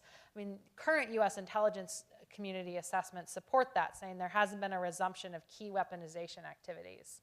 But the chance of miscalculating Iran's intentions right now is, I think, higher than it ever has been in the history of the Iranian nuclear issue. We now have senior officials in Iran and former officials saying that Iran's calculus might change. It might rethink the fatwa if security conditions change. You combine that with a weak breakout and a misperception, misinterpretation of an Iranian development, an accidental spike of enrichment. All of these, I think, could put us on the path to conflict, because we don't have the time to analyze the response, because I do think the United States and Israel are very serious when they say they will resort to force rather than allow Iran to develop nuclear weapons. So even though the weaponization time frame makes it sound like we have more time, my fear is that these windows have become so small, the risk of miscalculation and the ability. We are going to a non-declared nuclear site, and we want to see what's going on there. Secondly, and I'm going to get a little wonky, but I know those of you in the room will be pleased and not dismayed by this. If I understand it right, under so-called modified code 3.1, Iran is obliged under its safeguards agreement to tell the IAEA if it is building a nuclear facility. And if I understand the Iranians correctly, they've said, we're not doing that anymore. And the IAEA said, well, yeah, you have to.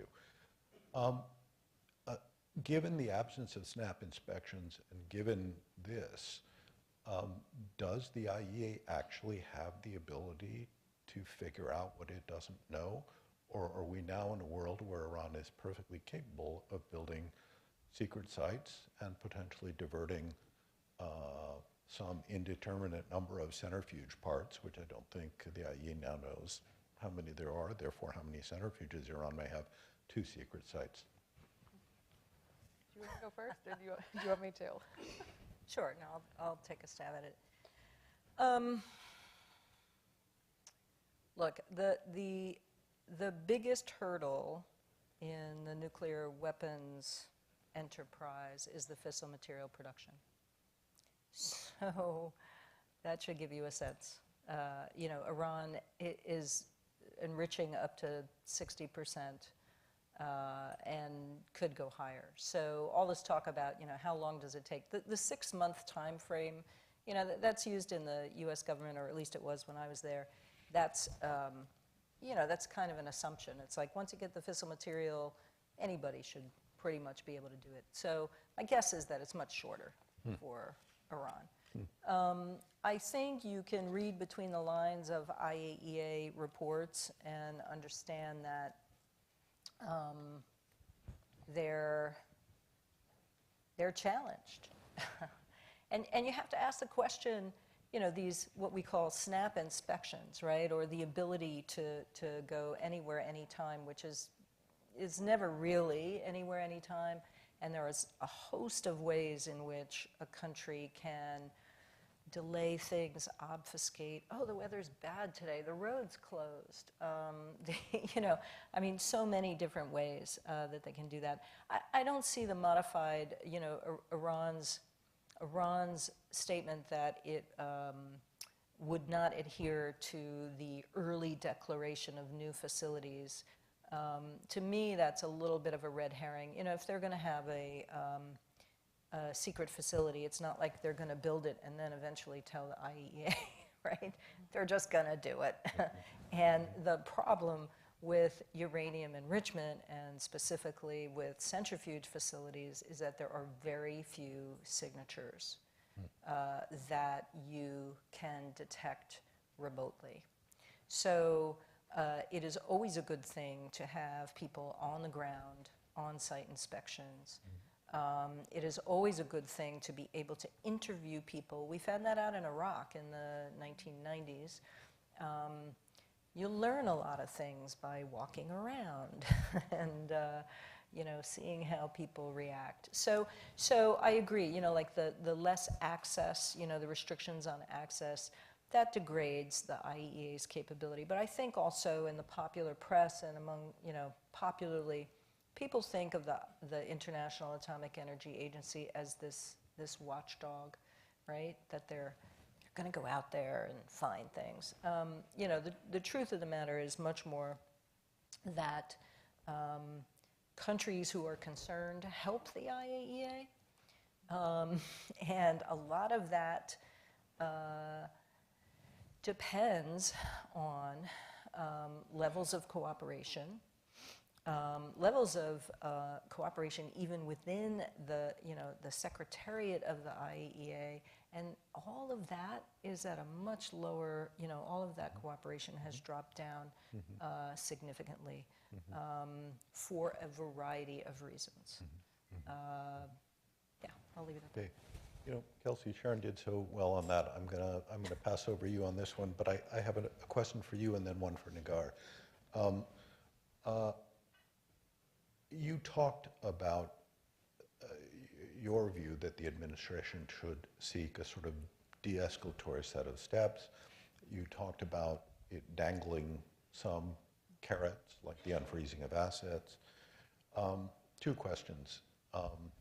One, do you think there is a plausible diplomatic path to a meaningful agreement that would roll back Iran's nuclear program? And second, for Nagar, why would Iran ever trust the United States to adhere to a nuclear deal, given the experience that they just had of negotiating one with the Obama administration and seeing it tossed aside a couple of years later by the Trump administration? Please. Thanks. So I certainly think there's a plausible path to immediate de-escalation in the short term.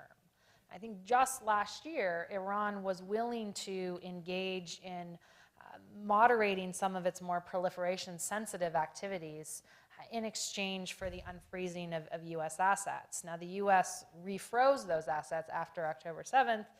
Iran no longer felt bound then by the voluntary actions it agreed to take. But I think that some of Tehran's statements since then suggest that Iran may be willing to a similar type arrangement. And in conversations between the Atomic Energy Organization of Iran and the IAEA, those officials in Iran have said that they are looking for sanctions relief in exchange for additional transparency and monitoring. The IAEA cannot put that on the table. The United States can.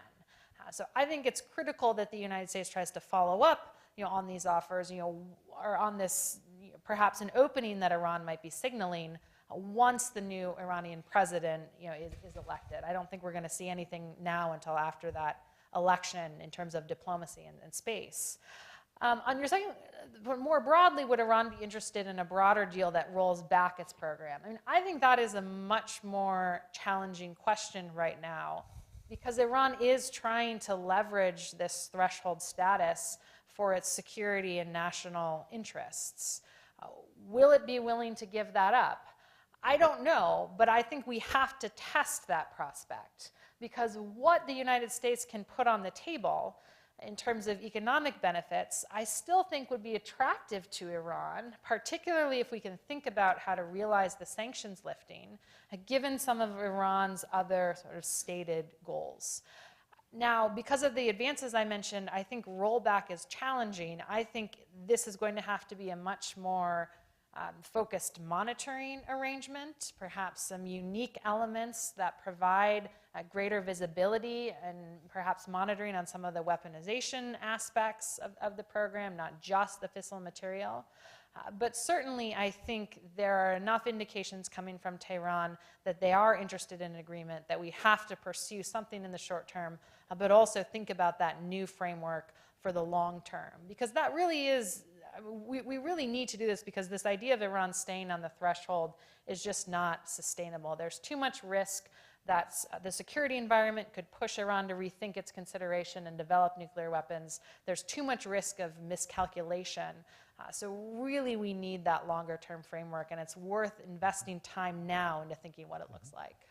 Igar, why would the Iranians trust the United States, given that memories of 1953 are also quite fresh in the Iranian minds? Why would they engage in such an agreement? Well, they don't. I mean, even the JCPOA, I think, the withdrawal, the Trump administration withdrawal from JCPOA surprised many of us, I think, in the US, but also in Iran, and it sort of sidelined that idea or that camp in Iran, the more moderate pro-Western or pro-diplomacy camp, that there is a way that we can deliver, that we can negotiate, and we can get a deal. I don't think anything like that would be possible, but I agree with Kelsey. I still think there's space for diplomacy. There is interest for diplomacy in Iran, but it wouldn't look like something like JCPOA, something that, you know, encompassing and future-looking. The JCPOA had a lot of promises as far as investment into the future, you know, sanctions relief that would then bring economic benefits. I think what the Iranians are more interested in or looking for is sort of step-by-step, like Chelsea was suggesting, unfreezing of assets here, something tangible that you can see, that you don't have to rely on for 1 or 2 or 3 US administrations after. I think the Biden administration, I've said this and let me repeat it again, missed a very golden window of opportunity at the beginning of the administration, about 6 months, when they overlap with still the Rouhani administration in Tehran. That was really the time for the US, before Ukraine, before October 7th, before the world got so crazy, to sort of either return to the JCPOA or reach out with serious, meaningful diplomacy. And unfortunately, that didn't happen until about April, so month 4, and then it hit the presidential election in Iran. But now, with the death of Iranian president and ultra-conservative, hardline Ebrahim Raisi, there may be a new opening. We still have to wait and see. Iranian elections are coming up soon. But there are indications that there may be sort of a slight shift to the center, not towards moderates or reformists by any means, but a less hardline president, and then a follow-up to that, a less hardline foreign minister could indicate even more interest in diplomacy, either in a second Biden term or potentially whoever becomes US president. So we have these 2 important elections coming up sort of in Iran and then also in the US that can show us the path forward. But going back to what Kelsey was saying, I really agree. I think there is still interest. Even in the letter yesterday in Iran, we see the emphasis that they're interested in a diplomatic solution. Even in the JCPOA, they say, but I would say in more different and creative formats. Thank you. Kelsey, question for you. If President Trump is reelected, do you expect him to pursue a so-called maximum pressure policy toward Iran? And is maximum pressure in an economic sense even conceivable in a world in which China seems quite happy to buy Iranian oil, albeit not with its official kind of, state refiners? I mean, one of the neat, unusual things about the JCPOA was you had this consensus among the P5+1, and the Chinese actually did significantly reduce their purchases. So Do you see maximum pressure, and is that even possible today? Well, I think I learned my lesson during the first Trump administration of the challenges of trying to predict what might happen. So, I mean, you can take this with a grain of salt. I do think that, yes, we would see a second Trump administration lean very hard into the maximum pressure focus with an attempt to try to get Iran back to the negotiating table, to get a deal that Trump could then say was better than the JCPOA. But as you said, maximum pressure today cannot be what maximum pressure was during the first Trump administration, and it cannot be what the pressure campaign was in the lead up to the JCPOA, in large part because of the geopolitical situation that we're in. I mean, one thing that I think is most striking looking at the non-proliferation regime writ large over the past several years is that we have lost some of the core unity between the P5 on certain non-proliferation norms. I mean, it was not that long ago that we had cooperation at the Security Council on North Korea. It was not that long ago that Russia and China implemented sanctions on Iran under the Security Council umbrella and engaged very helpfully within the JCPOA context. So without that basis, I think it's going to be much more challenging to sustain pressure on Iran. And I think that already fragile coalition that the U.S. may try to rebuild from a pressure perspective could be disrupted even further if the European Union or the E3, or really just the France or the United Kingdom, go ahead with trying to reimpose UN sanctions that were lifted under the JCPOA. There's a measure in the Security Council resolution that endorsed the JCPOA that would allow them to do that in a way that cannot be vetoed by Russia and China. Enacting this measure before it expires in October 2025 is likely just to deepen that rift between the West and Russia, and perhaps more importantly right now, between the West and China, because China, I think, has more influence on Iran, and I think China does not want to see Iran develop nuclear weapons, but they are not going to want to respect a snapback of those UN measures. So I think the international disunity on nonproliferation really makes addressing the Iran crisis more challenging. And I think we have to look for more novel ways to try to reinforce nonproliferation norms, at least between the U.S., Europe, and China, in a way that can help support addressing the Iranian crisis, even if we don't directly reference Iran. I think we are much more likely to garner Beijing's support if we talk about nonproliferation norms more broadly, and then it's the U.S. who perhaps directs them as being applicable sort of in the Iranian case. So I think maximum pressure will be on the table, but I'm not sure how maximum it will be. Nagar, how do you think Iran may respond to a Trump maximum pressure campaign such as it would be? Do you think one would see additional attacks by Iranian proxies, say, like the attacks on the Abqaiq oil facilities in Saudi Arabia? Do you think you're going to see Iranian kind of nuclear acceleration? How do you think they'd or regional escalation? How do you think they would respond to it?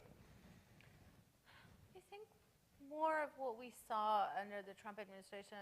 Let's not forget, Donald Trump is the person who pulled the U.S. out of the JCPOA and also assassinated the Iranian general, Qasem Soleimani. So even though in a strange way he seems more interested in having a deal with the Iranian, and that sort of looks like an opening, it also creates a challenge for Iran, and also that the larger ally network they have, the so-called axis of resistance, to sit and negotiate and actually make a deal with this person, which is Donald Trump. So the personnel in the form of a President Trump makes it very difficult. I don't know, it depends on also who he brings with himself if he becomes president to the White House. Is it going to be the Mike Pompeo's and the John Bolton's, sort of the Iran hawks, or is it going to be, a new slate of personnel? So all of that I think matters. But assuming there will be more of the same, sort of maximum pressure 2.0, I agree with Kelsey. I don't think it achieved what it was supposed to achieve, either in the form of a better deal, which he couldn't get, or essentially making Iran capitulate to the 10-point requests of Secretary Pompeo. So I think it will be more of the same. So Iran sort of pushing the envelope as much as they can, creating headache here and there, depending on how the regional dynamic also unfolds. The war in Gaza, that's sort of the very top immediate issue, how that will, by the time of the U.S. election, will there be a ceasefire? Will the fighting continue across the region? Will it escalate into new fronts in Lebanon and with other members of the resistance? Or if sort of that slows down, I think all of these are moving parts we have to look at. And also who becomes president in Iran. Is it someone more to the center of the hardliners, someone like Larijani, if he's allowed to run and win? Or is it someone like Saeed Jalili? These are the big names, or Ghalibaf. All of these will also sort of make shifts that would show again the path forward. So a lot of ifs. Sure. I'd like to pick up on something you said, Kelsey, and Pranay Vadi spoke about the October 2025 moment at which the ability for Britain and France to trigger snapback of UN sanctions will expire. You made clear, I think, that you don't think that's such a great idea. Do you think it might prompt Iran to withdraw from the NPT? Yes. Ouch. No, I mean, I think Iran has been consistent in messaging that snapback would prompt it to take that step. Now, what I think we could see from Iran is notifying of its intention to withdraw from the NPT, but then using the window between notification and withdrawal taking into effect to try to really leverage something from the United States and Europe to get it to not follow through on withdrawal. So that's, I think, maybe a long way of saying that even if Iran takes that step, we should not assume that Iran is necessarily going to develop nuclear weapons. Certainly, it would be concerning if Iran did that, particularly if they then kick out all IAEA inspectors and don't negotiate any new type of safeguards arrangement. But I think that is a very real risk looking to October 2025, that the Europeans will do this if there is no progress on the diplomatic front, which to me, again, just underscores that we have to be pursuing diplomacy with Iran with much more urgency, with much more creativity, with much more flexibility, and looking to partners like China that might have more influence to try to use those relationships to address this issue before we get to October 2025, because we should not test Iran on whether or not it will withdraw from the NPT in that scenario. So let's pivot to Saudi Arabia for a moment. Sharon, what do you think we are likely to see in a U.S.-Saudi nuclear cooperation deal? Is there any possibility of there being a separate 1-2-3 agreement that is not embedded in the broader other things that I described at the beginning and all part of a package for Israeli-Saudi normalization? And a last question, don't the strategic folks always win out over the non-proliferation folks? I say that as a native Washingtonian. It seems like the people who pursue strategic goals are usually able to beat the people who pursue non-proliferation goals, however strategic those might be. Let me answer that second question first. Yes, which is why we need a deep dive on exactly how their strategic goals are faring, because I think historically you'll see that it doesn't quite always work out the way they want it to. I thought you were going to ask me the question, if Iran pulls out of the NPT, will Saudi Arabia pull out of the NPT? Please. Yes. No. I don't know. But I like the fact that Kelsey brought up, or kind of implicitly suggested, we shouldn't panic immediately if Iran leaves the NPT, because it would provide them with a lot of leverage. Arshad, I think your idea is great. Yeah, 123 agreement should not be embedded in any kind of bigger deal. But the real problem is that the congressional review of nuclear cooperation agreements, that process is broken. It's broken for a lot of reasons, but let me tell you how it works now. The administration signs an agreement and presents it in front of Congress, and they'll go through, does it check the 9 requirements of, Section 123? Invariably, it says yes, and then, it goes through unless Congress can enact a law against it, right? That's a huge, huge hurdle. Right. How it was supposed to work was that the administration was supposed to consult with, Senate Foreign Relations and House Committee on Foreign Affairs all along in the process. And I will say that, there was a hearing on the Hill several weeks ago, and there were very few questions answered by the administration on this deal. And so really if somebody made me emperor tomorrow, I would amend that Atomic Energy Act to provide more oversight, or somehow to tweak it so that there really is a better review process. There's another trend which has flown under the radar forever, and that is that these agreements have, they have a certain duration, right? But then there's a little clause that says, oh yeah, rolling extension every 5 years. Or in the case of Taiwan and Japan, indefinite extension. So we are nuclear cooperation partners with Japan and Taiwan forever, no matter what happens. Okay, so the agreement itself says, yes, if they test a nuclear device, the cooperation agreement is dead. But surely there must be other things short of testing a nuclear device that might cause us to reconsider. So, I've testified before Congress a couple times on this and made a whole bunch of recommendations. But really, I think, Congress needs to think hard about the approval process. In general, what they've done, and that means amending the Atomic Energy Act, what they have done is done country-specific legislation. So they did it on India. There's a bill on the Hill right now on the Saudi agreement. But again, it's hard to pass a bill. I think I heard recently only 3% of bills ever get enacted into law. Above all, though, also the non-proliferation assessment statement, which the State Department is required to do. It's done in an unclassified and a classified way. I think that Congress needs to set specific requirements for those, because the ones that I've read at the unclassified level barely scratch the surface. I mean, I understand that there is a perspective in the U.S. government now that, we have to do nuclear trade with a lot of countries, because if we don't do it, the Russians and the Chinese will.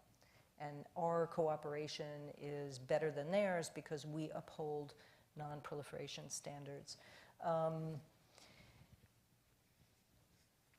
If that is the case, then we have to be very serious about those non-proliferation standards. And I get the sense that in this rush to compete with Russia and China, that it's actually a rush to, I forget what the phrase is, to... Rush to the bottom? Rush to the bottom, exactly.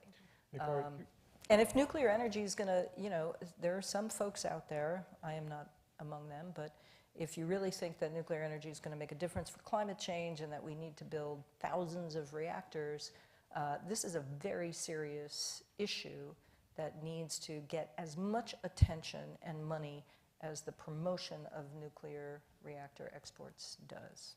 Igor, I'd like to ask you a question that we got online from Chase Winner with Energy Intelligence. What leverage does the United States have with Iran, given the Gaza war, regional escalation, the upcoming change of supreme leader that could change Iran's political calculus? So what leverage does the U.S. have vis-a-vis Iran? Well, I think a lot. It's mostly economic leverage. So Iran has been sanctioned and over-sanctioned by consecutive administrations. So the U.S. has a lot of leverage in the form of sanctions relief. Now it can be short-term, it can be long-term. As Chelsea suggested, it could be in the form of oil sales.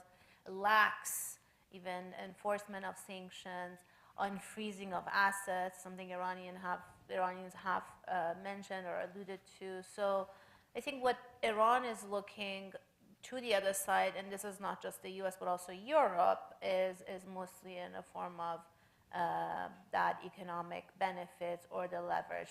The JCPOA promised long-term, more cooperation with the West, especially with Europe, which is something that sort of moderate camp in Iran promised in the form of investments, opening of trade, and bilateral relations with the Europeans. I think the hopes for that are not so high in Iran anymore, especially after the Trump pullout and everything. But still, the U.S. has, I think, immense leverage in the form of economic incentives that the Iranians have been either publicly or privately alluded to. Kelsey, we have another online question, which is, do you think the Iranians will choose ultimately to follow the bomb on the shelf approach, by which I assume means threshold capability, or the bomb in the basement approach? I'm going to hope I understand bomb in the basement perhaps to be... I'm guessing it means secretly building a bomb yeah. and actually having one, although it's not clear to me what the utility of having a secret bomb is, but anyway. Well, I think that there is some evidence to suggest that looking in some of the documents that Israel stole from Iran in 2018, the Atomic Archive as it's referred to, that Iran's plan for developing nuclear weapons prior to 2003 may have been to build a small number of nuclear devices, but not really draw attention to them or sort of publicly say that Iran had a deterrent unless it was necessary for a security perspective. So that might be kind of part of the question about, would Iran go down that route again? But I think in general, it would be very challenging for Iran to develop an entire parallel covert program to build nuclear weapons from start to finish without detection somewhere in the process. And I'm not thinking as much here of the IAEA's on the ground inspections. That certainly is important. But when you think of the surveillance and intelligence gathering that the United States, that Israel, that others do on Iran, we were able to detect their secret facilities in the past, and I think we would likely be able to do so again if they tried to go that complete kind of covert pathway. I mean, my biggest concern is that we'd see a combination of the overt and the covert if there was a decision to develop nuclear weapons. And what I mean by that is, Iran has this stockpile of near weapons-grade material, sitting at its declared facilities. If it moves that material and then tried to enrich it at, an illicit site, would we be able to follow that? Would we be able to take action against the facility if we were able to identify it?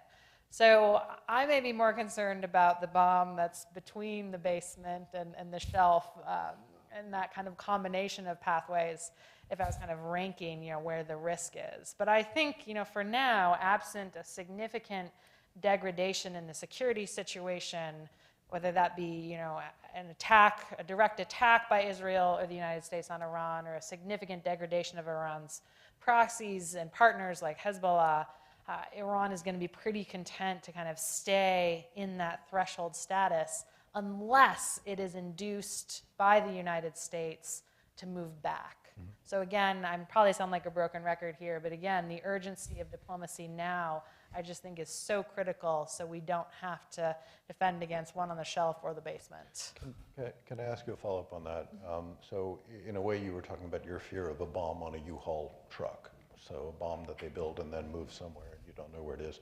Do you think the United States, Israel, the other intelligence agencies that track this, if you were to bet, would you bet they'd be able to detect that?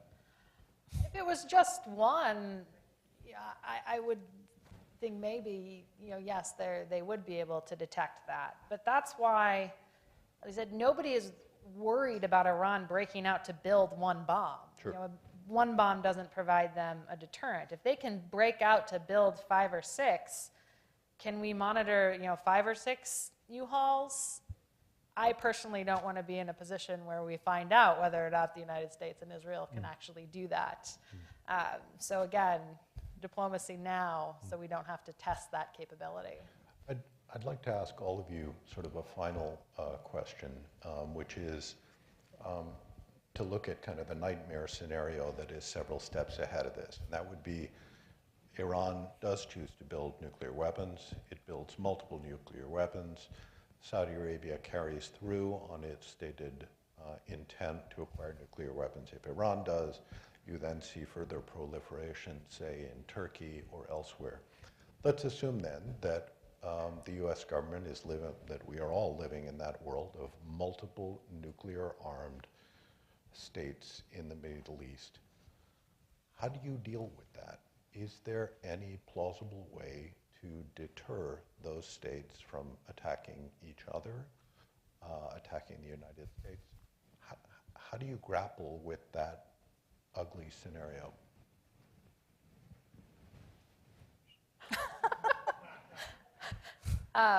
Okay, I can go first. I mean, don't want to envision that in part because it makes me feel like I will have failed in my job in non-proliferation policy if we get there, but that aside, I mean, again, I think there is a difference between a willingness to possess nuclear weapons and an intention to use them. And if we have, multiple, nuclear-armed states, I think they are going to be kind of focused on deterring each other. I imagine in that scenario, the United States will still have, significantly larger nuclear arsenal that could be utilized with partners and allies in the region that might be trying to respond to any sort of attempts at nuclear coercion, by Iran. But if we do end up in that scenario, it might also open the door for more creative regional solutions. And I think one thing that we have to keep in mind when we think about nuclear diplomacy with Iran is that it is not going to be a panacea for all of the problems that the United States has with Iran and all of the security dynamics within the region. And so we have to, as we think about nuclear diplomacy, be supporting the regional states in looking at their own types looking at their own security arrangements so that no state in the region ever gets to the point where it is going to think it needs nuclear weapons. So I know, diplomacy again, but again, so thinking about nuclear diplomacy accompanied by support for regional security diplomacy to prevent that reality, I think is crucial. Sharon, Nigar, would either of you like to contemplate that scenario? I commend Kelsey for her diplomatic response. I'll be less diplomatic. If you loved the Cold War, you're really going to love that proliferated world. It is a nightmare scenario for so many different reasons, and you have to ask the question, at what point does the U.S. simply throw up its hands, because with so many nuclear weapon states there, it gets very complicated. We were very almost coddled by simplicity, by the or very lucky in our ability to deter nuclear war between the U.S. and the Soviet Union and Russia now so far. So that is a world I don't want to contemplate or live in. So let's avoid it. Listen, Nigar, did you? The You're same good? thing. I mean, it really is a nightmare scenario. I don't want to envision it. I don't think we're there yet, and I don't think it would happen overnight. Like, a lot of things have to go wrong for the region to get there. But I just agree with Sharon and Kelsey. And as you said, it's a nightmare. And so let's hope we don't get there, and let's use diplomacy, which I agree with Kelsey. I'm glad you keep repeating it, is the only path forward and really the only meaningful way, especially in the case of Iran, where I focus on. It's been the only successful solution that was tried and succeeded temporarily once. Any other path has just not really brought any results. So let's try to focus and use diplomacy in whatever space that's left. Well, listen, thank you all very much for the panel, and that ends this session, and I think we're going to have a brief coffee break. So thank you all. Thank you.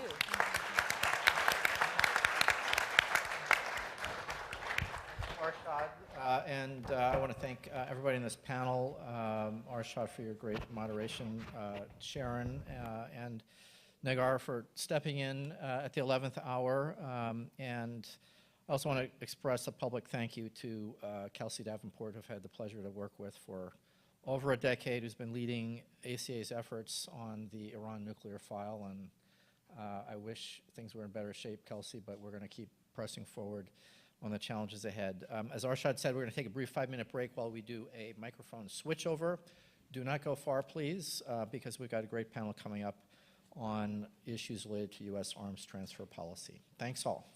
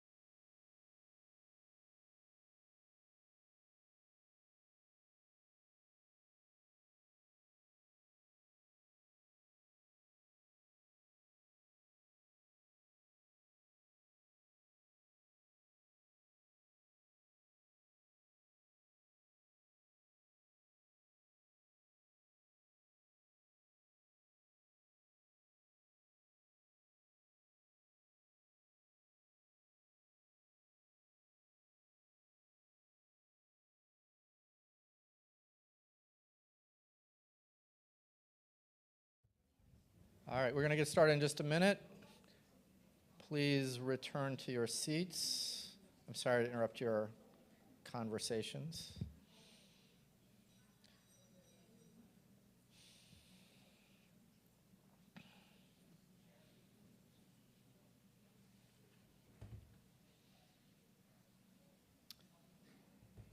All right, well, good afternoon once again.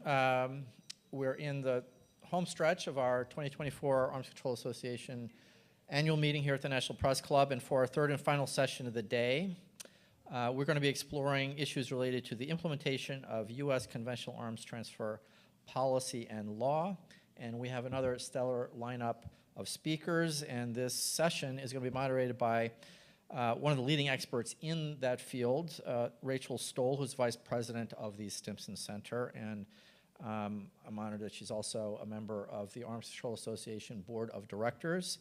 And like me and one other member of our distinguished panel, a former Scoville Fellow, program named after the former president of the Arms Control Association that's brought many good folks into the field. I would not be here if not for the Herbert Scoville Peace Fellowship Program. So with that, welcome panel, and over to you, Rachel. Thank you, Daryl. Good afternoon, everyone. Thank you for sticking with us to a panel that maybe seems a little bit outside what you've been speaking about today, but certainly dominates the headlines, and so I think is a very timely and relevant panel on achieving more effective implementation on U.S. arms transfer policy.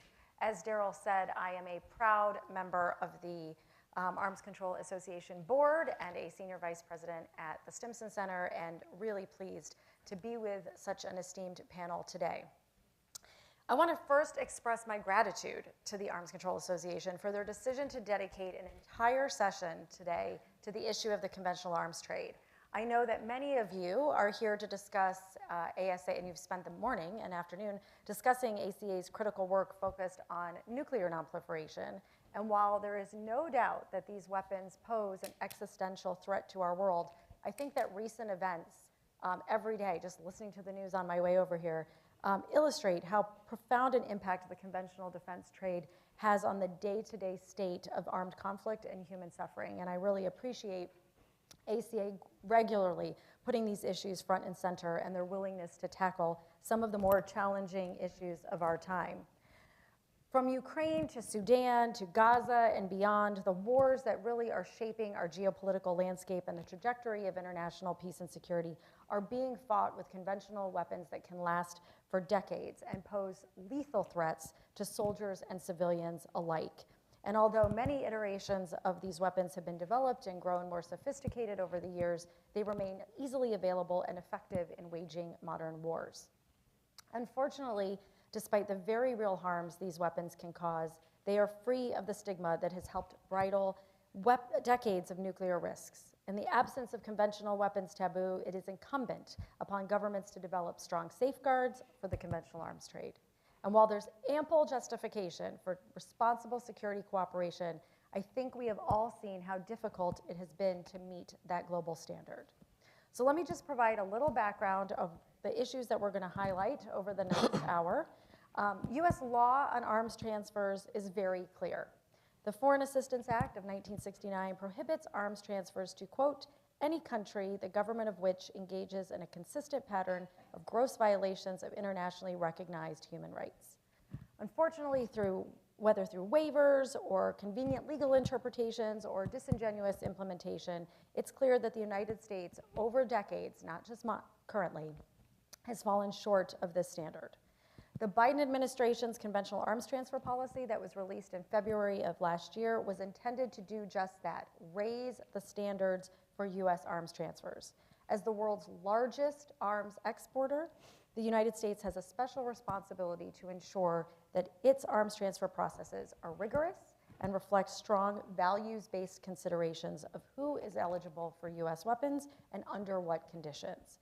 And I think that most of us would agree that there's much to be celebrated in the administration's new policy. And I'm sure our panelists are going to flesh out the details for us of what it all means. But it's clear that the CAT policy intends to raise human rights and due diligence standards and lower the burden of proof necessary to say no to a potential transfer.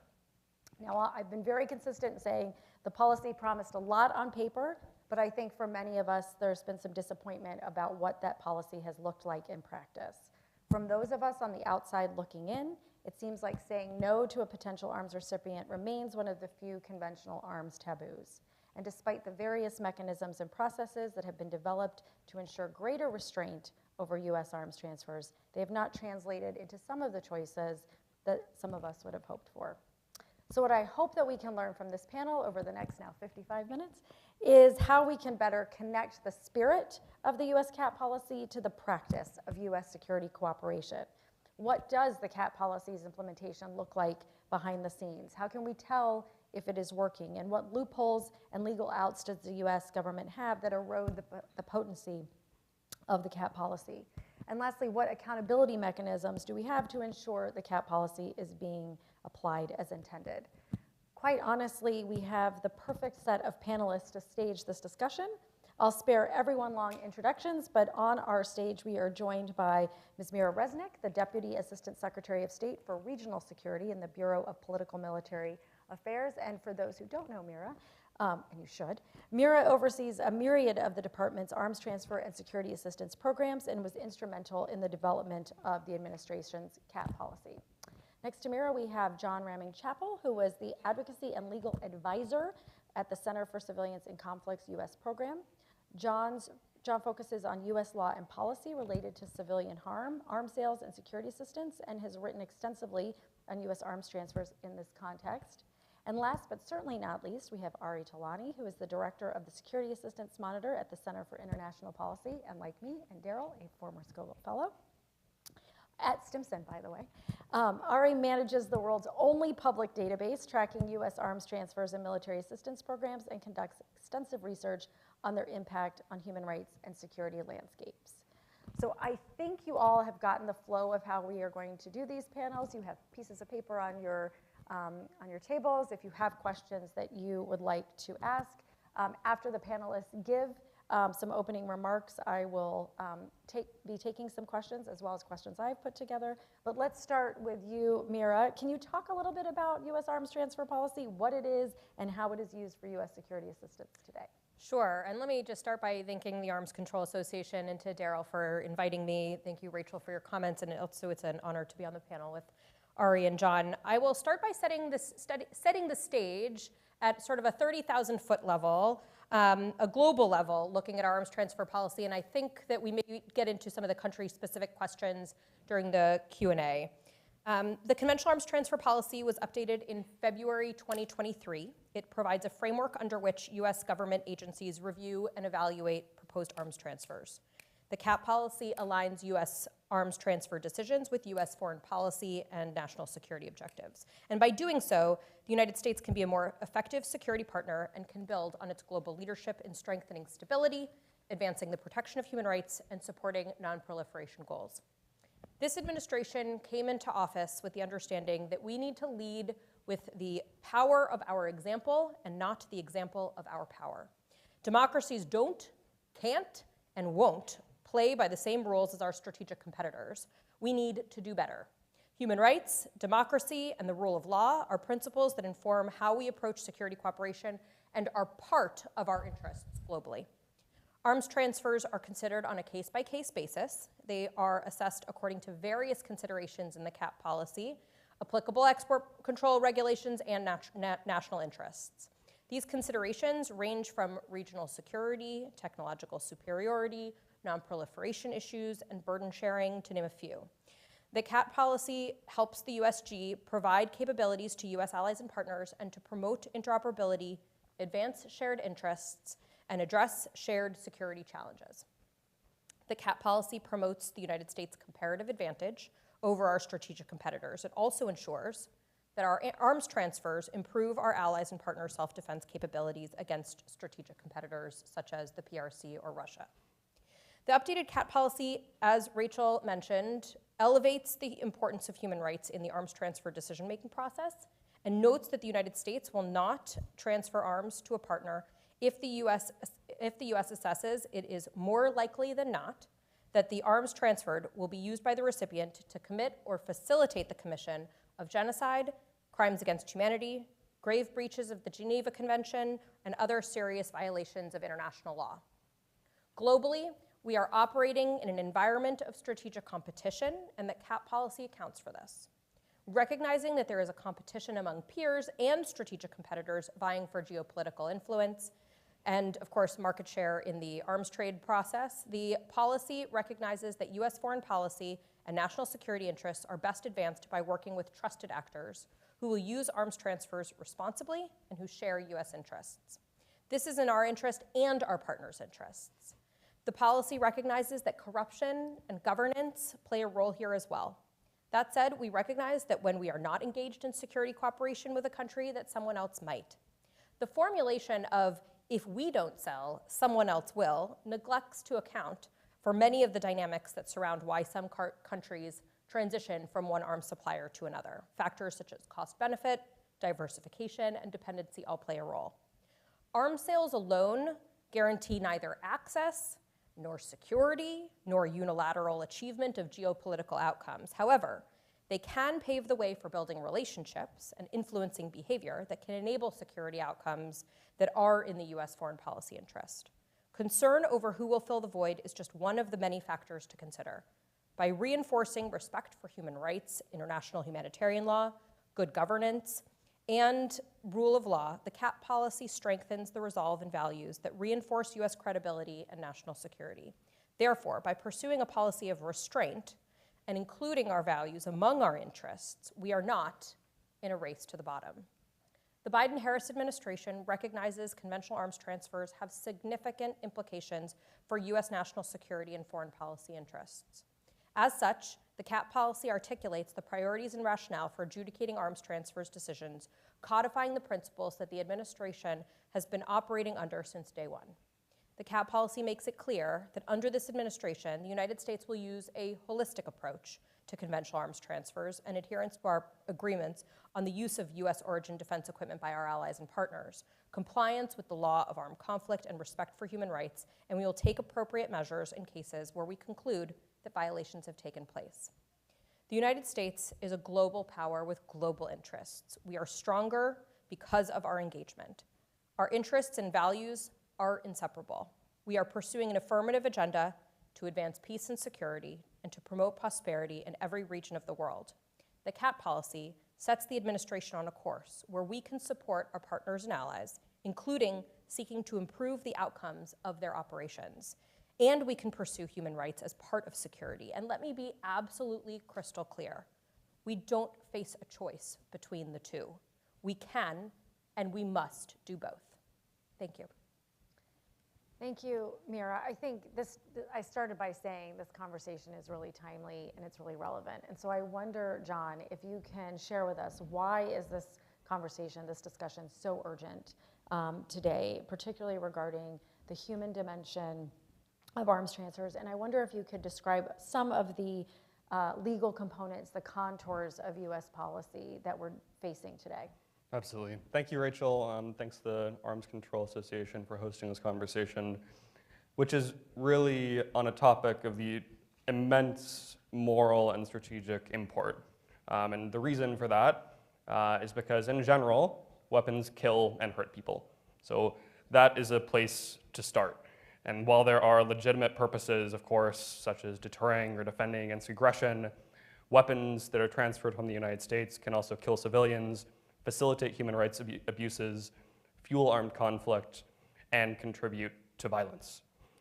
And the US exports more weapons than any other country, in fact, more weapons than the next 6 countries combined, according to the Stockholm International Peace Research Institute. And that comes with great responsibility, and it means that decisions made in Washington on arms transfers have massive significance, not just in the United States, but around the world. Now, unfortunately, we've seen in the past several months many instances in which weapons made in the United States, exported from the United States, have killed civilians in Gaza. Just this week, the Israeli military reportedly used an American GBU-39 bomb in an attack on a UN school in Gaza, killing 40 people, including 14 children. And this is just one of many instances.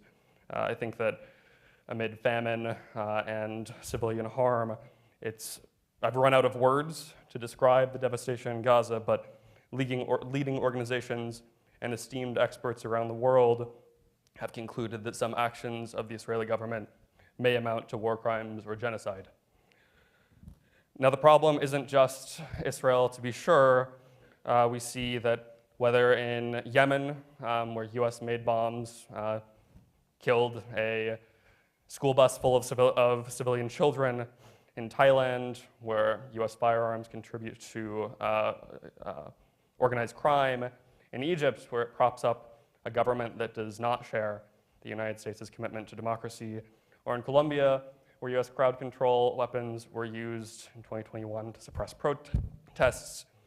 We see that this is a risky business, and that arms transfers can make the United States complicit in war crimes and other atrocities. The good news is that the American people, and I think especially young people, care. They care immensely, and they understand the gravity of these decisions.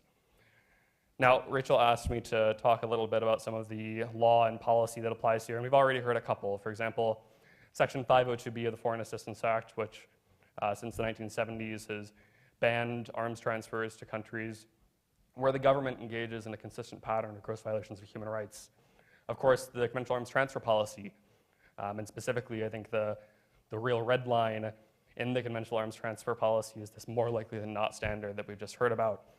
But there are other restrictions as well. For example, Section 620I of the Foreign Assistance Act, which prohibits military aid to countries that restrict the delivery of US humanitarian assistance, or a provision of the Arms Export Control Act that bans arms sales to countries that engage in a consistent pattern of harassment or intimidation of people in the United States. And now generally, law supersedes policy, and we've seen that the conventional arms transfer policy has also resulted in new frameworks, including the Civilian Harm Incident Response Guidance, which is a set of processes to track when US weapons are used to harm civilians, and also National Security Memorandum 20. The first report under this National Security Memorandum was released, or was sent to Congress rather, just last month, and it deals with countries that receive US-funded weapons and whether they facilitate humanitarian access, comply with international humanitarian law, and abide by civilian harm mitigation best practices. Unfortunately, and it is difficult to come to this conclusion, but it's hard for me to come to any other conclusion than this: the United States government has not applied its laws and policies in good faith when it comes to US arms transfers to Israel. Dozens of leading human rights and humanitarian organizations, former administration officials, and legislators agree. And that is why this is such an urgent topic. It's why we're here today. And the discussions that are happening in Washington and around the country today are going to have implications that ripple out for many years and in many places. So, thank you. Thanks, John. I think sort of Israel is top of mind, and we're hearing on the news on an hourly basis about the ways in which U.S. arms have been used. But you also mentioned in your remarks some of the other countries, transfers that have occurred across time that have been of concern. And I think one of the challenges with the U.S. arms trade is how, or the arms trade in general, is how opaque it is. It's really hard to shine light on a trade that does not act like any other trade of goods or services in the world. And so transparency is crucial when we talk about arms transfer. So I wonder if, Ari, you could talk about some of the transparency issues that we face, but also what that means for accountability. Why and what should the public know about U.S. arms transfers, policy, and how it sort of impacts the world around us? Thank you so much, Rachel, and thank you to the Arms Control Association for hosting all of us. I want to also start at kind of the 30,000-foot level, because I know we have a lot of experts in chemical weapons, weapons of mass destruction, and so I want to make the case of why the conventional weapons piece is such a key part of this overall arms control puzzle. So I would argue that globally we are seeing sort of a degradation of norms around weapons generally. whether that is fewer parties being willing to come to the table for nuclear arms negotiations, the rise of AI that allows the derogation of human responsibility from command and control lines, or the increased transfer of cluster munitions or anti-personnel landmines. I think it's really important to notice that these are disturbing trends, and they are worldwide, and they are not isolated to conventional or weapons of mass destruction alone, right? AI, the rise of long-range ballistic missiles, all of these implicate all of these portfolios, and consequently, it's important to talk about all of them together. And so I'll note that transparency is a really key part of any strong security sector governance. The CAP policy recognizes this. It notes that transparency is one of the key factors to counter corruption, improve end-use monitoring, reduce civilian harm. And as John has pointed out, because the United States is the world's largest arms dealer, we are responsible for about 70% of the global trade in conventional weapons. What we do in setting a standard and leading as an example, as Deputy Assistant Secretary Resnick said, is really important. So I spend all day going through various spreadsheets of arms sales data, and so I apologize if some of this is a little too wonky, but I'll just share a couple of issues that I see when we're trying to figure out what is going where. So the first is that we're really reliant on the congressional notification system. So when a sale of over a certain threshold is notified, it's slightly different for different partners, this has to be notified to Congress. However, that's only true of sales that are over a certain threshold, which means that we miss a big picture of sales, particularly of direct commercial sales or sales from US commercial firms. We just miss a big picture of that, right? And so it can be very hard to track and analyze. The other thing that I will discuss is the export of small arms and light weapons, which I know a lot of folks here track. Because those are governed under the Commerce Control List rather than the United States Munitions List, it can be a little trickier for us to get transparency about what is being transported where.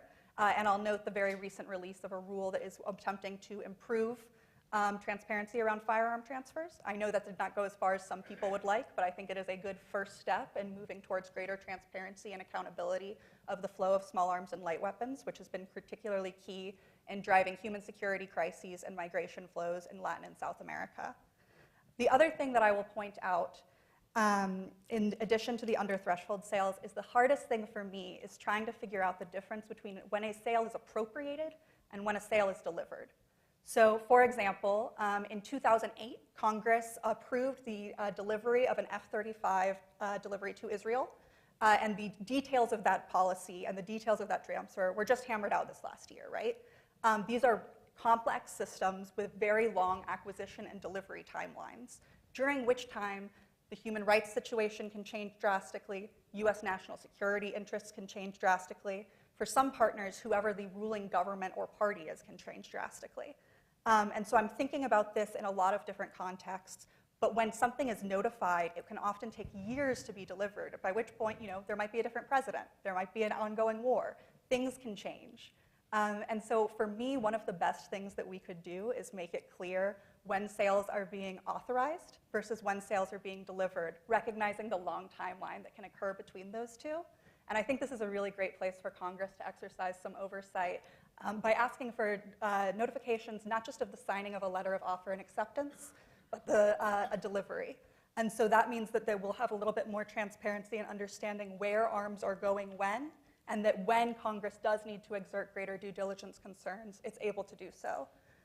So one of the things that's been really on my brain lately, so in 1997, some of you may remember the Kargil War, which was the only time two nuclear-armed powers have fought one another. So India and Pakistan exchanged fire in what President Bill Clinton called the most dangerous triangle on Earth, that border of India, Pakistan, and China, 3 nuclear-armed states. The United States has historically supported Pakistan through a robust security assistance cooperation relationship. We are now moving more towards support of India, including the recently notified sale of $4 billion of munitions, including Predator drones. We know that those sales are going to take a long time to deliver, during which the situation on the subcontinent with regards to nuclear risk or other concerns could evolve. So one of the things I would like to see from both Congress and civil society is a greater understanding of when funds are appropriated, authorized, and delivered, so we have a better sense of what US defense articles and services are being transmitted, where, and to whom. So those are my kind of big recommendations, and I'm happy to dig more into any of those as necessary in questions. Thanks, Ari. We got a great question from Ed Levine. And it's going to replace the question I told you all I was going to ask you. It's the first question. I'm going to still come back to that, don't worry. But as sort of the first question, because I think each of you touched on the fact that there is policy and there is practice. And sometimes the policy seems to be more effective in the practice than others. And so let's assume that the overarching policy can have significant impact on routine actions while failing to influence the most difficult cases. What effects has the new policy had in practice on the cases that don't make the headlines? We've talked a lot about sort of the ones that are sort of at the top of mind, but there's lots of arms sales. When you talk about 70% of the global arms trade, there are lots of arms sales that do not make headlines and that are pretty routine. I'll open it to all of you, but maybe I'll start with you, Mira. Sure. So I think that you are unfortunately not going to see headlines on the policy of restraint. Because those deals that don't happen are not going to be broadcast. So you are not going to see when we say no based on the conventional arms transfer policy. But what I can say is that the conventional arms transfer policy has resulted in cases where we have either said no or where we have made it contingent on other steps. We have various considerations that go into our arms transfer process, none of which are, frankly, legal criteria. We deal with the legal criteria elsewhere. All of these considerations have equal priority. I think we might have done it in alphabetical order. But I can say also that there were accusations last year that the conventional arms transfer policy was going to prevent us from selling to everyone, that we were going to lose market share to the PRC or to Russia or even to friendly competitors. And we have the data now that it has affected the quality of sales, but not the volume of sales. And in the last year, foreign military sales have gone up 55%. We attribute that to concerns about a resurgent Russia. We attribute that to coercion and gray zone activities in the Indo-Pacific, and of course also to backfilling stocks of those partners who have generously donated to Ukraine. I don't know. John and Ari, if you want to add anything. Yeah, sure. Saying no has to be part of a policy of restraint. If you don't say no, then it's not a policy of restraint. And it's very difficult for me, I think for anyone outside of government, to assess the success or failure of the CAT policy without knowing what impacts it makes on individual sales across the board. I think that this hypothesis that's presented in the question, or at least alluded to in the question, is likely true. I think that it is likely that where for high-profile decisions we see political level choices that override the everyday implementation of policy, I would like to believe that the conventional arms transfer policy is having an impact on a day-to-day basis for transfers that are happening below the radar. I have nothing that I can point to indicate that is true, and an untestable hypothesis is difficult to confirm. So, I wrote a law review article about human rights and the conventional arms transfer policies going back to the Carter administration. I don't think there's ever been a great celebration of success for the conventional arms transfer policy. In each case, the emphasis has been on the sales that proceed despite seeming to be inconsistent with either the principles or the red lines that exist in the conventional arms transfer policy. And in the Biden administration's policy, there's really one red line. There's a list of objectives, I believe is how it's framed, a list of, as you indicated, equally weighted criteria, And there's the one red line, the more likely than not standard, saying that the U.S. isn't going to export weapons when it's more likely than not those weapons are going to be used to facilitate, aggravate the risk of, or be used in certain atrocity crimes, essentially, including genocide, crimes against humanity, what we would colloquially call war crimes. It's difficult when the most high-profile instances of U.S. arms transfers appear to violate those principles and appear to violate the test that's put forward in the conventional arms transfer policy. So this is a very important question. It's one that I would like to have an answer to, and I think that speaks to the importance of transparency, which I think is a good time to turn it over to my co-panelist, Ari. Yeah, so as John said, there's a lot of data that I, from my perch in civil society, am just not going to have access to. We hear it's impacted arms transfer decisions. Again, when we only see what's publicly reported, it can be sort of hard to judge or determine what analytical considerations go into that. That being said, this was not directly related to the CAP policy, but I think it's very much in the spirit of transparency and security sector governance that was outlined in the CAP policy, and which I know the department was operating under before its formal release. Which is the reporting around the Ukraine and the transparency on those arms transfers has been really phenomenal. You can right now go on the US Department of State website or the DoD-IG website, and you can pull up exactly what has been transferred. You can pull up munition types. You can pull up under what specific authority things have been transferred. Was this under a presidential drawdown authority that was for an emergency contingency? Was this something that we authorized our NATO partners to provide to Ukraine? And when you're able to get into that level of granularity, it's much easier for open source and civil society groups to do end-use monitoring to track unauthorized diversion or use in war crimes. All of this is a lot easier. And so I want to be clear that there is a difference between what is required under law, statutorily, and being proactively transparent as a matter of policy. And I think when it has come to the level of assistance to Ukraine, both in terms of messaging and deterrence, and being cognizant of the considerable risks of escalation that are at play there, the Biden administration has really walked a really fine line and done a very good job there. As a researcher, I would like to see that same level of policy clarity applied to other contexts, right? I would love it if I could get on and see those same types of things I can see for Ukraine, types of authority, types of munition, funds expended. I would love to be able to see that for other key US security partners, particularly those that are in that NATO plus group, where we have a little bit less transparency because they are close security partners. So that's partners like Poland and NATO, Japan and Korea in the Indo-Pacific, and Israel in the Middle East. So I think just sort of asking to apply those same standards equally as part of the importance of upholding the rule of law and making sure that we have international law, not for thee and not for me, but rather for all of our partners, is really critical. I'll stop there, I think. Maybe I can respond on the transparency issues. Just because this is something that we are constantly trying to get right. So appreciate the feedback. So a couple of things on transparency. We provide probably over and above the information we are required to in each of these contexts.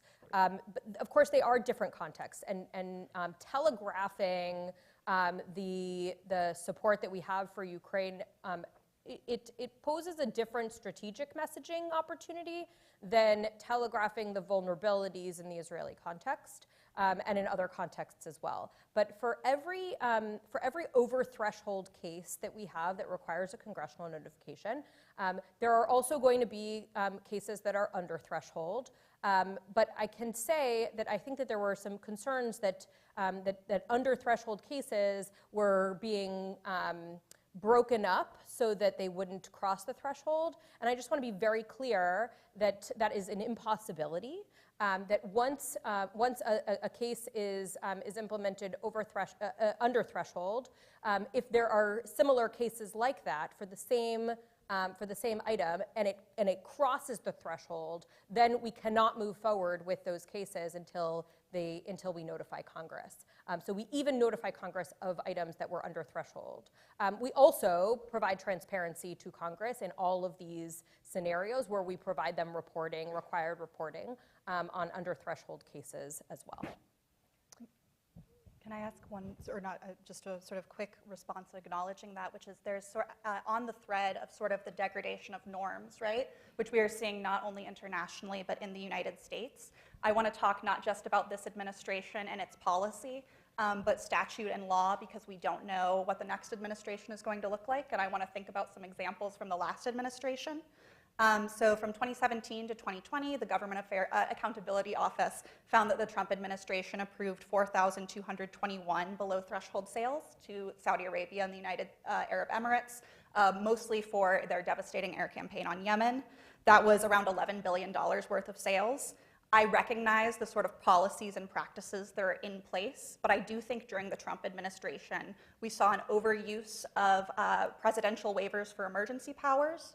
We saw dodging some of the informal notification processes. And so I just want to remind everybody that when we are reliant on norms, we are reliant on the good faith participation of practitioners in government.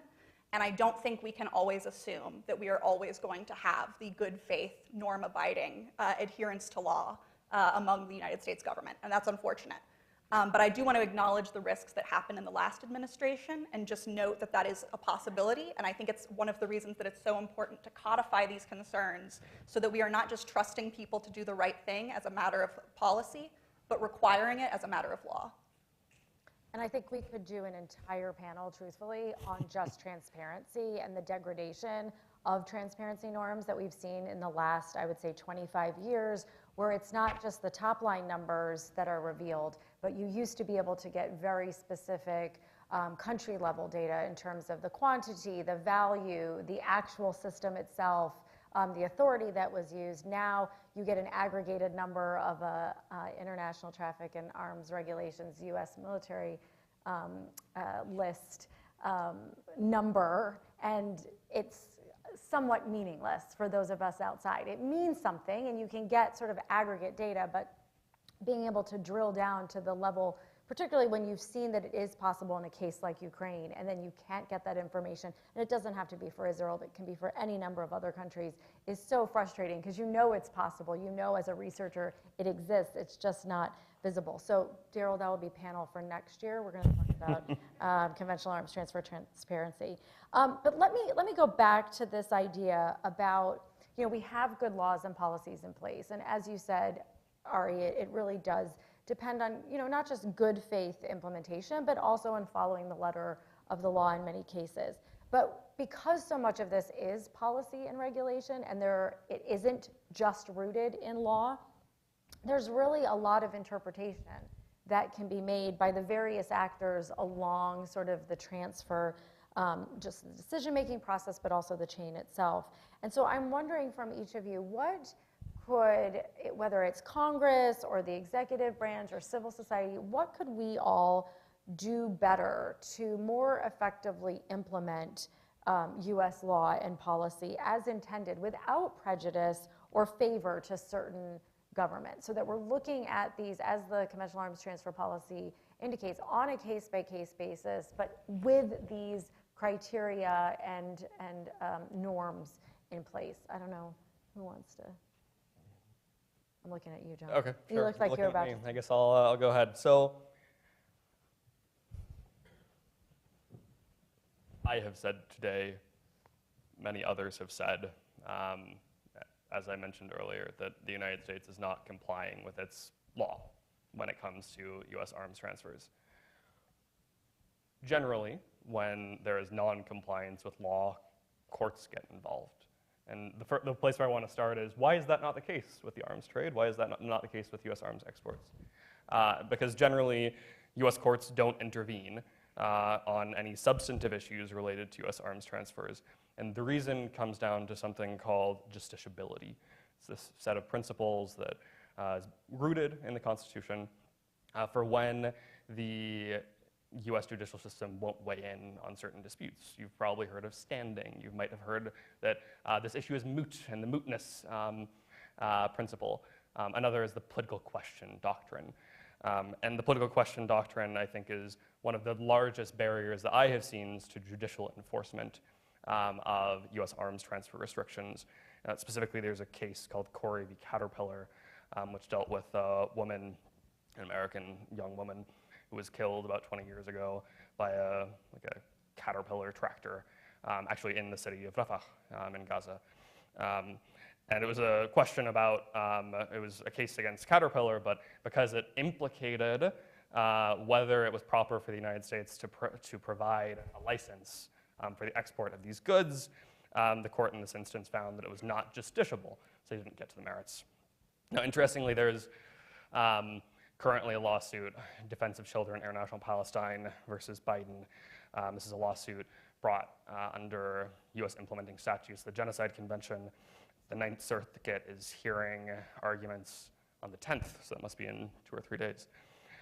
That's discussing these exact issues. But if courts aren't going to intervene, and we have at least alleged that the executive branch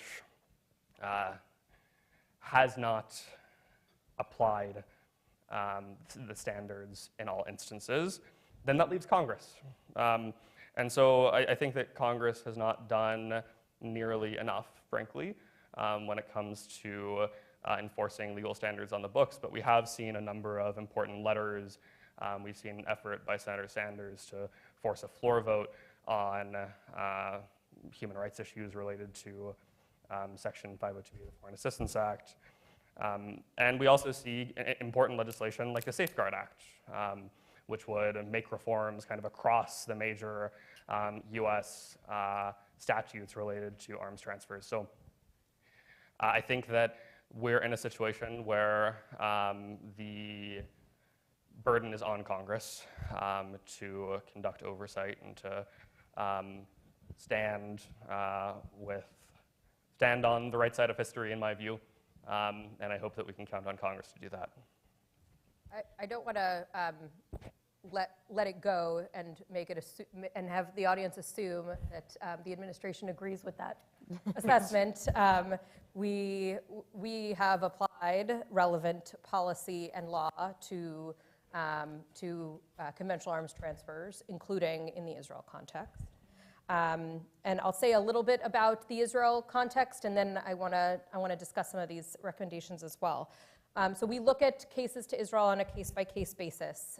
Israel is obviously in a very difficult situation. There are many challenges in Gaza. They are fighting a war with Hamas, which is a terrorist organization. It seeks the annihilation of Israel. And we continue to push a ceasefire agreement, which would result in the release of hostages. There are also many threats that Israel faces beyond Gaza and beyond Hamas, and we believe that there is value in deterrence in preventing escalation to an all-out regional war. I'm not the first administration official to acknowledge that there have been too many civilians that have died in this conflict, and we continue to look closely at transfers to Israel. We want Israel to be able to learn the lessons that we learned in the context of Iraq and Afghanistan about the use of munitions, and that is why you saw President Biden pause the delivery of 2,000-pound bombs a couple of weeks ago. We have consistently said that it matters how the Israelis conduct these operations consistent with international law. I will also say that Israel faces an unprecedented burden because Hamas exploits the use of hospitals and schools, and because of the information operations that exists in this conflict. And John mentioned a specific incident where now the civilian casualty rate has actually gone down since the initial reporting. So the information operations in this context is extremely challenging. That does not change Israel's responsibility to do all that it can to protect civilians. At the same time, Israel has a right to self-defense, and we share the goal of defeating Hamas and preventing another October 7th from happening there, and to make sure that our military can learn the same lessons that the world is learning, to make sure that when our adversaries can take the lessons that Hamas is learning now and apply them in future contexts, that we can do better. And in the context of doing better, that we introduced the civilian harm incident response guidance that John mentioned, and I think this is something that we can improve upon. This was in response to the GAO audit after a congressional requirement in the NDAA. I see some authors here. And this basically said that the State Department and DoD did not have the right guidance in the Yemen context on what happens when civilian harm results from the use of US origin equipment. We were charged with creating a process, and we realized that that process was not going to be sufficient if we just dealt with the Saudi and the Yemen context, and we globalized it. And now we have a chance to learn lessons from the use of US origin equipment that results in civilian harm. And I will say that the civilian harm threshold is much lower than the threshold in the CAP policy, the threshold in Leahy. This civilian harm is a fairly low threshold, and we made it low so that we can encompass all of these lessons learned and make sure that our partners can be better and that we can be better when it comes to the use of US origin equipment. Thanks. I do want to follow up on that, but Ari, I think you were going to. Yeah, I can share just sort of 3 quick recommendations. You know, we asked sort of about the executive, Congress, and civil society, and I think that's a good way to think about it with some of the sort of folks we have in the room. So from the executive perspective, I think as Deputy Assistant Secretary Resnick alluded to, we have seen some sales be held up, slow-walked, or delayed. And I think the making arms transfers conditioned on improvements on international humanitarian and international human rights law is really key.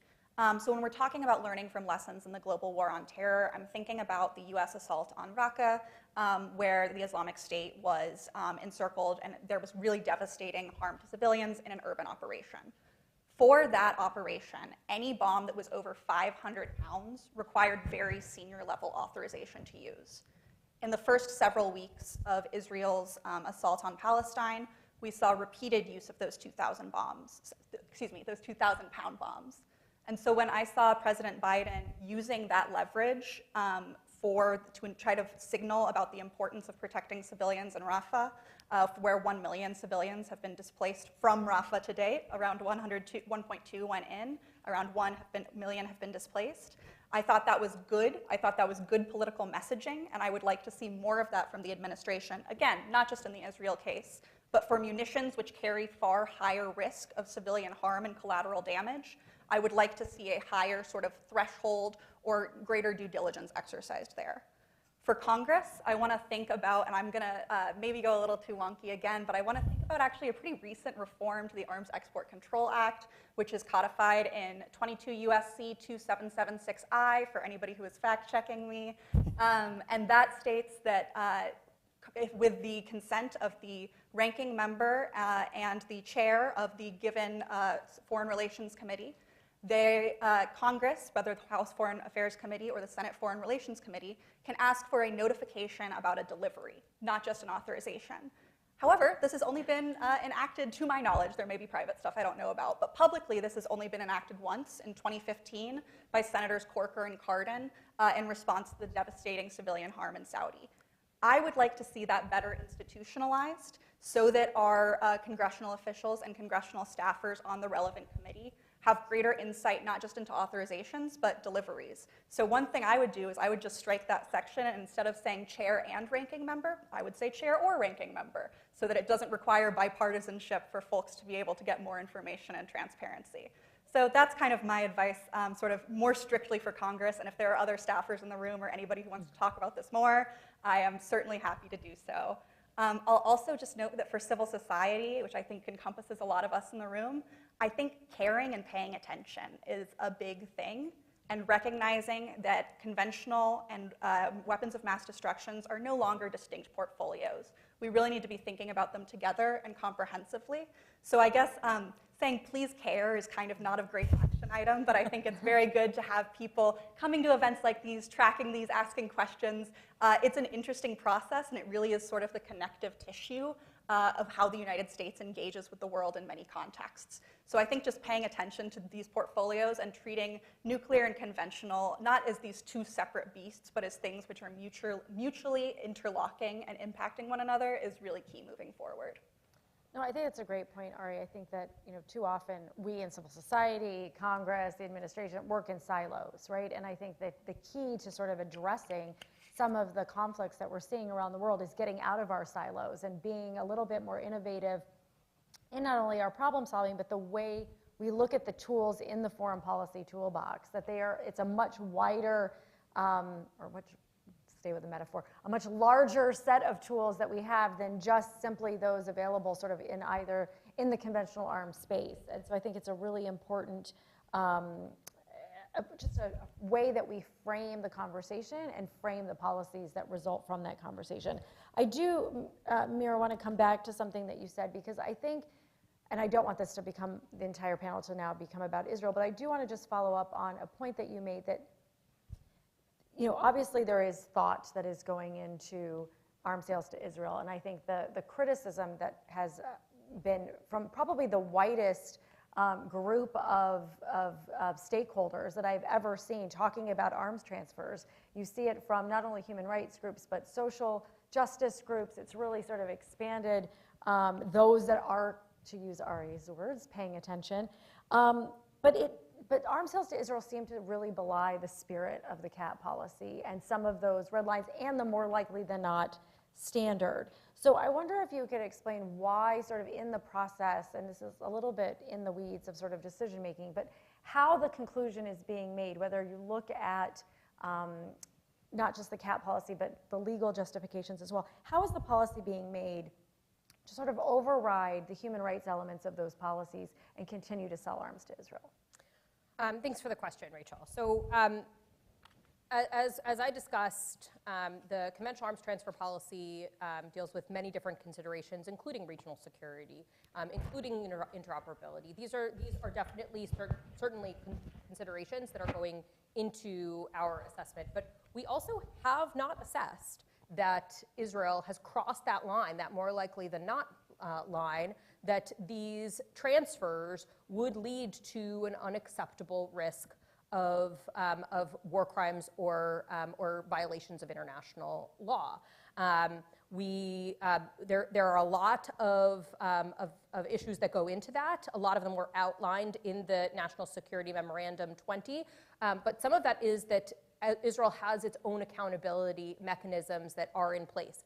If this were a perfect world, we would have all of the perfect information about each one of these incidents at our fingertips. But this is a war, and it is not a perfect world, and we do not have all of the information at all times. And so we have to go based on our assessments and the contribution that these transfers make to regional security, both now and in the long term, which is mainly when these items will be delivered. Right, there is that, I mean, there is the political decision that is made, and then there's the actual mechanics of the arms trade, and that line is quite long. I wonder, John, you mentioned, and actually all of you have mentioned, the civilian harm incident response guidance. And this is, we've talked about sort of over the last 20 years, there's been a degradation of norms and of transparency, but there's also been some really bright spots in the attempt, at least on paper, to codify and recognize different aspects of policy and how they can be strengthened. So I wonder if you could talk a little bit about the significance of the CHURG, as it's called, as well as, which is the worst acronym, but it's kind of fun to say still. To talk about the CHURG a little bit in its application, but also its significance and what this means for norms and standards. Sure, thank you. I'm going to call it the guidance instead of the CHURG. So as Deputy Assistant Secretary Resnick has indicated, the guidance originated in Congress, really. It originated with a realization that more information was needed about how the US government was assessing and tracking when US origin weapons were being used by the Saudi and Emirati governments to kill civilians, and in some instances, according to groups like Human Rights Watch, commit war crimes. end-use monitoring, something that you might have heard of before. It's a legal mandate established in the Arms Export Control Act. It does not require monitoring how weapons are used in the sense of whether they're used to harm civilians. And so in that sense, the guidance has started to fill a very important gap. But what I can say about it is still limited because there's very little public information about it. There's some Washington Post reporting from September that it's been mentioned in various spokespeople briefings, especially in the context of Israel. But there's a lot that I can't tell you about the guidance, including how, if at all, has it changed outcomes. Knowledge of how US weapons are being used is very important. It can inform better decision making. I'm unfortunately again in a situation where I cannot tell you anything about how and whether the guidance has resulted in better outcomes for civilians on the ground. So I think it's a positive step. I think that a better step would be to enact the provisions of the Safeguard Act that deal with tracking international humanitarian law and human rights law violations, because that fits into the framework already in US law, in the Arms Export Control Act, requires greater transparency, has Congress in the loop. But yes, it's a positive step in the right direction, and one that I would love to have more information about when it comes to implementation.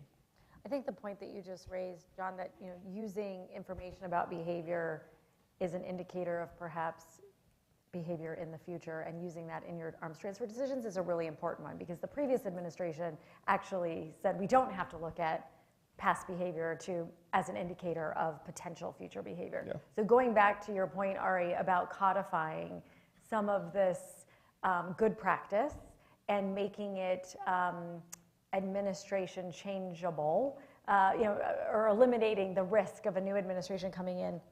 I wonder if you could talk about sort of what are the ways in which we institutionalize or improve on transparency in order to be able to make not only good decisions, but also to be able to have the appropriate oversight, and then to hold our policymakers accountable for the decisions that are made. Certainly. And so I want to turn to a thread that John raised here, which is end-use monitoring, or what happens to a munition after we sell it. And Deputy Assistant Secretary Resnick also alluded to some of the issues that we have in the U.S. End-use monitoring regime. This is very much from an arms export Cold War system, where we were exporting largely to partners who were not involved in active hostilities, right?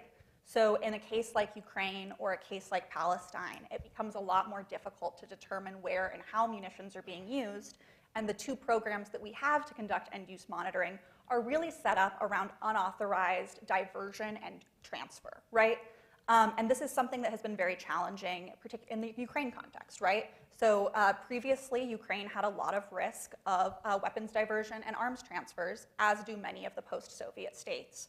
And so there was a real cognizance from the Biden administration that end-use monitoring needed to be strengthened in this context, because we don't have great reporting for what's going on in an active conflict zone. We can't send a security cooperation officer into an active front line to figure out if a US munition is being used to facilitate a war crime, right?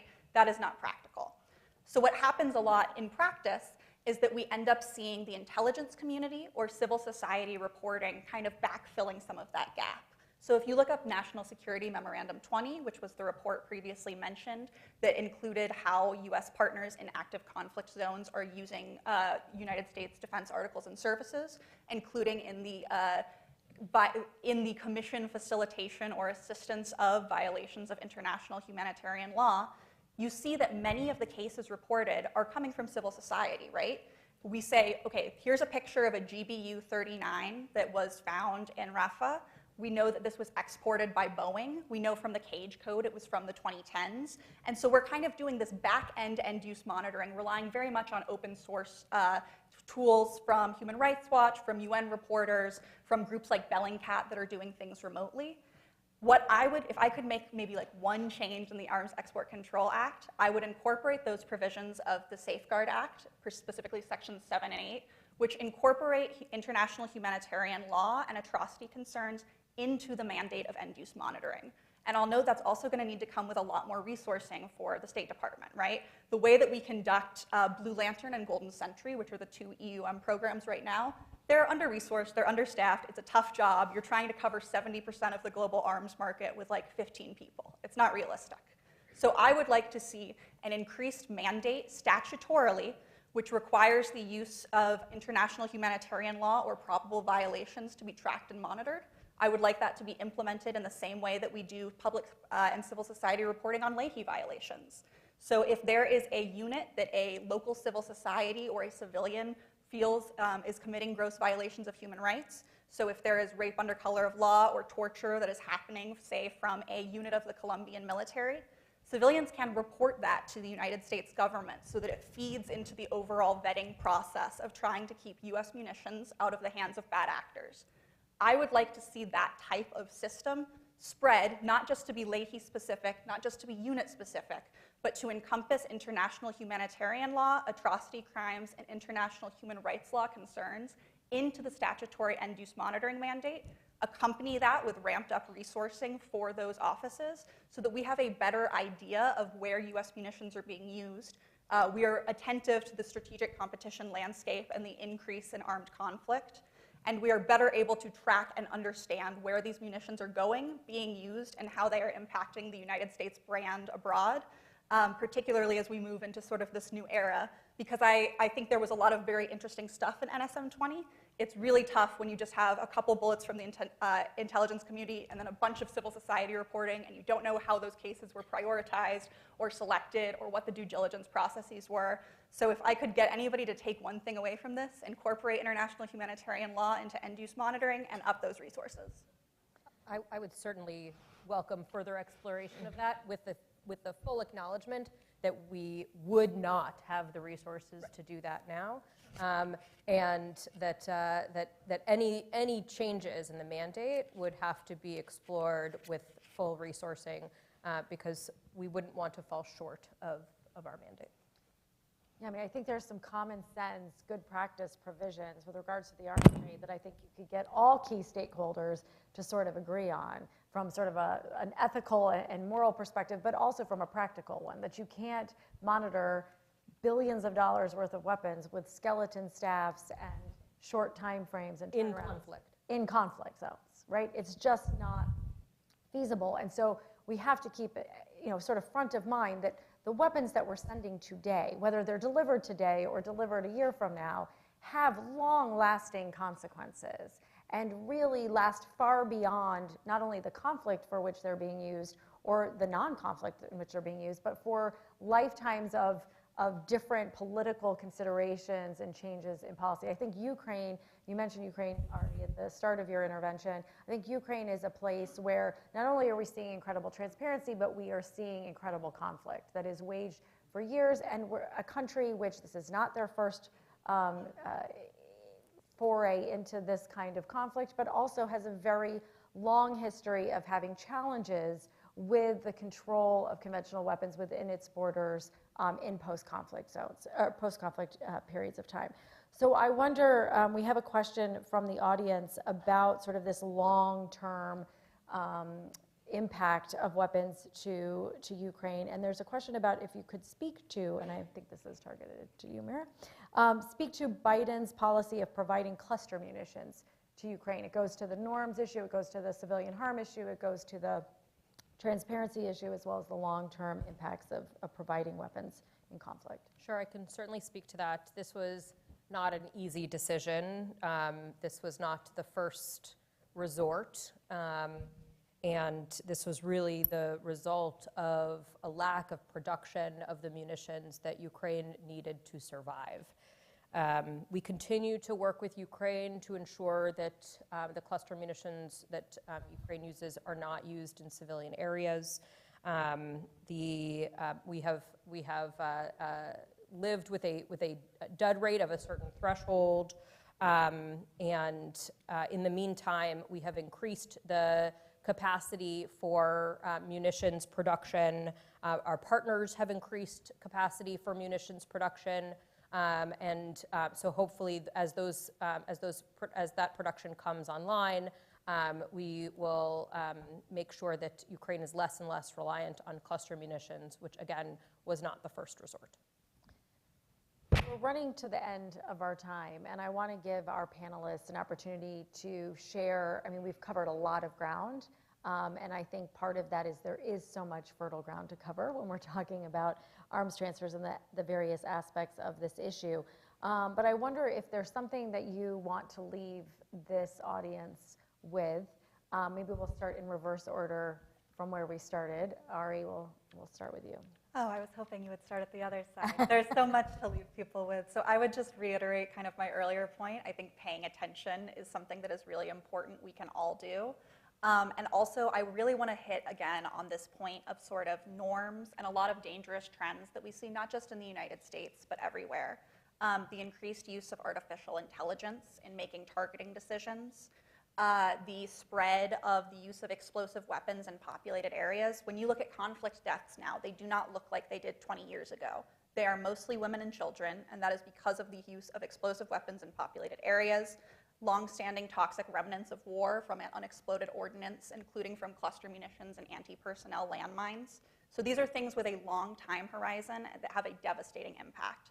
You know, all you have to do is look at Cambodia or Burkina Faso to see the long-standing impact of these sorts of munitions and what they can really do to sort of a society.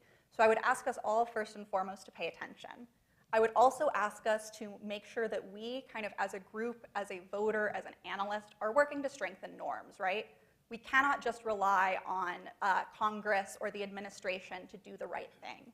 I would like to see good practice institutionalized as a matter of law, so that it's enforceable and justiciable rather than as a matter of policy that we can all kind of debate out. And so I would really like to see Congress exercise just a little bit more oversight and opportunity to get involved. I know there's a lot that happens in the House Foreign Affairs Committee and the Senate Foreign Relations Committee that I am not privy to. I know Deputy Assistant Secretary Resnick was a staffer on HVAC who was doing a lot of that sort of behind the scenes oversight and coordination. And so I would just ask that for more of that from Congress, including for looking for opportunities and must-pass legislation like authorizations or the National Defense Authorization Act to exert more requests for transparency and accountability so it is clear where United States defense articles and services are going, how they are being used, and by whom they are being used. Thanks, Ari. John? There are so many ways that I could wrap this up, and a million pages of things that I could recite, and many laws that I could talk about. But I want to bring it back to where I started, which is the morality of this and the ethics. And the word complicity has been on my mind a lot. When weapons made in the United States wipe out families, kill children, it makes us complicit. It makes the United States complicit. It makes individuals complicit. And I don't think that we can understate the importance of those decisions because of that. And thank you for giving this space for this conversation. It's a very important one. And I want to leave you with that moral and ethical point.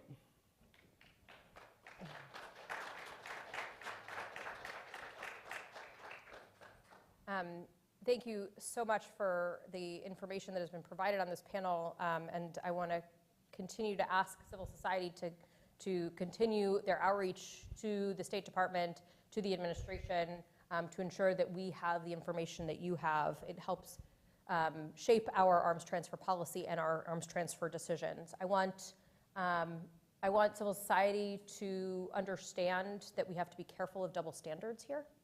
And that particularly in the Israel case, we are always looking to make sure that we are not holding Israel to a higher or a lower standard than we would our other partners.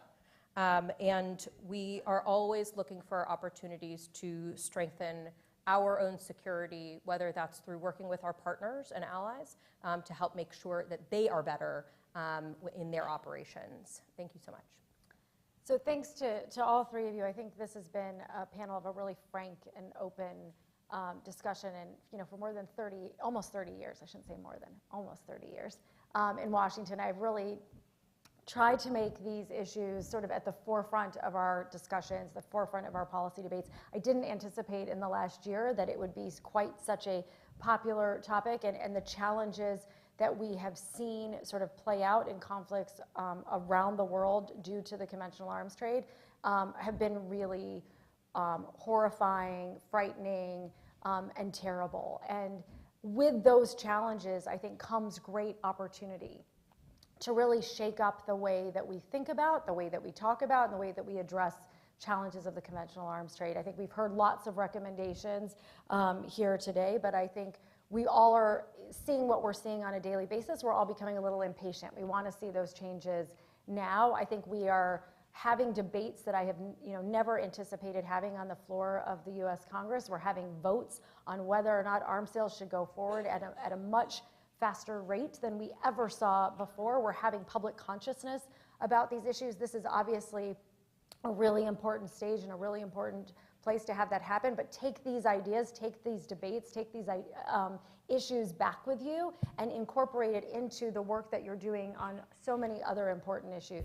I think we've demonstrated, I think, on this panel, the interconnectedness of the arms trade to what we see in the world around us, and there are so many incremental steps we can take in the meantime until we see that sort of sea change that I think many of us are eager to see sooner than later. So thank you to all three of you. Thank you to all of you for sticking with us this afternoon, and I will turn it back over to Daryl.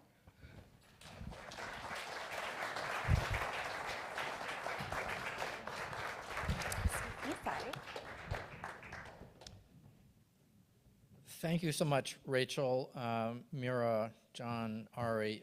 That was a tremendously rich and deep and difficult topic that I agree demands our attention because of the terrible things that are happening in conflicts around the world, especially in the Middle East. I just want to say about this topic of conventional arms transfers, I would just draw your attention to a couple of the statements that the Arms Control Association has issued in the last year on some of these issues. We don't just deal with nuclear weapons, we don't just deal with chemical weapons, but we've been paying attention to cluster munition policy, landmine policy, conventional arms transfer policy. We issued a statement in May 10th, quite critical of the administration's National Security Member 20 on Israel. We've been very critical of the administration's decision to transfer cluster munitions to Ukraine, and of course Russia's use of cluster munitions in its war of aggression against Ukraine. And as Tom Countryman said, we need to praise this administration or any administration when they're doing important, helpful, forward-looking things, and we also need to be fair and critical when they're not. So I just want to draw your attention to that, but I did want to thank the panel again. I think that reminded us, at least me, of how much I don't know about conventional arms transfer policy. That was, I think, just a fantastic discussion. So to close out today's event, I want to say a few words of thanks to those who made this possible. A number of you have come up to me and said, Daryl, this must have been a difficult, time-consuming meeting to try to organize. Yes and no, but that's because I've got a fabulous team at ACA that's now quite expert about pulling together these meetings each year and to make them run smoothly. They're passionate about their work, they're a joy to work with, and I want to give all of them a round of applause, the Arms Control Association team. And I want to give a particular shout out to our dedicated COO, Kathy Crandall Robinson, our Director of Communications and Operations, Tony Fleming, who our Program and Operations Assistant, Libby Flatoff, and to Alan Harris, our stellar Production and Design Editor, who along with our Chief Editor, hold your applause for a moment. I didn't time the applause lines right. Along with our Chief Editor, Carol Giacomo of Arms Control Today, are responsible for making Arms Control Today not only excellent in terms of content, but it also looks pretty darn good. So thanks to all of them.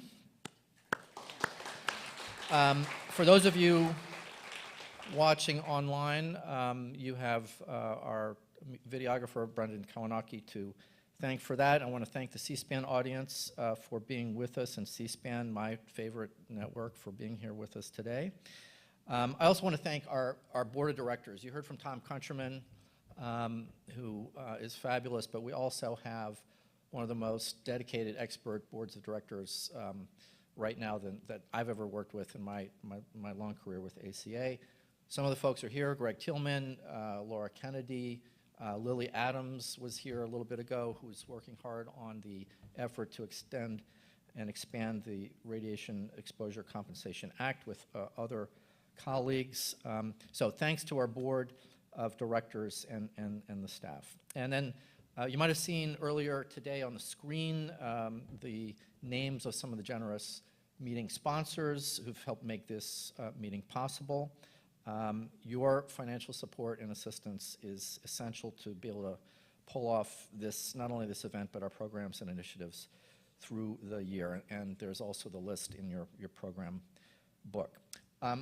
Also, I want to thank some of the essential grant-making foundations in the peace and security field who generously and loyally provide their financial support that's needed for us and others in the peace and security field, especially the nuclear arms control disarmament field, to sustain their work. And this includes our friends at the Prospect Hill Foundation, the Plowshares Fund, the Carnegie Corporation of New York, the Rockefeller Brothers Fund, and also the John D. and Catherine T. MacArthur Foundation, which has for many, many years been a major supporter not only of the Arms Control Association, but the entire field in risk reduction and nuclear policy and disarmament.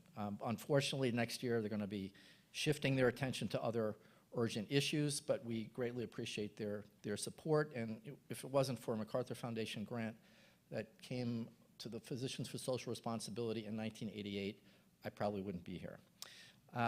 So, nevertheless, despite the ongoing effort to try to keep the engines running, to find the resources to keep our work going, we must persist, because the issues that we're facing, as you heard today, are tremendous, and we must go on. Because, as Secretary General Guterres said, we've heard this a couple times now, the world is on a knife's edge.